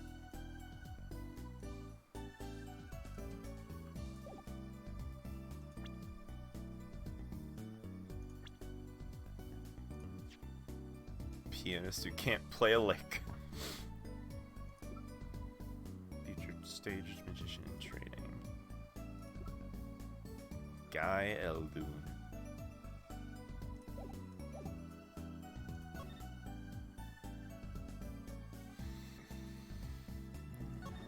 Anything back here? Just to be sure. Ooh, there is such back here. Huh? Mr. Wright's gone. Maybe he's gone for an examination. Probably be back soon. Let's just wait. I think it might take some time. Daddy always loves his examinations. Don't ask, Justice. You don't want to know. Why don't we come back later? Yeah, I guess you're right.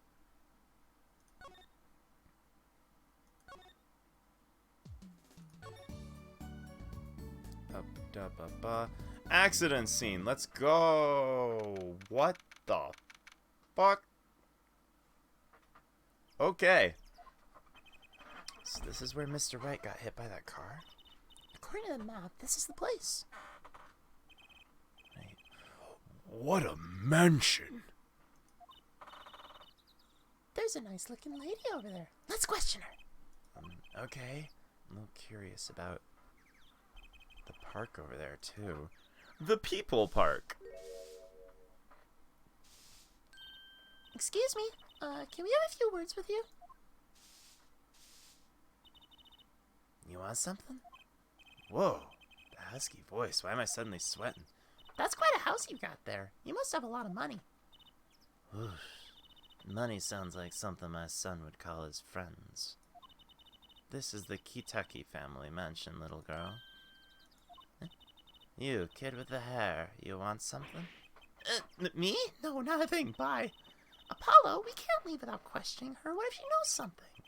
The Kitaki family. They're the biggest organized crime syndicate in town. If you're going to ask something, ask it, if you're man enough. Right! Yeah, way to whip in and shape, ma'am. Does she know no fear? I'm Plum. Plum Kitaki, wife of the fourth head of the Kitaki family business. Friends call me Little Plum. I'm Little Apollo Justice, the ace attorney at law. Or rather, attorney at law. If looks could kill, this one would be a mass murder by now.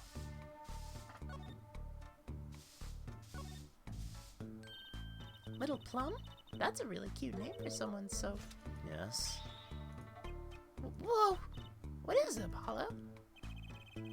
How about you go through me? How about you go through me when talking to her, okay, Trucy? Huh? That seems like a bit of a needless procedure. I'm a lawyer. I'm a lawyer. I live for needless procedures. Oh, little girl, you should know. We're gangsters. Oh, that means you're the bad guys. Trucy, through me, please. I'm begging you here. The bad guys. I like the sound of that. I'm gonna need some warm tea after this. Takes a lot of hard work to protect a family fortune. Things aren't as easy as they used to be for us bad guys.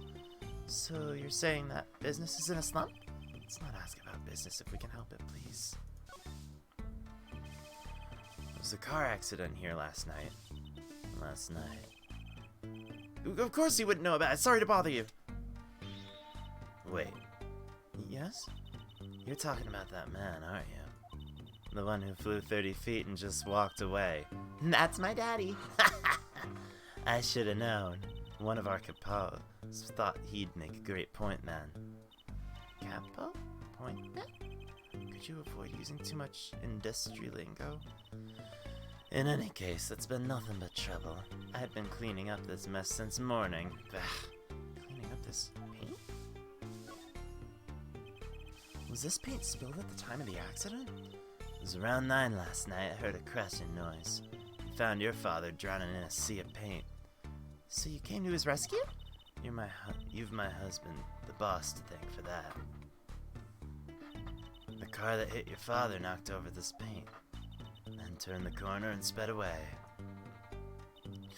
We're in the middle of repainting our wall, you see. Sure that dragon's glaring at me. Why are you out here cleaning it up? What do you mean? I mean, aren't you a gangster? Don't you have any goons to do your dirty work for you? Please, go through me when you want. Don't be such a stiff, lawyer boy. I suppose we gangsters do have a certain image. But we're community-oriented.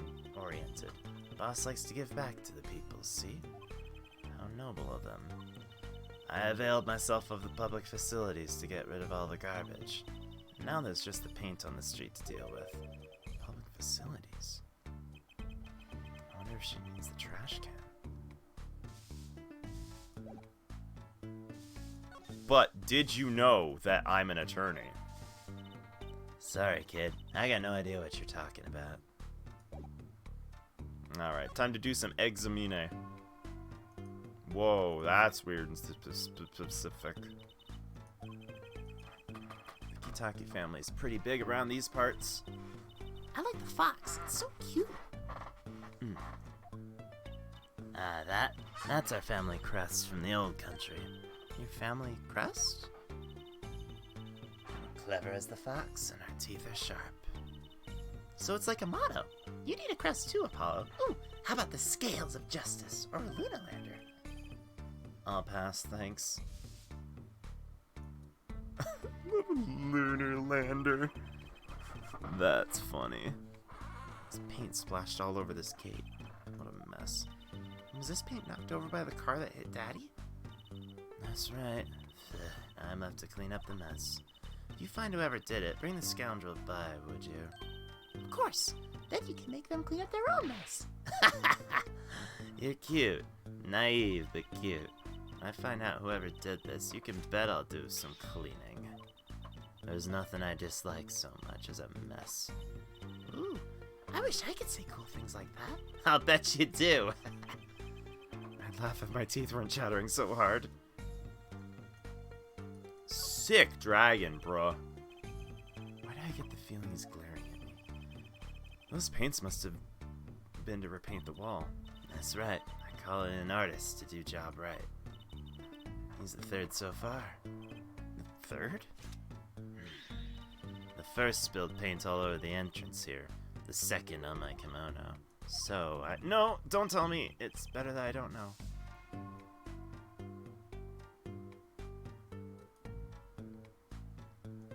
Ducky. Figure that'll probably do thing now.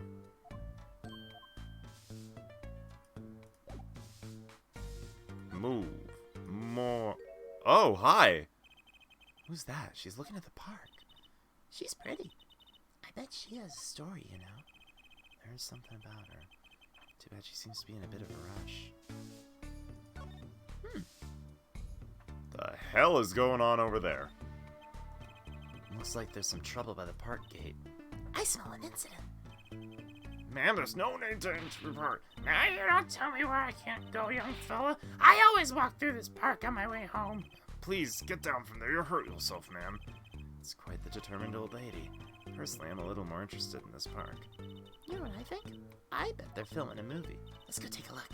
Maybe we'll see someone famous. Hey, miss, stay out of the park. You got mad at me. Something happen here, officer? Huh? No, move along. Nothing to see. Why don't you kids go play someplace else? We're not kids and we're not playing. I'm an attorney. I don't think of it. Something wrong? Ah, Detective Sky. We're fine, ma'am. Nothing to report. Detective. Why is she wearing a lab coat? You're hardly one to comment on how people are dressed. Is that my girl, Emma? Oh, hell yeah! They seem to be lawyers. Ah. Why don't you kids run along and play someplace else? Look, we're not... Or I might spill something on that pretty face of yours. Want a dose of experimental hydrosalunodostrase? Wait. Uno dos trace?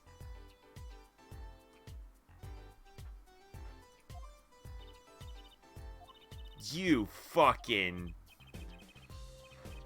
You trying to intimidate me. Whatever it is, it doesn't sound good. Let's go, Trucy. Try to keep out of the riffraff, if you would. Yes, ma'am. Is Emma going to be Apollo's gumshoe? I'm so hyped. Why don't we ask that nice woman across the street? Oh yeah, nice woman. There's a big trash can in the way of the park.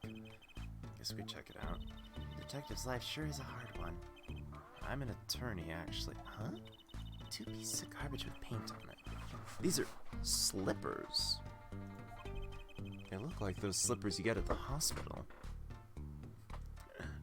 I can't sit still. I have to be like fucking apparently just adjusting myself. Look at this, Apollo. Doesn't this go in a car? It's a side view mirror.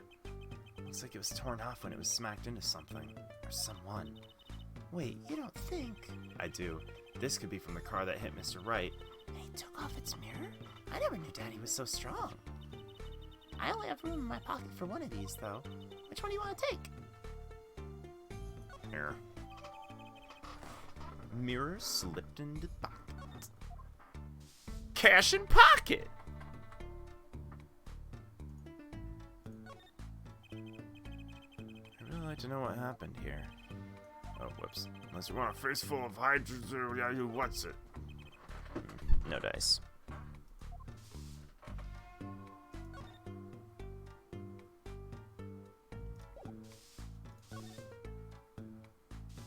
People Park.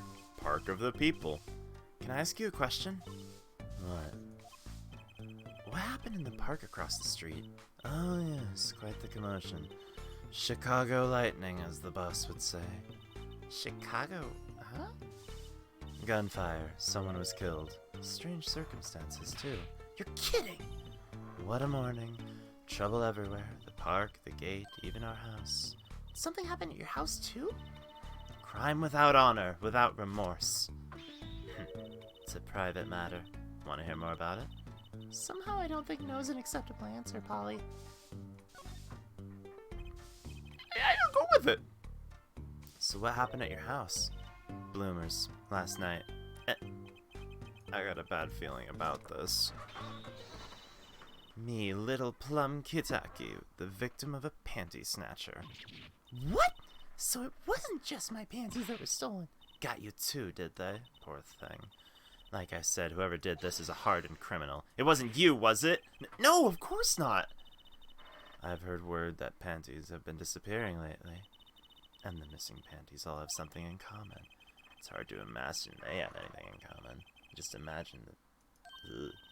I know. We'll find your bloomers, too. Great. Show me what you're made of. What have you gotten me into this time, Trucy? That girl from before. Oh, welcome home, sweetie. Hello, Mother. She's a Kitaki, too? Miss! Here, our flyer. The Right Anything Agency. Anything Agency? Yeah. Do you like the new flyer? So, this is our defense attorney, Mr. Apollo Justice. Attorney? Drop by our office. We'll be waiting. Goodbye. That was one of the weirdest conversations I've ever had in my life in this game. Why did you just give her a flyer? I don't know. She seemed like she could use some help. She's the heiress to a gangster dynasty. She doesn't need our help. I wouldn't be so sure.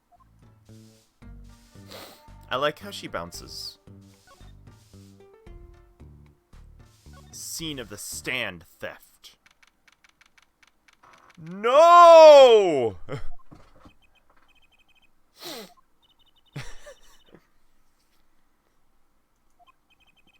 So this is where the stand was stolen from. I can see a piece of evidence lying on the ground already. Hey! Look, there's a police car parked over there. You're right. What's with the sparkly entrance? What is this place, a hospital? There's a sign.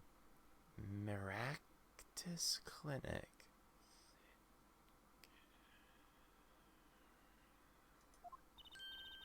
Oh, that's where the thief went. The thief? The one who snatched my panties. He ran into this clinic last night. Wait, maybe that police car is here to find them. I doubt it. Well, there's only one way to be sure. Let's investigate. Ah, there you are, Sonny. Well, find anything yet? No, not yet. The longer you loaf around here, the saltier your victory bowl gets. Just remember that. This bowl of noodles is sounding less like payment and more like punishment. No! Yeah, that's what I said too. Welcome back. So your stand, Eldon's Noodles. Eldoon's Noodles, was it? Ah, passed from father to son. The stand's seen its share of salt. Salt runs in the family, you might say. You might say I've raged quit a few League of Legends games in my time. So, your stand, Eldune's Noodles, was stolen. Was it the work of an enemy stand? It wasn't just the stand that was stolen, sonny boy. I lost those wobbly wheels, my salt-crusted stew pot, my stained sign. I didn't just lose a stand. I lost a legend. No one steals a legend and gets away with it on my watch. Let's find that legend. Isn't it about time you bought a new one anyway? Are there any more details you could give me about the stand? You bet, sonny boy. Happened last night. I was blowing my whistle like always, crying the town I was. The smell of broth filled the streets, thick and salty. I got home, well, right before 10 p.m., I reckon. Guess he's not aiming for that late night market. I washed my bowls and gave the wheels a squirt of grease. Then I went inside. When did you notice it had been stolen? Early this morning, before the sun rose. Work starts early. How many people eat noodles for breakfast? I'm washed up on the salty shores of ruination. That stand had my whole life in it, nay, my whole being. He took everything? All my soup stock, noodles, bowls, and dreams. At least they left one bowl. Look, they're on the ground. If you don't find that stand today, I'll be forced to walk the streets peddling that bowl. My last bowl. Please, I'm under enough pressure here as it is. That's it. That's the thief who stole my granny's ran too. It's a crying shame, isn't it? If they're here to steal, make it my loincloth, not some pretty girl's panties. The garage, right? You don't think the thief lives there, do you? I wouldn't put it past that good-for-nothing doctor. Do I detect a little animosity here? Let's make sure to check out the garbage. The garbage? The garage. Thoroughly. Check out the garbage thoroughly. Look at that dog. A doggy. Good boy. Good boy. I'm sure the dog has a real name, Trucy. Yep, sure does. Name's Spoon. And it's a she, by the way. Spoon doesn't seem so lively. She didn't get a bowl of salty broth this morning, that's why. Poor little thing. Let's find that stand, Spoon. That stand soon, for Spoon's sake. Pretty sure dogs aren't supposed to eat noodles. I can't believe Spoon. Spoon is such a good dog already.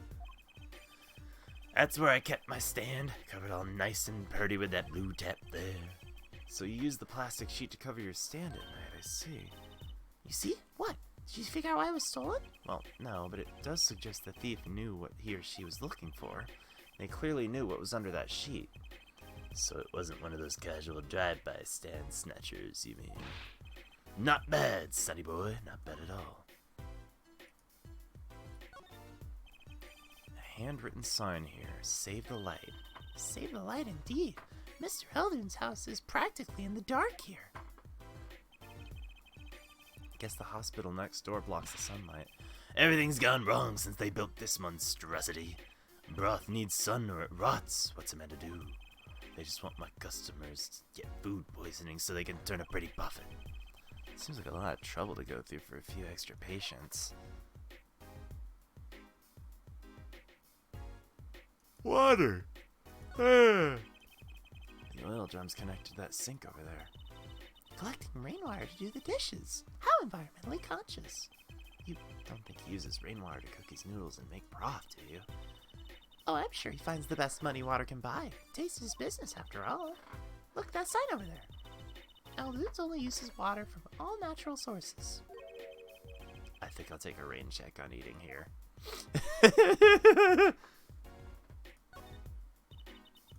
This house it's old.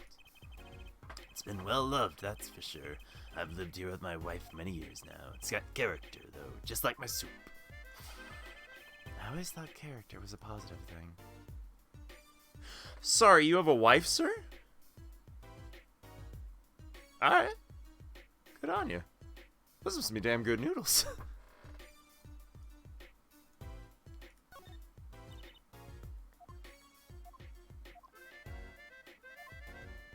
Yuck. No! That's quite a sign. I take it that's no as opposed to old. You like it? Made it myself, I did. I thought you might have gone to make noodles. I meant to write noodles, but I ran out of space. Prior planning prevents poor performance. I love that. That alliteration, though. That's good alliteration. That's good alliteration right there. It's good alliteration. Fiver. That was a 5 combo right there. And it spruces up my image, it does. It does have a certain power of willful denial thing going for it. Who dat in the poster? We don't care.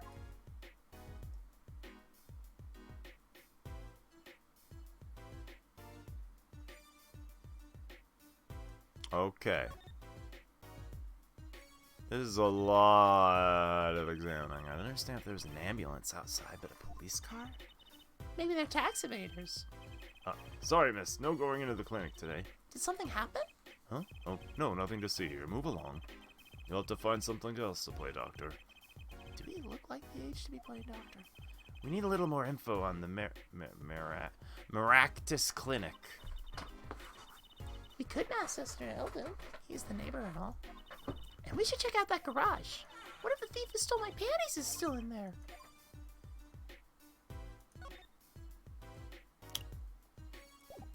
Ask Noodle Man about thing.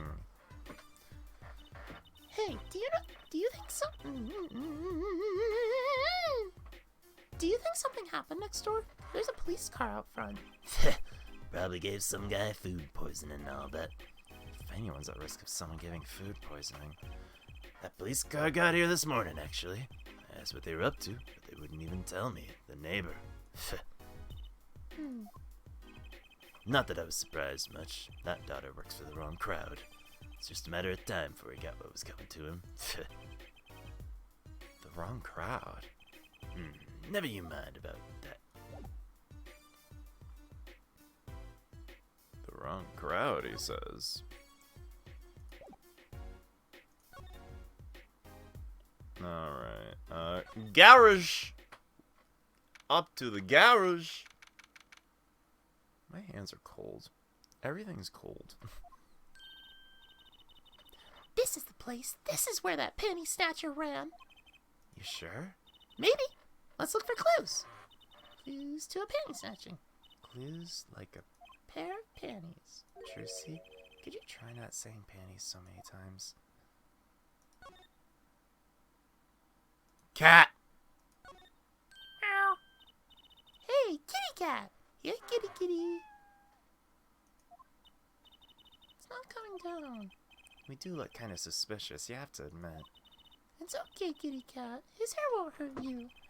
It's okay, kitty cat. She won't make you disappear in her hat. These two. These fucking two right here. Look, it's a folding ladder. Polly, that's called a step ladder. Come on. A step ladder? How's that different from a regular ladder, then? It's a much more complex piece of machinery. It's like two ladders stuck together. So you admit that it's basically a ladder, right? Wait, huh? You have to look past the form, at the essence of the thing. Can we talk about something else? This fucking ladder shit, dog! Someone's there! Oh, it's just gold-plated human skeleton. Just a human skeleton. And painted gold? There's a mannequin hand waving to us from the box behind the skeleton. This place just screams hospital storage, don't you think? It screams something, that's for sure.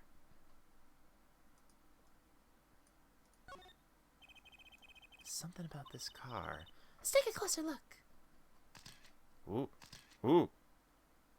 Oh, we doing some muffler shit again? Fucking mufflered shit. Oh. Oh. A reference. I once read a record of a case that Mr. Wright worked on many years ago. Apparently, there was a car with a piece of cloth shoved into the tailpipe. That piece of cloth turned out to be a vital clue to solving the case. Wow. I remember that case record whenever I'm checking out a car. I always check the tailpipe. Everyone's gotta have a hobby, I guess. Wouldn't be funny if... Hey, there's something in there. What? Once again, the tailpipe strikes again. Wait a second. Are these your... Ah! My panties! What, already? Wow, thank you, Apollo. You're a genius. Amazing. No, really, don't mention it. No, I'm serious. I'm really impressed. You must have a nose for finding those panties. What are those? My little panties, of course. They've come home to Mama. I can't wait to use them. You're gonna put them on now? Watch closely now. See? Nothing in the panties. Ta-da! What? Where did that come from? How'd that ball get in your panties? They're an extra-dimensional space. Anything can fit in there. They're my magic panties. It's one of my best tricks. Magic panties. They love them over at Wonder Bar. I do shows there nightly. You mean they're a prop? You could have told me a little sooner. Put discreetly away in Trucy's pocket. Well, that's one case closed at least. What are you saying? We still have to catch the sly devil that ran off with the tool of my trade. Oh, right. Something tells me you're not finished searching this garage. Was this... This ain't my dad! This is a cell phone! I wonder if it belongs to the doctor here. We should bring it to him later. Agreement. Also. Oh shit. I think I just accidentally opened Photoshop. Whoops. No. You're old and run like ass. Go away, CS3. I didn't mean to. No. No! No! No!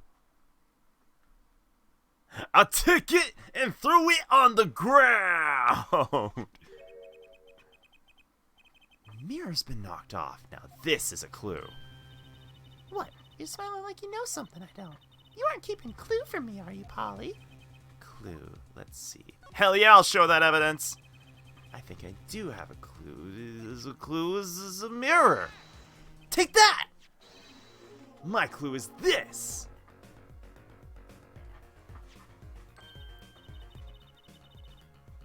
Yo, these beats...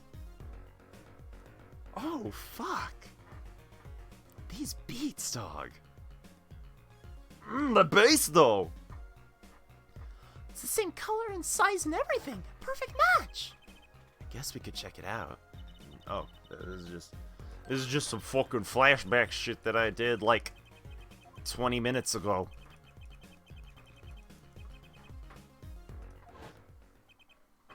Well, looks like we've just solved a case.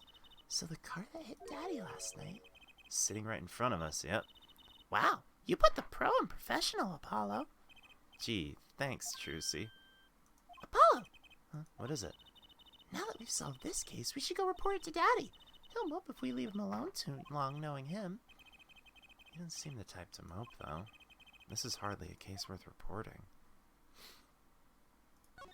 Let's move. It got FF8 vibe with that slappy bass. Indeed. It got that slappy bass. Actually, you know what vibe it really has with that slappy bass? Fucking, nope, my brain just stopped. Please come again. Oh. Advance Wars 2 in particular had hella bass lines. Yo, now that I got that mirror, I'ma swap that shit.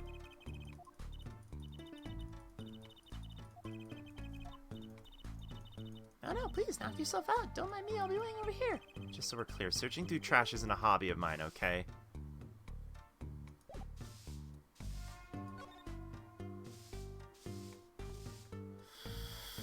Right anything agency. Hickfield Clinic. Where are you, Phoenix? Phoenix!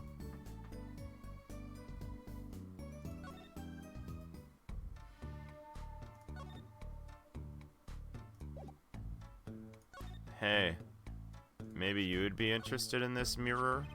I found out who this mirror belongs to. Huh, you're tougher than you look. Spit it out, who was it? Where do they live? I just forgot. I remember Apollo. He was the American sleuth. Shh! Why, I'm right, aren't I?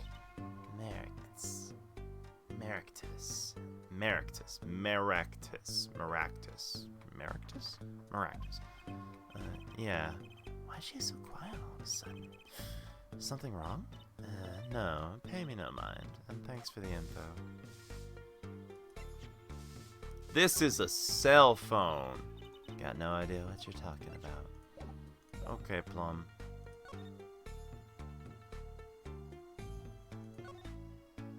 Can I get those slippers, please? No slippers for me. Eldon's house. Maybe I shall give him the cell phone. Sorry, sonny boy, my interest is for my stand and precious little else. Get cracking on that case. Find my stand, I'm begging you.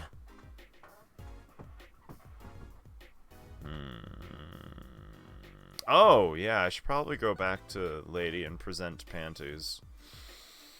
Mansion. I present to you panties. She's got no idea what I'm talking about. And a cell phone. No idea what I'm talking about. Fair enough.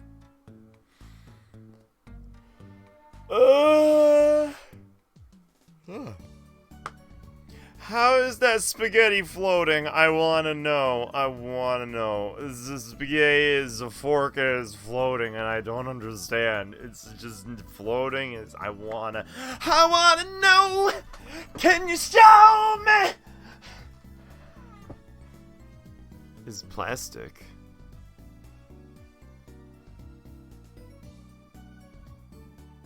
So what if the fork's plastic? This doesn't explain how it's floating. Shit's cool. Clinic. Where the fuck, though?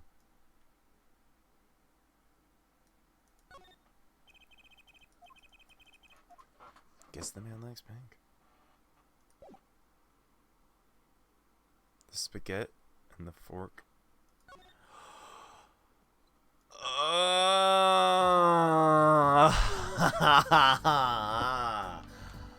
Oh, I see. I see. Okay, that's good shit right there. That's clever. It got me. It got me good.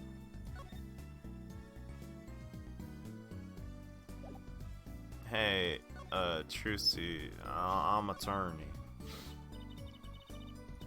As an attorney badge. It's like the one Dad did. This and this. See? It's gone. Hey, my badge! What'd you do with it? No need to worry. Just look in your pocket. No way. Wait a sec. There's something in there. It's a flyer for your agency! And here's your badge. You can have it back now. It's the last time I let her touch anything of mine, period.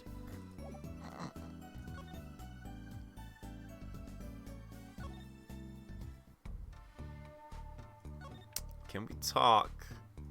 No. Not really anyone over there. Eldridge house.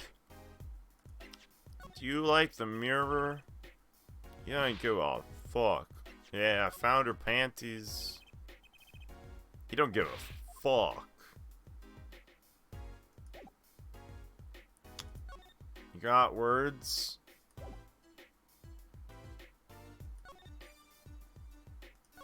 Examine. Go in. The Maractus Clinic. Looks like more a casino parlor than a hospital. They must be quite profitable. Funny, looks like it's closed. Maybe they're on vacation today?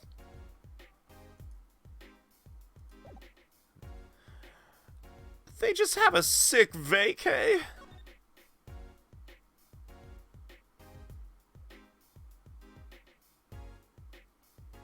I don't know what to do.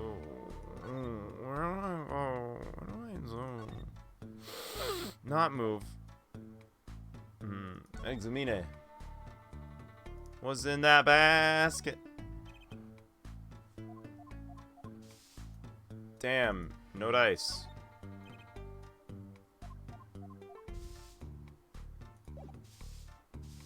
I don't know what to do. Present. You look at this map. You look at this tourney badge. Wait! I forgot I could check things. This is a cell phone with a watch. Look at this cute little watch strap. I want one. It's kind of odd, though. What is? I mean, if you want to know what time, you could just look at the phone itself. Hey, you're right. Sharp, Apollo. Thanks. Finally, some respect. So what does that tell you? Well, the owner of this phone doesn't think through the details, for one. They dropped their phone. Kind of figured they were a little spacey already. Oh, good point.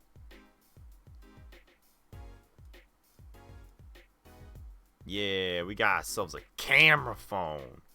Camera phone.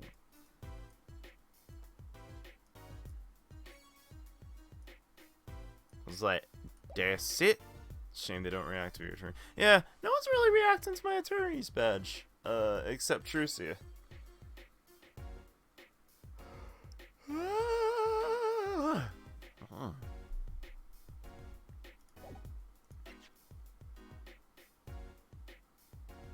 This game's gonna really make me do this, isn't it? Something the matter? I was just wondering if there was like a switch on these. Of course not. Mysterious. Did you want to know the secret of my fee? Why are we doing this? I just want to know if I need to do this to proceed. Is anything... I'm intensely uncomfortable. Why this?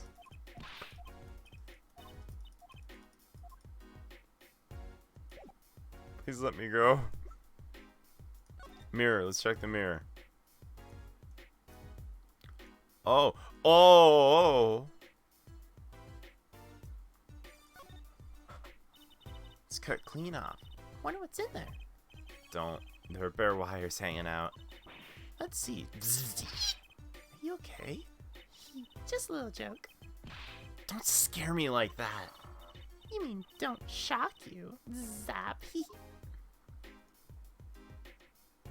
You got me, Truce. You got me. I can't believe you done this. I feel like this is evidence because it's all painty and shit, and this painty and shit is a yellow paint. There was yellow paint back at the place, and it's not letting me look at that shit. It's the mansion, to the right, the people park, the clinic, and the bowl.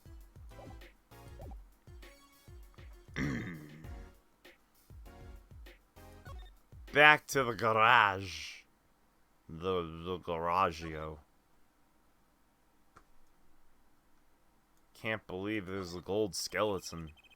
This car belonged to someone at the clinic and it hit Mr. Wright. Mr. Wright sprained his ankle and the car lost his side view mirror. This car versus Mr. Wright. Not quite the match of the century. Astounding. I don't know what to do again. Bop, bop, bop, bop, bop.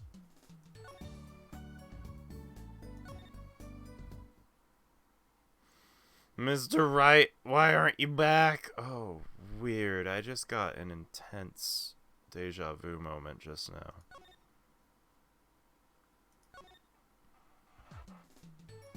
Mr. Wright. Lady, what do I do? Wild.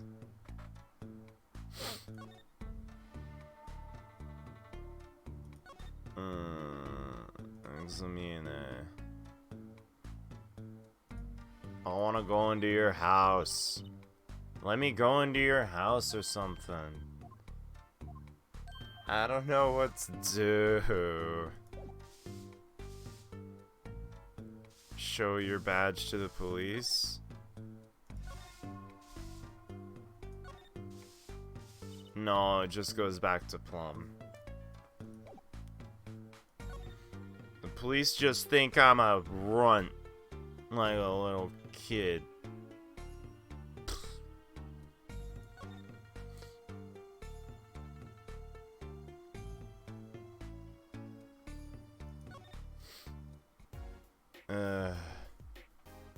I might have to look up a guide for this one. Alright, game facts. Apollo Justice.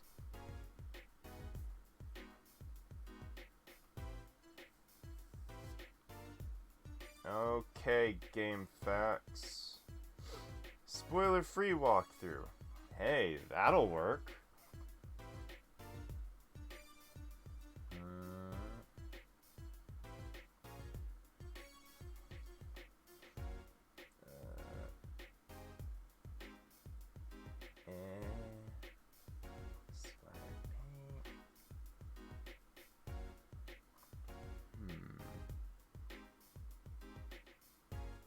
Yeah, it really does.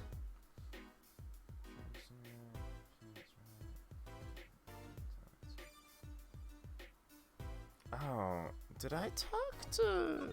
I was about to say Maya. Did I talk to Trucy with everything? I expend all of your options. Oh, shit. What, you want to see them again? Well, if you must. No, I'm fine, really. Let's just put them away, shall we? Case closed. What are you talking about? This case isn't closed until we have our thief. Just find him on the side while you work on the other cases. If it were that easy, we wouldn't need the police. Yeah, it's chill though. I managed to find a spoiler-free walkthrough. If we don't need the police, then we don't need defense attorneys either, right? Fine. I'll look for your panty snatcher. Well, do we have any leads? One moment. Alakazam! Alakazam! Where'd all this evidence come from? So what happens next? That's it. Pretty neat, huh? Yeah, neat.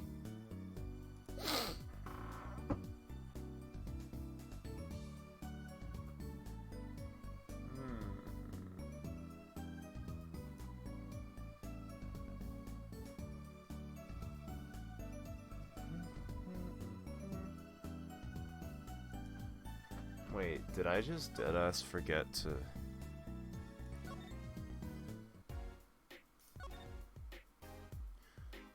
I'm the dumbest in the world.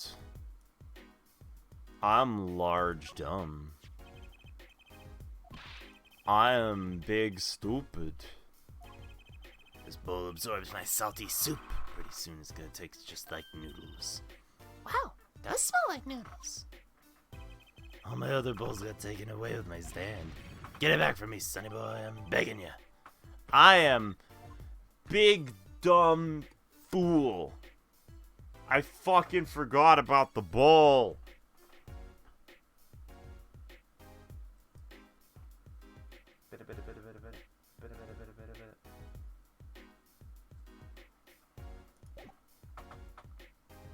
I can't believe I've done this.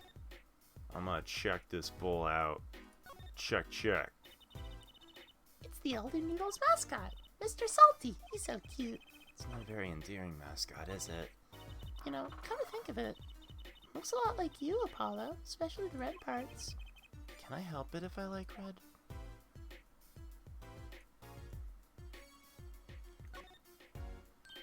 Oh, look! I love these little personal touches. Seems a shame to hide on the bottom of the bowl. When I touched it, the paint flaked off. You must have painted it on by hand with warm professional care. After buying the cheapest paint he could find with the cold professional thrift. Damn. That's harsh, yo. My girl. I want my girl.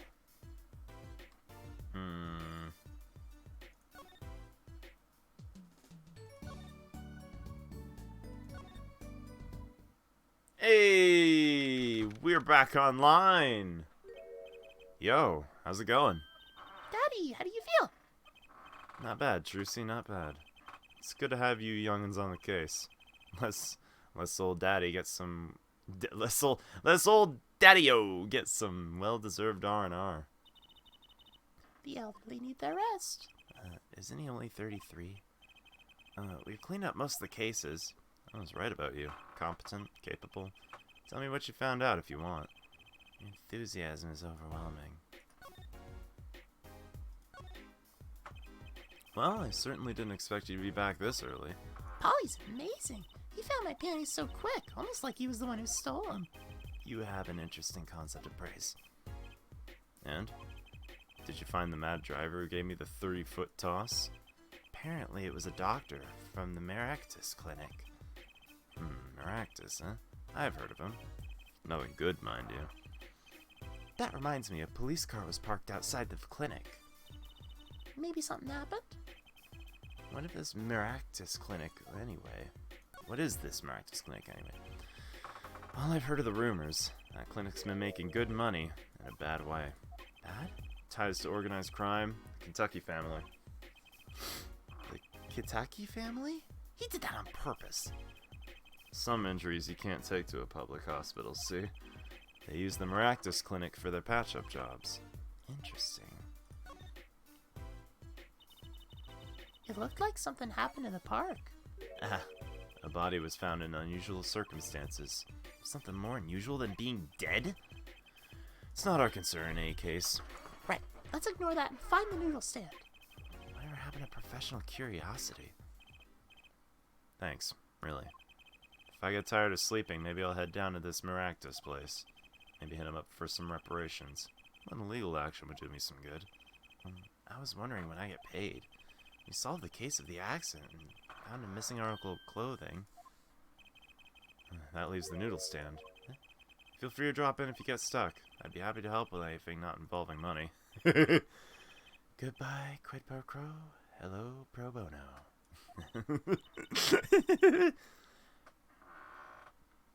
Right, back to our office and plan our next move.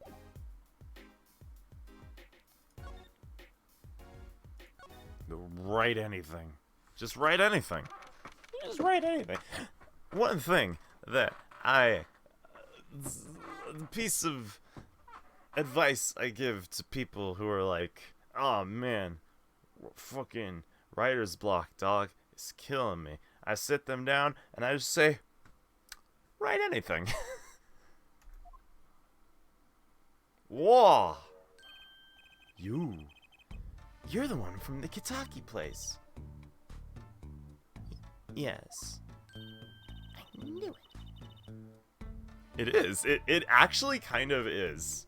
Like, literally, if it's that bad and you still want to do something, write goddamn nonsense. Just write words. Write the and the and the and alternating over and over again. And your fingers are typing. You did something. You did it. Thand.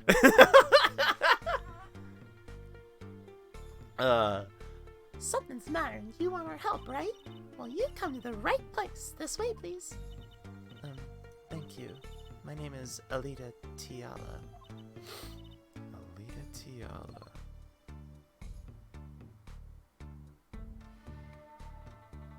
Is your name a palindrome? Oh, damn it. Your request? Let me guess, something's been stolen? Your flyer. It says now defending, so I thought... What? You mean you want me to defend you? Me? Maybe you can tell us what happened. Were you hit by a car? Did someone steal your stand? Or your panties? No. I'm not the client, actually. The client would be my My fiancé, I suppose you'd call him. Fiancé? What happened to him then? He was arrested this morning. The charge was murder. Murder? Have you heard about what happened at the park? So what's your story? You frequent the Kitaki Mansion, yeah? Are you a member of their organization? No, not yet. Not yet. You see, I'm to be married next month to the boss's son. The boss's son? So he's a gangster. Yes, but the Kitakis are locally responsible gangsters. I thought it'd be nice for a change. Quit my boring job, live the good gangster life. I think you're onto something. Miss Kitaki. I like the sound of that. Not sure your daddy would care much for that. What happened? Haven't been told all the details, but I do know a body was found in the park, near the Kitaki Mansion.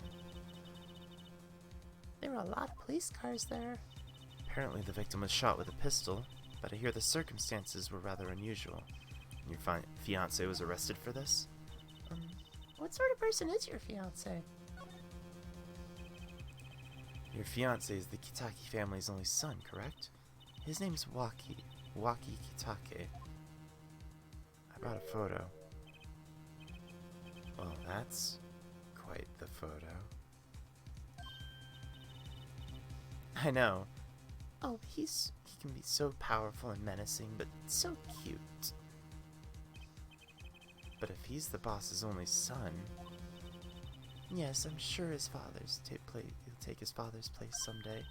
Say, I'm a boss already of this agency. Please help my Waki, please. Right, my first solo defense case. Crime boss's son or not, I'll prove he's innocent. I prepared a letter of request. I know you need those. Right, let's go check out the scene of the crime. You loved Waki? Nice. For a quarter of a second, I thought it was the same kid from the very first game that, like, had the sword and was, like, spying on Steel Samurai episodes.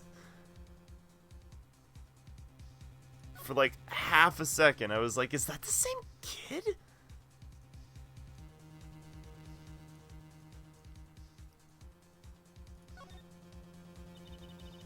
Does the envelope say hit request?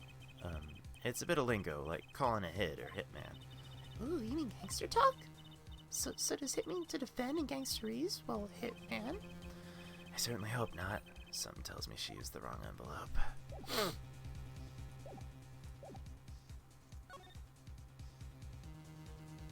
Detention Center.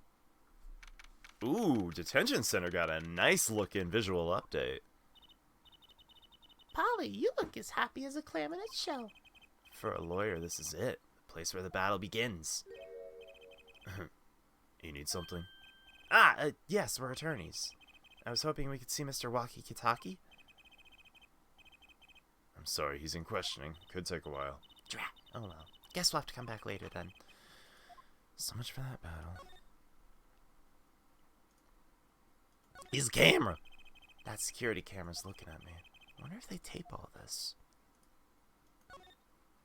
Security guard. He stands here watching this room. I have no idea if he's listening to us talk. Not even sure he's breathing.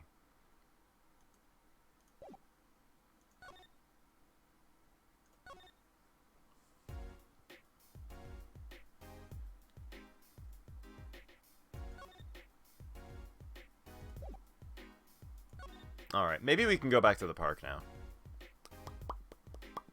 Get the key mention. Hi, bicycle. My first murder crime scene. It's you kids again. Look, can't you find some other place to play? We're not playing. We're investigating. Aren't we, Apollo? Sir, I have a letter of request here. Letter of... Huh. Why does it say hit request on it? Must have used the stationery. Excuse me. Gavin. Oh, another Gavin. This fucking guy. I must say, I'm used to being inspected by the ladies, but this is the first time I've felt this way with a man. Mr. Gavin? Ah, Fraulein. What is a sweet morsel like you doing in such a dismal place? Could I help? Of all the games, he's your favorite character? Damn. The policeman officer fellow here won't let us in. We even have a letter of request. You must be exhausted standing out here. I'll take you to the scene of the crime. Really? By your leave, officer? Yes, sir, of course. Very well. This way, Fraulein. Fraulein? I don't actually know that word. Hey, what about me? Eldoon is the noodle rack! On that note, enjoy your investigation. Thank you. Will we see you again? Ask the wind, Fraulein? Alright, cool. Thank you, Lucas. Ask the wind, Fraulein. I'll be riding on it.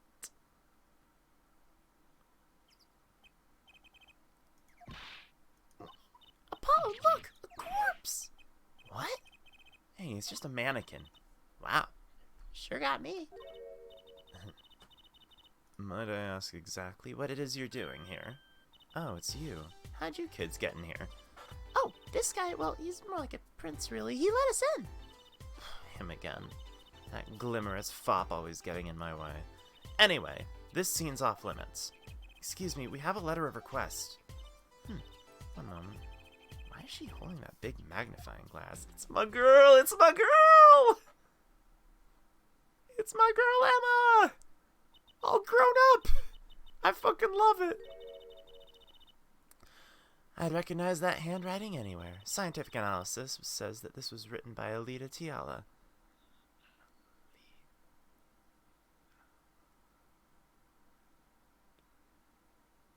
It's not a palindrome. Thanks. It took you 30 minutes to figure that out. So, what's up with the mannequin there? It's taking the place of the body, preserving the scene of the crime as it was found. The body was pulling the stand? So you're a defense attorney, are you? Detective Emma Skye. I'm in charge of this crime scene. She doesn't seem that happy about it. She doesn't seem that happy about many things. I trust you know how to stay out of the way. I always carry 2 pairs of handcuffs, just in case. Ah, my girl! So good to have you back. Quiet, please. Snack time. Large munch! Large munch! We're not making much progress here. She must not be very busy. Never seem to get a lucky break. Back after 9 years and they won't give me the position I requested. And then I hear he gave up the defense attorney life. Who's he? Ex-defense attorney? I love her. Quiet, please. It's snack time. More munch! Large munch!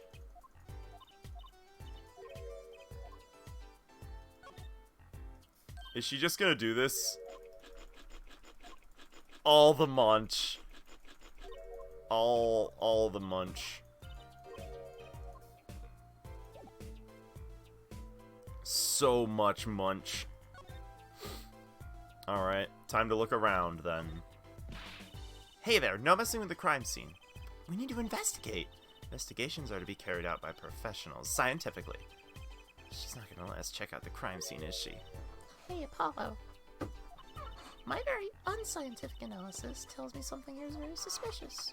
I think I know what you mean. It's kind of hard not to notice.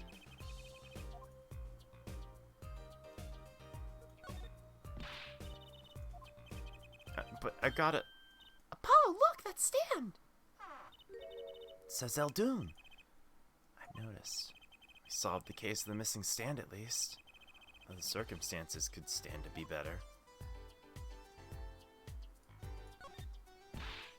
I won't mess with the crime scene, Mommy. I'm sorry.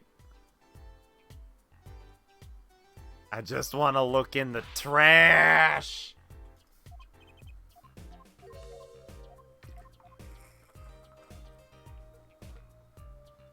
It's just a giant fucking box of salt strapped to the thing. Jesus Christ, my friend. Yo, check it. It's a bowl. If you could spare a moment to take a look at this? Can't you see I'm extremely, extremely busy? Eating snacks, yes. Oops. Lol. Yeah, I'm by the I can't spell easy words. It's past 2, so once I hit the next to be continued, I'm calling it. So I wouldn't blame you if you wanted to peace out now. You probably won't miss too terribly much. Where the fuck am I going? I gotta get back to Eldune's noodles. I gotta tell him about his noodles. Oh, Mr. Eldon. Hello? Looks like he left. We found a stand and everything. What about our free bowl? Too bad. Looks like we'll have to wait a little longer. Oh, what a bummer. Bummer. Doesn't look like anything's really changed.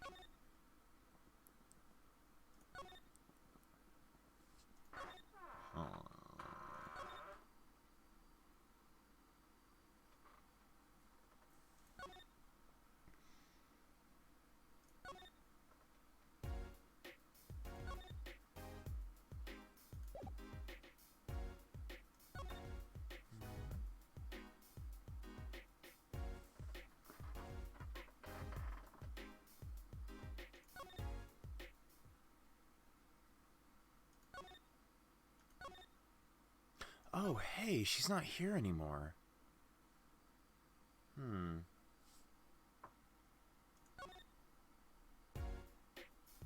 Maybe we need to go back to the clinic. Okay, here we go. Ah, you're back. Ran into some problems? Oh, Polly, didn't you want to tell Daddy something? Who, me? No, I'm fine, really. What's this? Is this a problem? No, no problem. Actually, I got a defense request. A defense request? That is a problem. Huh? I've given up the court. I'm not a lawyer anymore. The request was for me! Oh, right. You're a lawyer, aren't you? He's doing that on purpose. I know it. Murder! So what about the defense request? It's related to the murder in People Park, actually. Guess what? We found Mr. Eldon's noodle stand. Did you know? That's unusual indeed. Never heard of a noodle stand being used as a murder weapon. I think the murder weapon was something else. You mean you don't know what the murder weapon was? That funny detective lady won't let us on the scene. What kind of detective wears a lab coat anyways? Lab coat? Didn't think she'd be involved in this.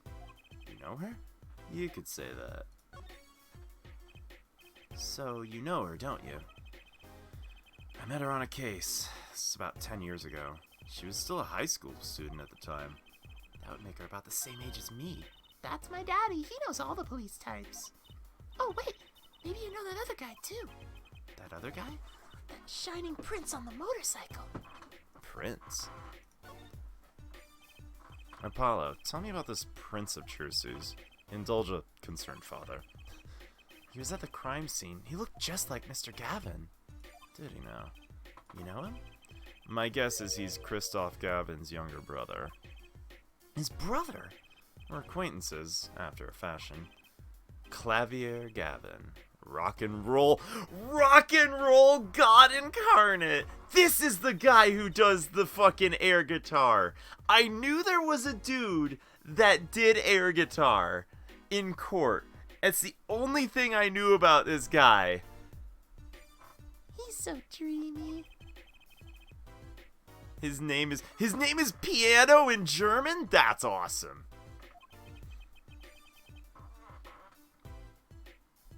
What was he doing out there?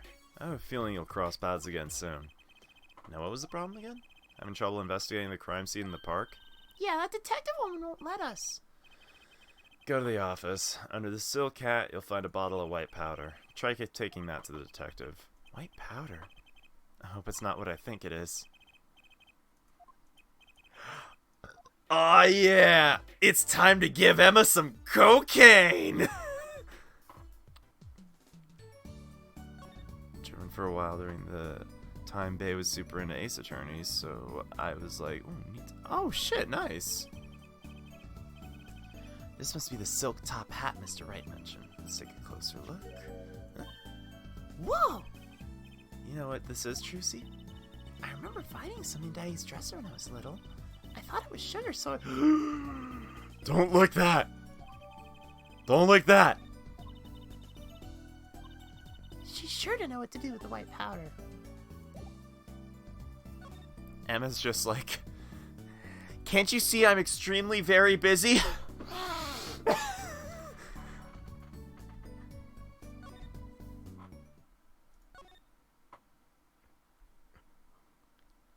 The People Park. Hey, Emma.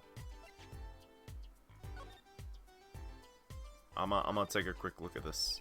The bottle has a label on it. Can you read it? Not a word. I'm not sure I speak whatever language is written on this. It's too bad. Guess we're stuck with this mysterious bottle of white powder.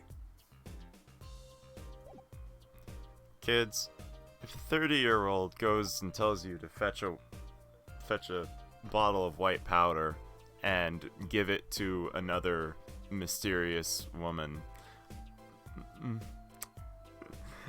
I'm just saying, maybe question it. Does this ring any bells? Oh, is that? It couldn't be. Where'd you get that? I brought it from the office. You work at Wright & Co., yes? Yeah, sorta. Detective Sky, how do you know my daddy? Daddy? I'm sorry, who did you say you were? Trucy Wright, Phoenix Wright's daughter. What? Mr. Wright has a daughter? You seem shocked. Well, if you're Mr. Wright's daughter and you're his apprentice, then I'm available to help you in any way I can. Oh, thanks. You start by not calling me Mr. Wright's apprentice. Powder is used for detecting fingerprints. I guess you might call it a memento from the time I spent with Mr. Wright. White powder memories. Crazy nights in Vegas. I'm sorry. I will drop the cocaine. Actually, no, I won't. That will make a mess.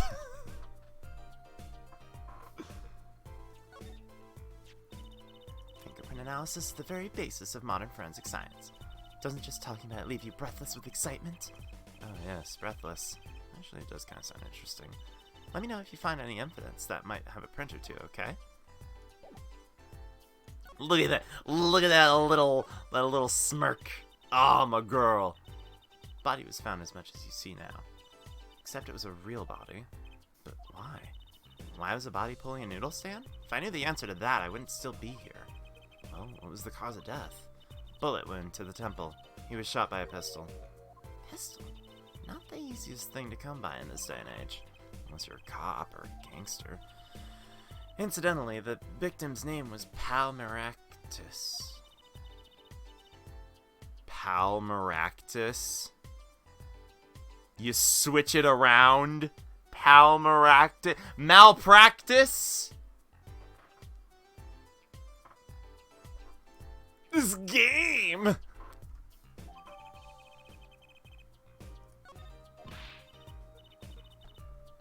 I mean, really, what's up with this case? It's enough to make me want to run off pulling a mysterious noodle stand behind me.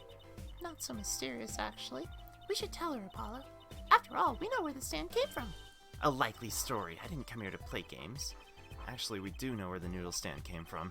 Noodle stand's owner is Gaeldun. I never noticed that. Yeah, I was running it by my mouth, and my mouth was making shapes, and the shapes were familiar to me, and I was like, what if I put this shape into a different place? And it was like, fuck, malpractice. This is the proprietor of Eldon Noodles, Mr. Eldun himself. He's famous in this part of town.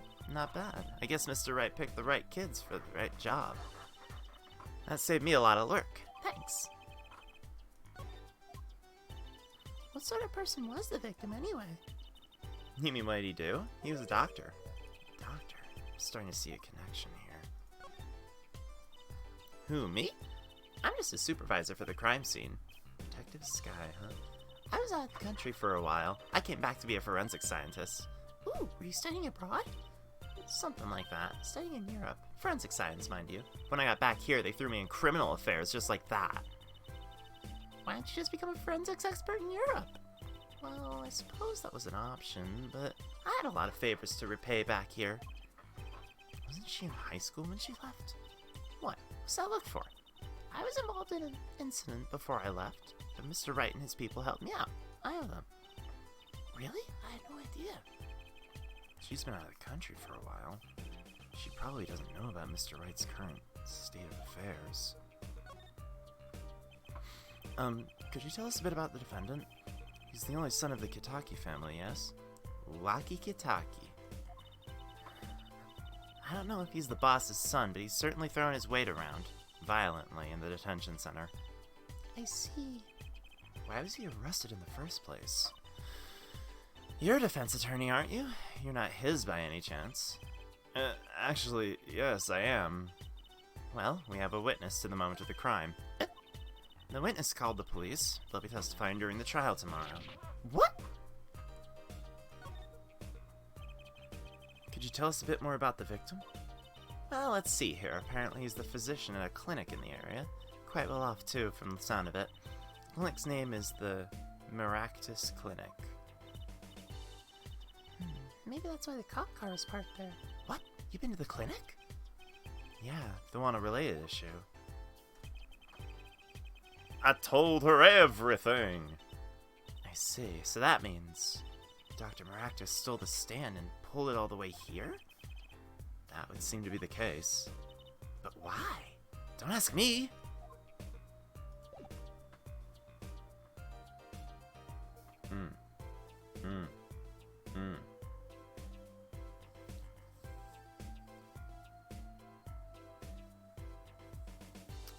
Well, I guess it's time to examine things. Yo, what's that there anyway? It's a Dash a knife. a shiv, to be precise. Ooh, lingo. The defendant, Waki Kitaki, is the son of known gangsters. The police are assuming this belongs to him. Wait, wasn't that murder weapon a pistol? Huh? Look at this, there's a handprint on the shiv. A handprint? And then there might be a fingerprint. Let's investigate. Aw, she's getting into it now. She loves it. First, choose the fingerprint you want to examine. Choose a fingerprint? Look closely at the handle. See? There's more than one fingerprint there. Those black spots? Yo, what's up, Ollie? I'm running a bit late, but I'm planning on basically she's practically glowing. I'm just lasting until the fucking next to be continued. I didn't realize it'd be this long. It's like whistling. You know how to whistle, don't you? Just put your lips together. I just put your lips together and you come real close. Can you blow my whistle, baby? Whistle, baby. Cover the entire fingerprint. Bada, bada, bada, bada, bada, bada, bada, bada, bada. Oh, shit. I forgot to rebind it. One moment. Uno momento. Microphone settings. Internal noise sample. There we go. I'm not actually blowing into the microphone to make that happen. I'm just hitting the numpad key that I associate with the internal. Oh, shit! They can't get rid of me, fucker. Oh. Thank you so much, Ollie. Damn, you and Lucas both. God. Thank you two so much. Ooh. Good, clear. Quite impressive. Next, to match the print. First, to down the shot.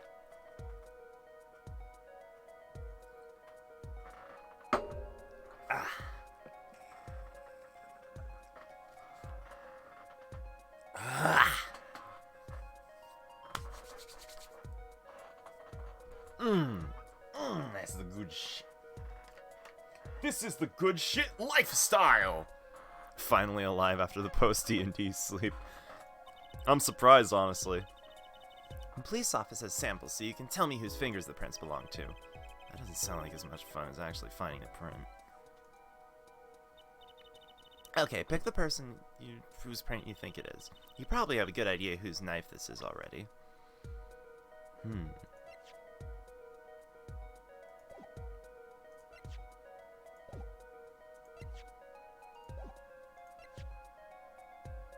That looks about right. Walkie-talkie. Yo, what's up, Ollie? I'm here to last the who knows how many minutes that's left in this. Hopefully not a lot. Yo, I'm just happy my girl's back. My girl Emma, all grown up. Oh, she look cute. All grown the hell up. Oh yeah, you're other spiky lawyer now. Yeah, and this one is also adorable, and I love her. Trucy baby! She is baby. Look sharp, spirits up. The real fight's yet to come. Chin up, Polly. Trial hasn't even started. I'm already losing. Trucy is baby. Trucy, I already am super down with. And this is Mr. Elton. Because I didn't really know who she was because I played the first game and a half, I think, and then I went to Dual Destinies and she was there. Yeah. And I was like, I love you. Turns Your out magician aesthetic. Turns out she's Phoenix's daughter. Okay, you knew that. Good. Yeah, that's basically what it opens with. Okay, I didn't know when it revealed it, so I didn't want to say anything. I appreciate that. Thank you. Why does that man have ramen for his hair? Because he runs this ramen bus right here. Oh, sleep is good, friend. Get sleep. Sleep too. Sleep is good. Once this is done, I'm probably gonna try and knock myself back out with some sleeping medicine. Okay. Alright, Lucas. Get some rest. Night-night. You and your trash cans. Go ahead, knock yourself out. Please, can't you see I'm doing my... Huh? Look, another pair of... Oh, yeah, By the way, there's actually a panty snatcher in this game. What the fuck? Yeah. So, have you met the defendant? No. Visiting hours are almost over at the detention center. You might think about wrapping Oh. up here and heading over. Is she missing her thing? Missing her thing? Yeah, he was like, are these yours? And she said, they're not mine. Oh, yeah, she was actually missing her panties earlier. I already found those. Oh, you found the magic panties? I found the magic panties, and she did the magic trick. I love her. I'm upset that I missed this. Well, as I keep a very consistent schedule, alright? Yeah, I don't. I'm either gonna, try and bully myself back into sleeping Bully. with sleeping medicine, or I'm just gonna play some Final Fantasy XIV. Please, no bully. We still have 3 minutes. Put in your request, but don't expect anything. The father's talking in the private room with him. The father? You mean like a priest? I mean the suspect's father, Mr. Winfred. Winfred Big Wins Kitaki himself! Not someone I care to meet. Die! You're the one. You're the one on your one way out. Oh, Jesus Christ. They're here. Whoa, this guy radiates power. With a cute apron? You walk as lawyer? Yes, sir. Well, I'm Big Wins Kitaki, 4th head of the Kitaki family. Capiche? So, I don't Yeah. know if you've seen it, but this guy is giving me My Bride is a Mermaid vibes. I unfortunately have not seen it. Basically, Mermaid Mafia. Damn. That's awesome. Like, you know she's a mermaid, you must marry her now. And then shenanigans ensue because mermaid mafia Mermaid Mafia. on land. Can't treat me like a kid no more, not now. You know, I want to go to the clink. I like it here.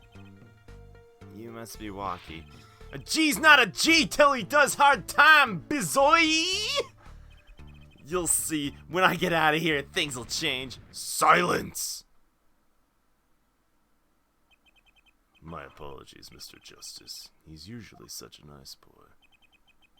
Forgive me if I have a hard time believing that.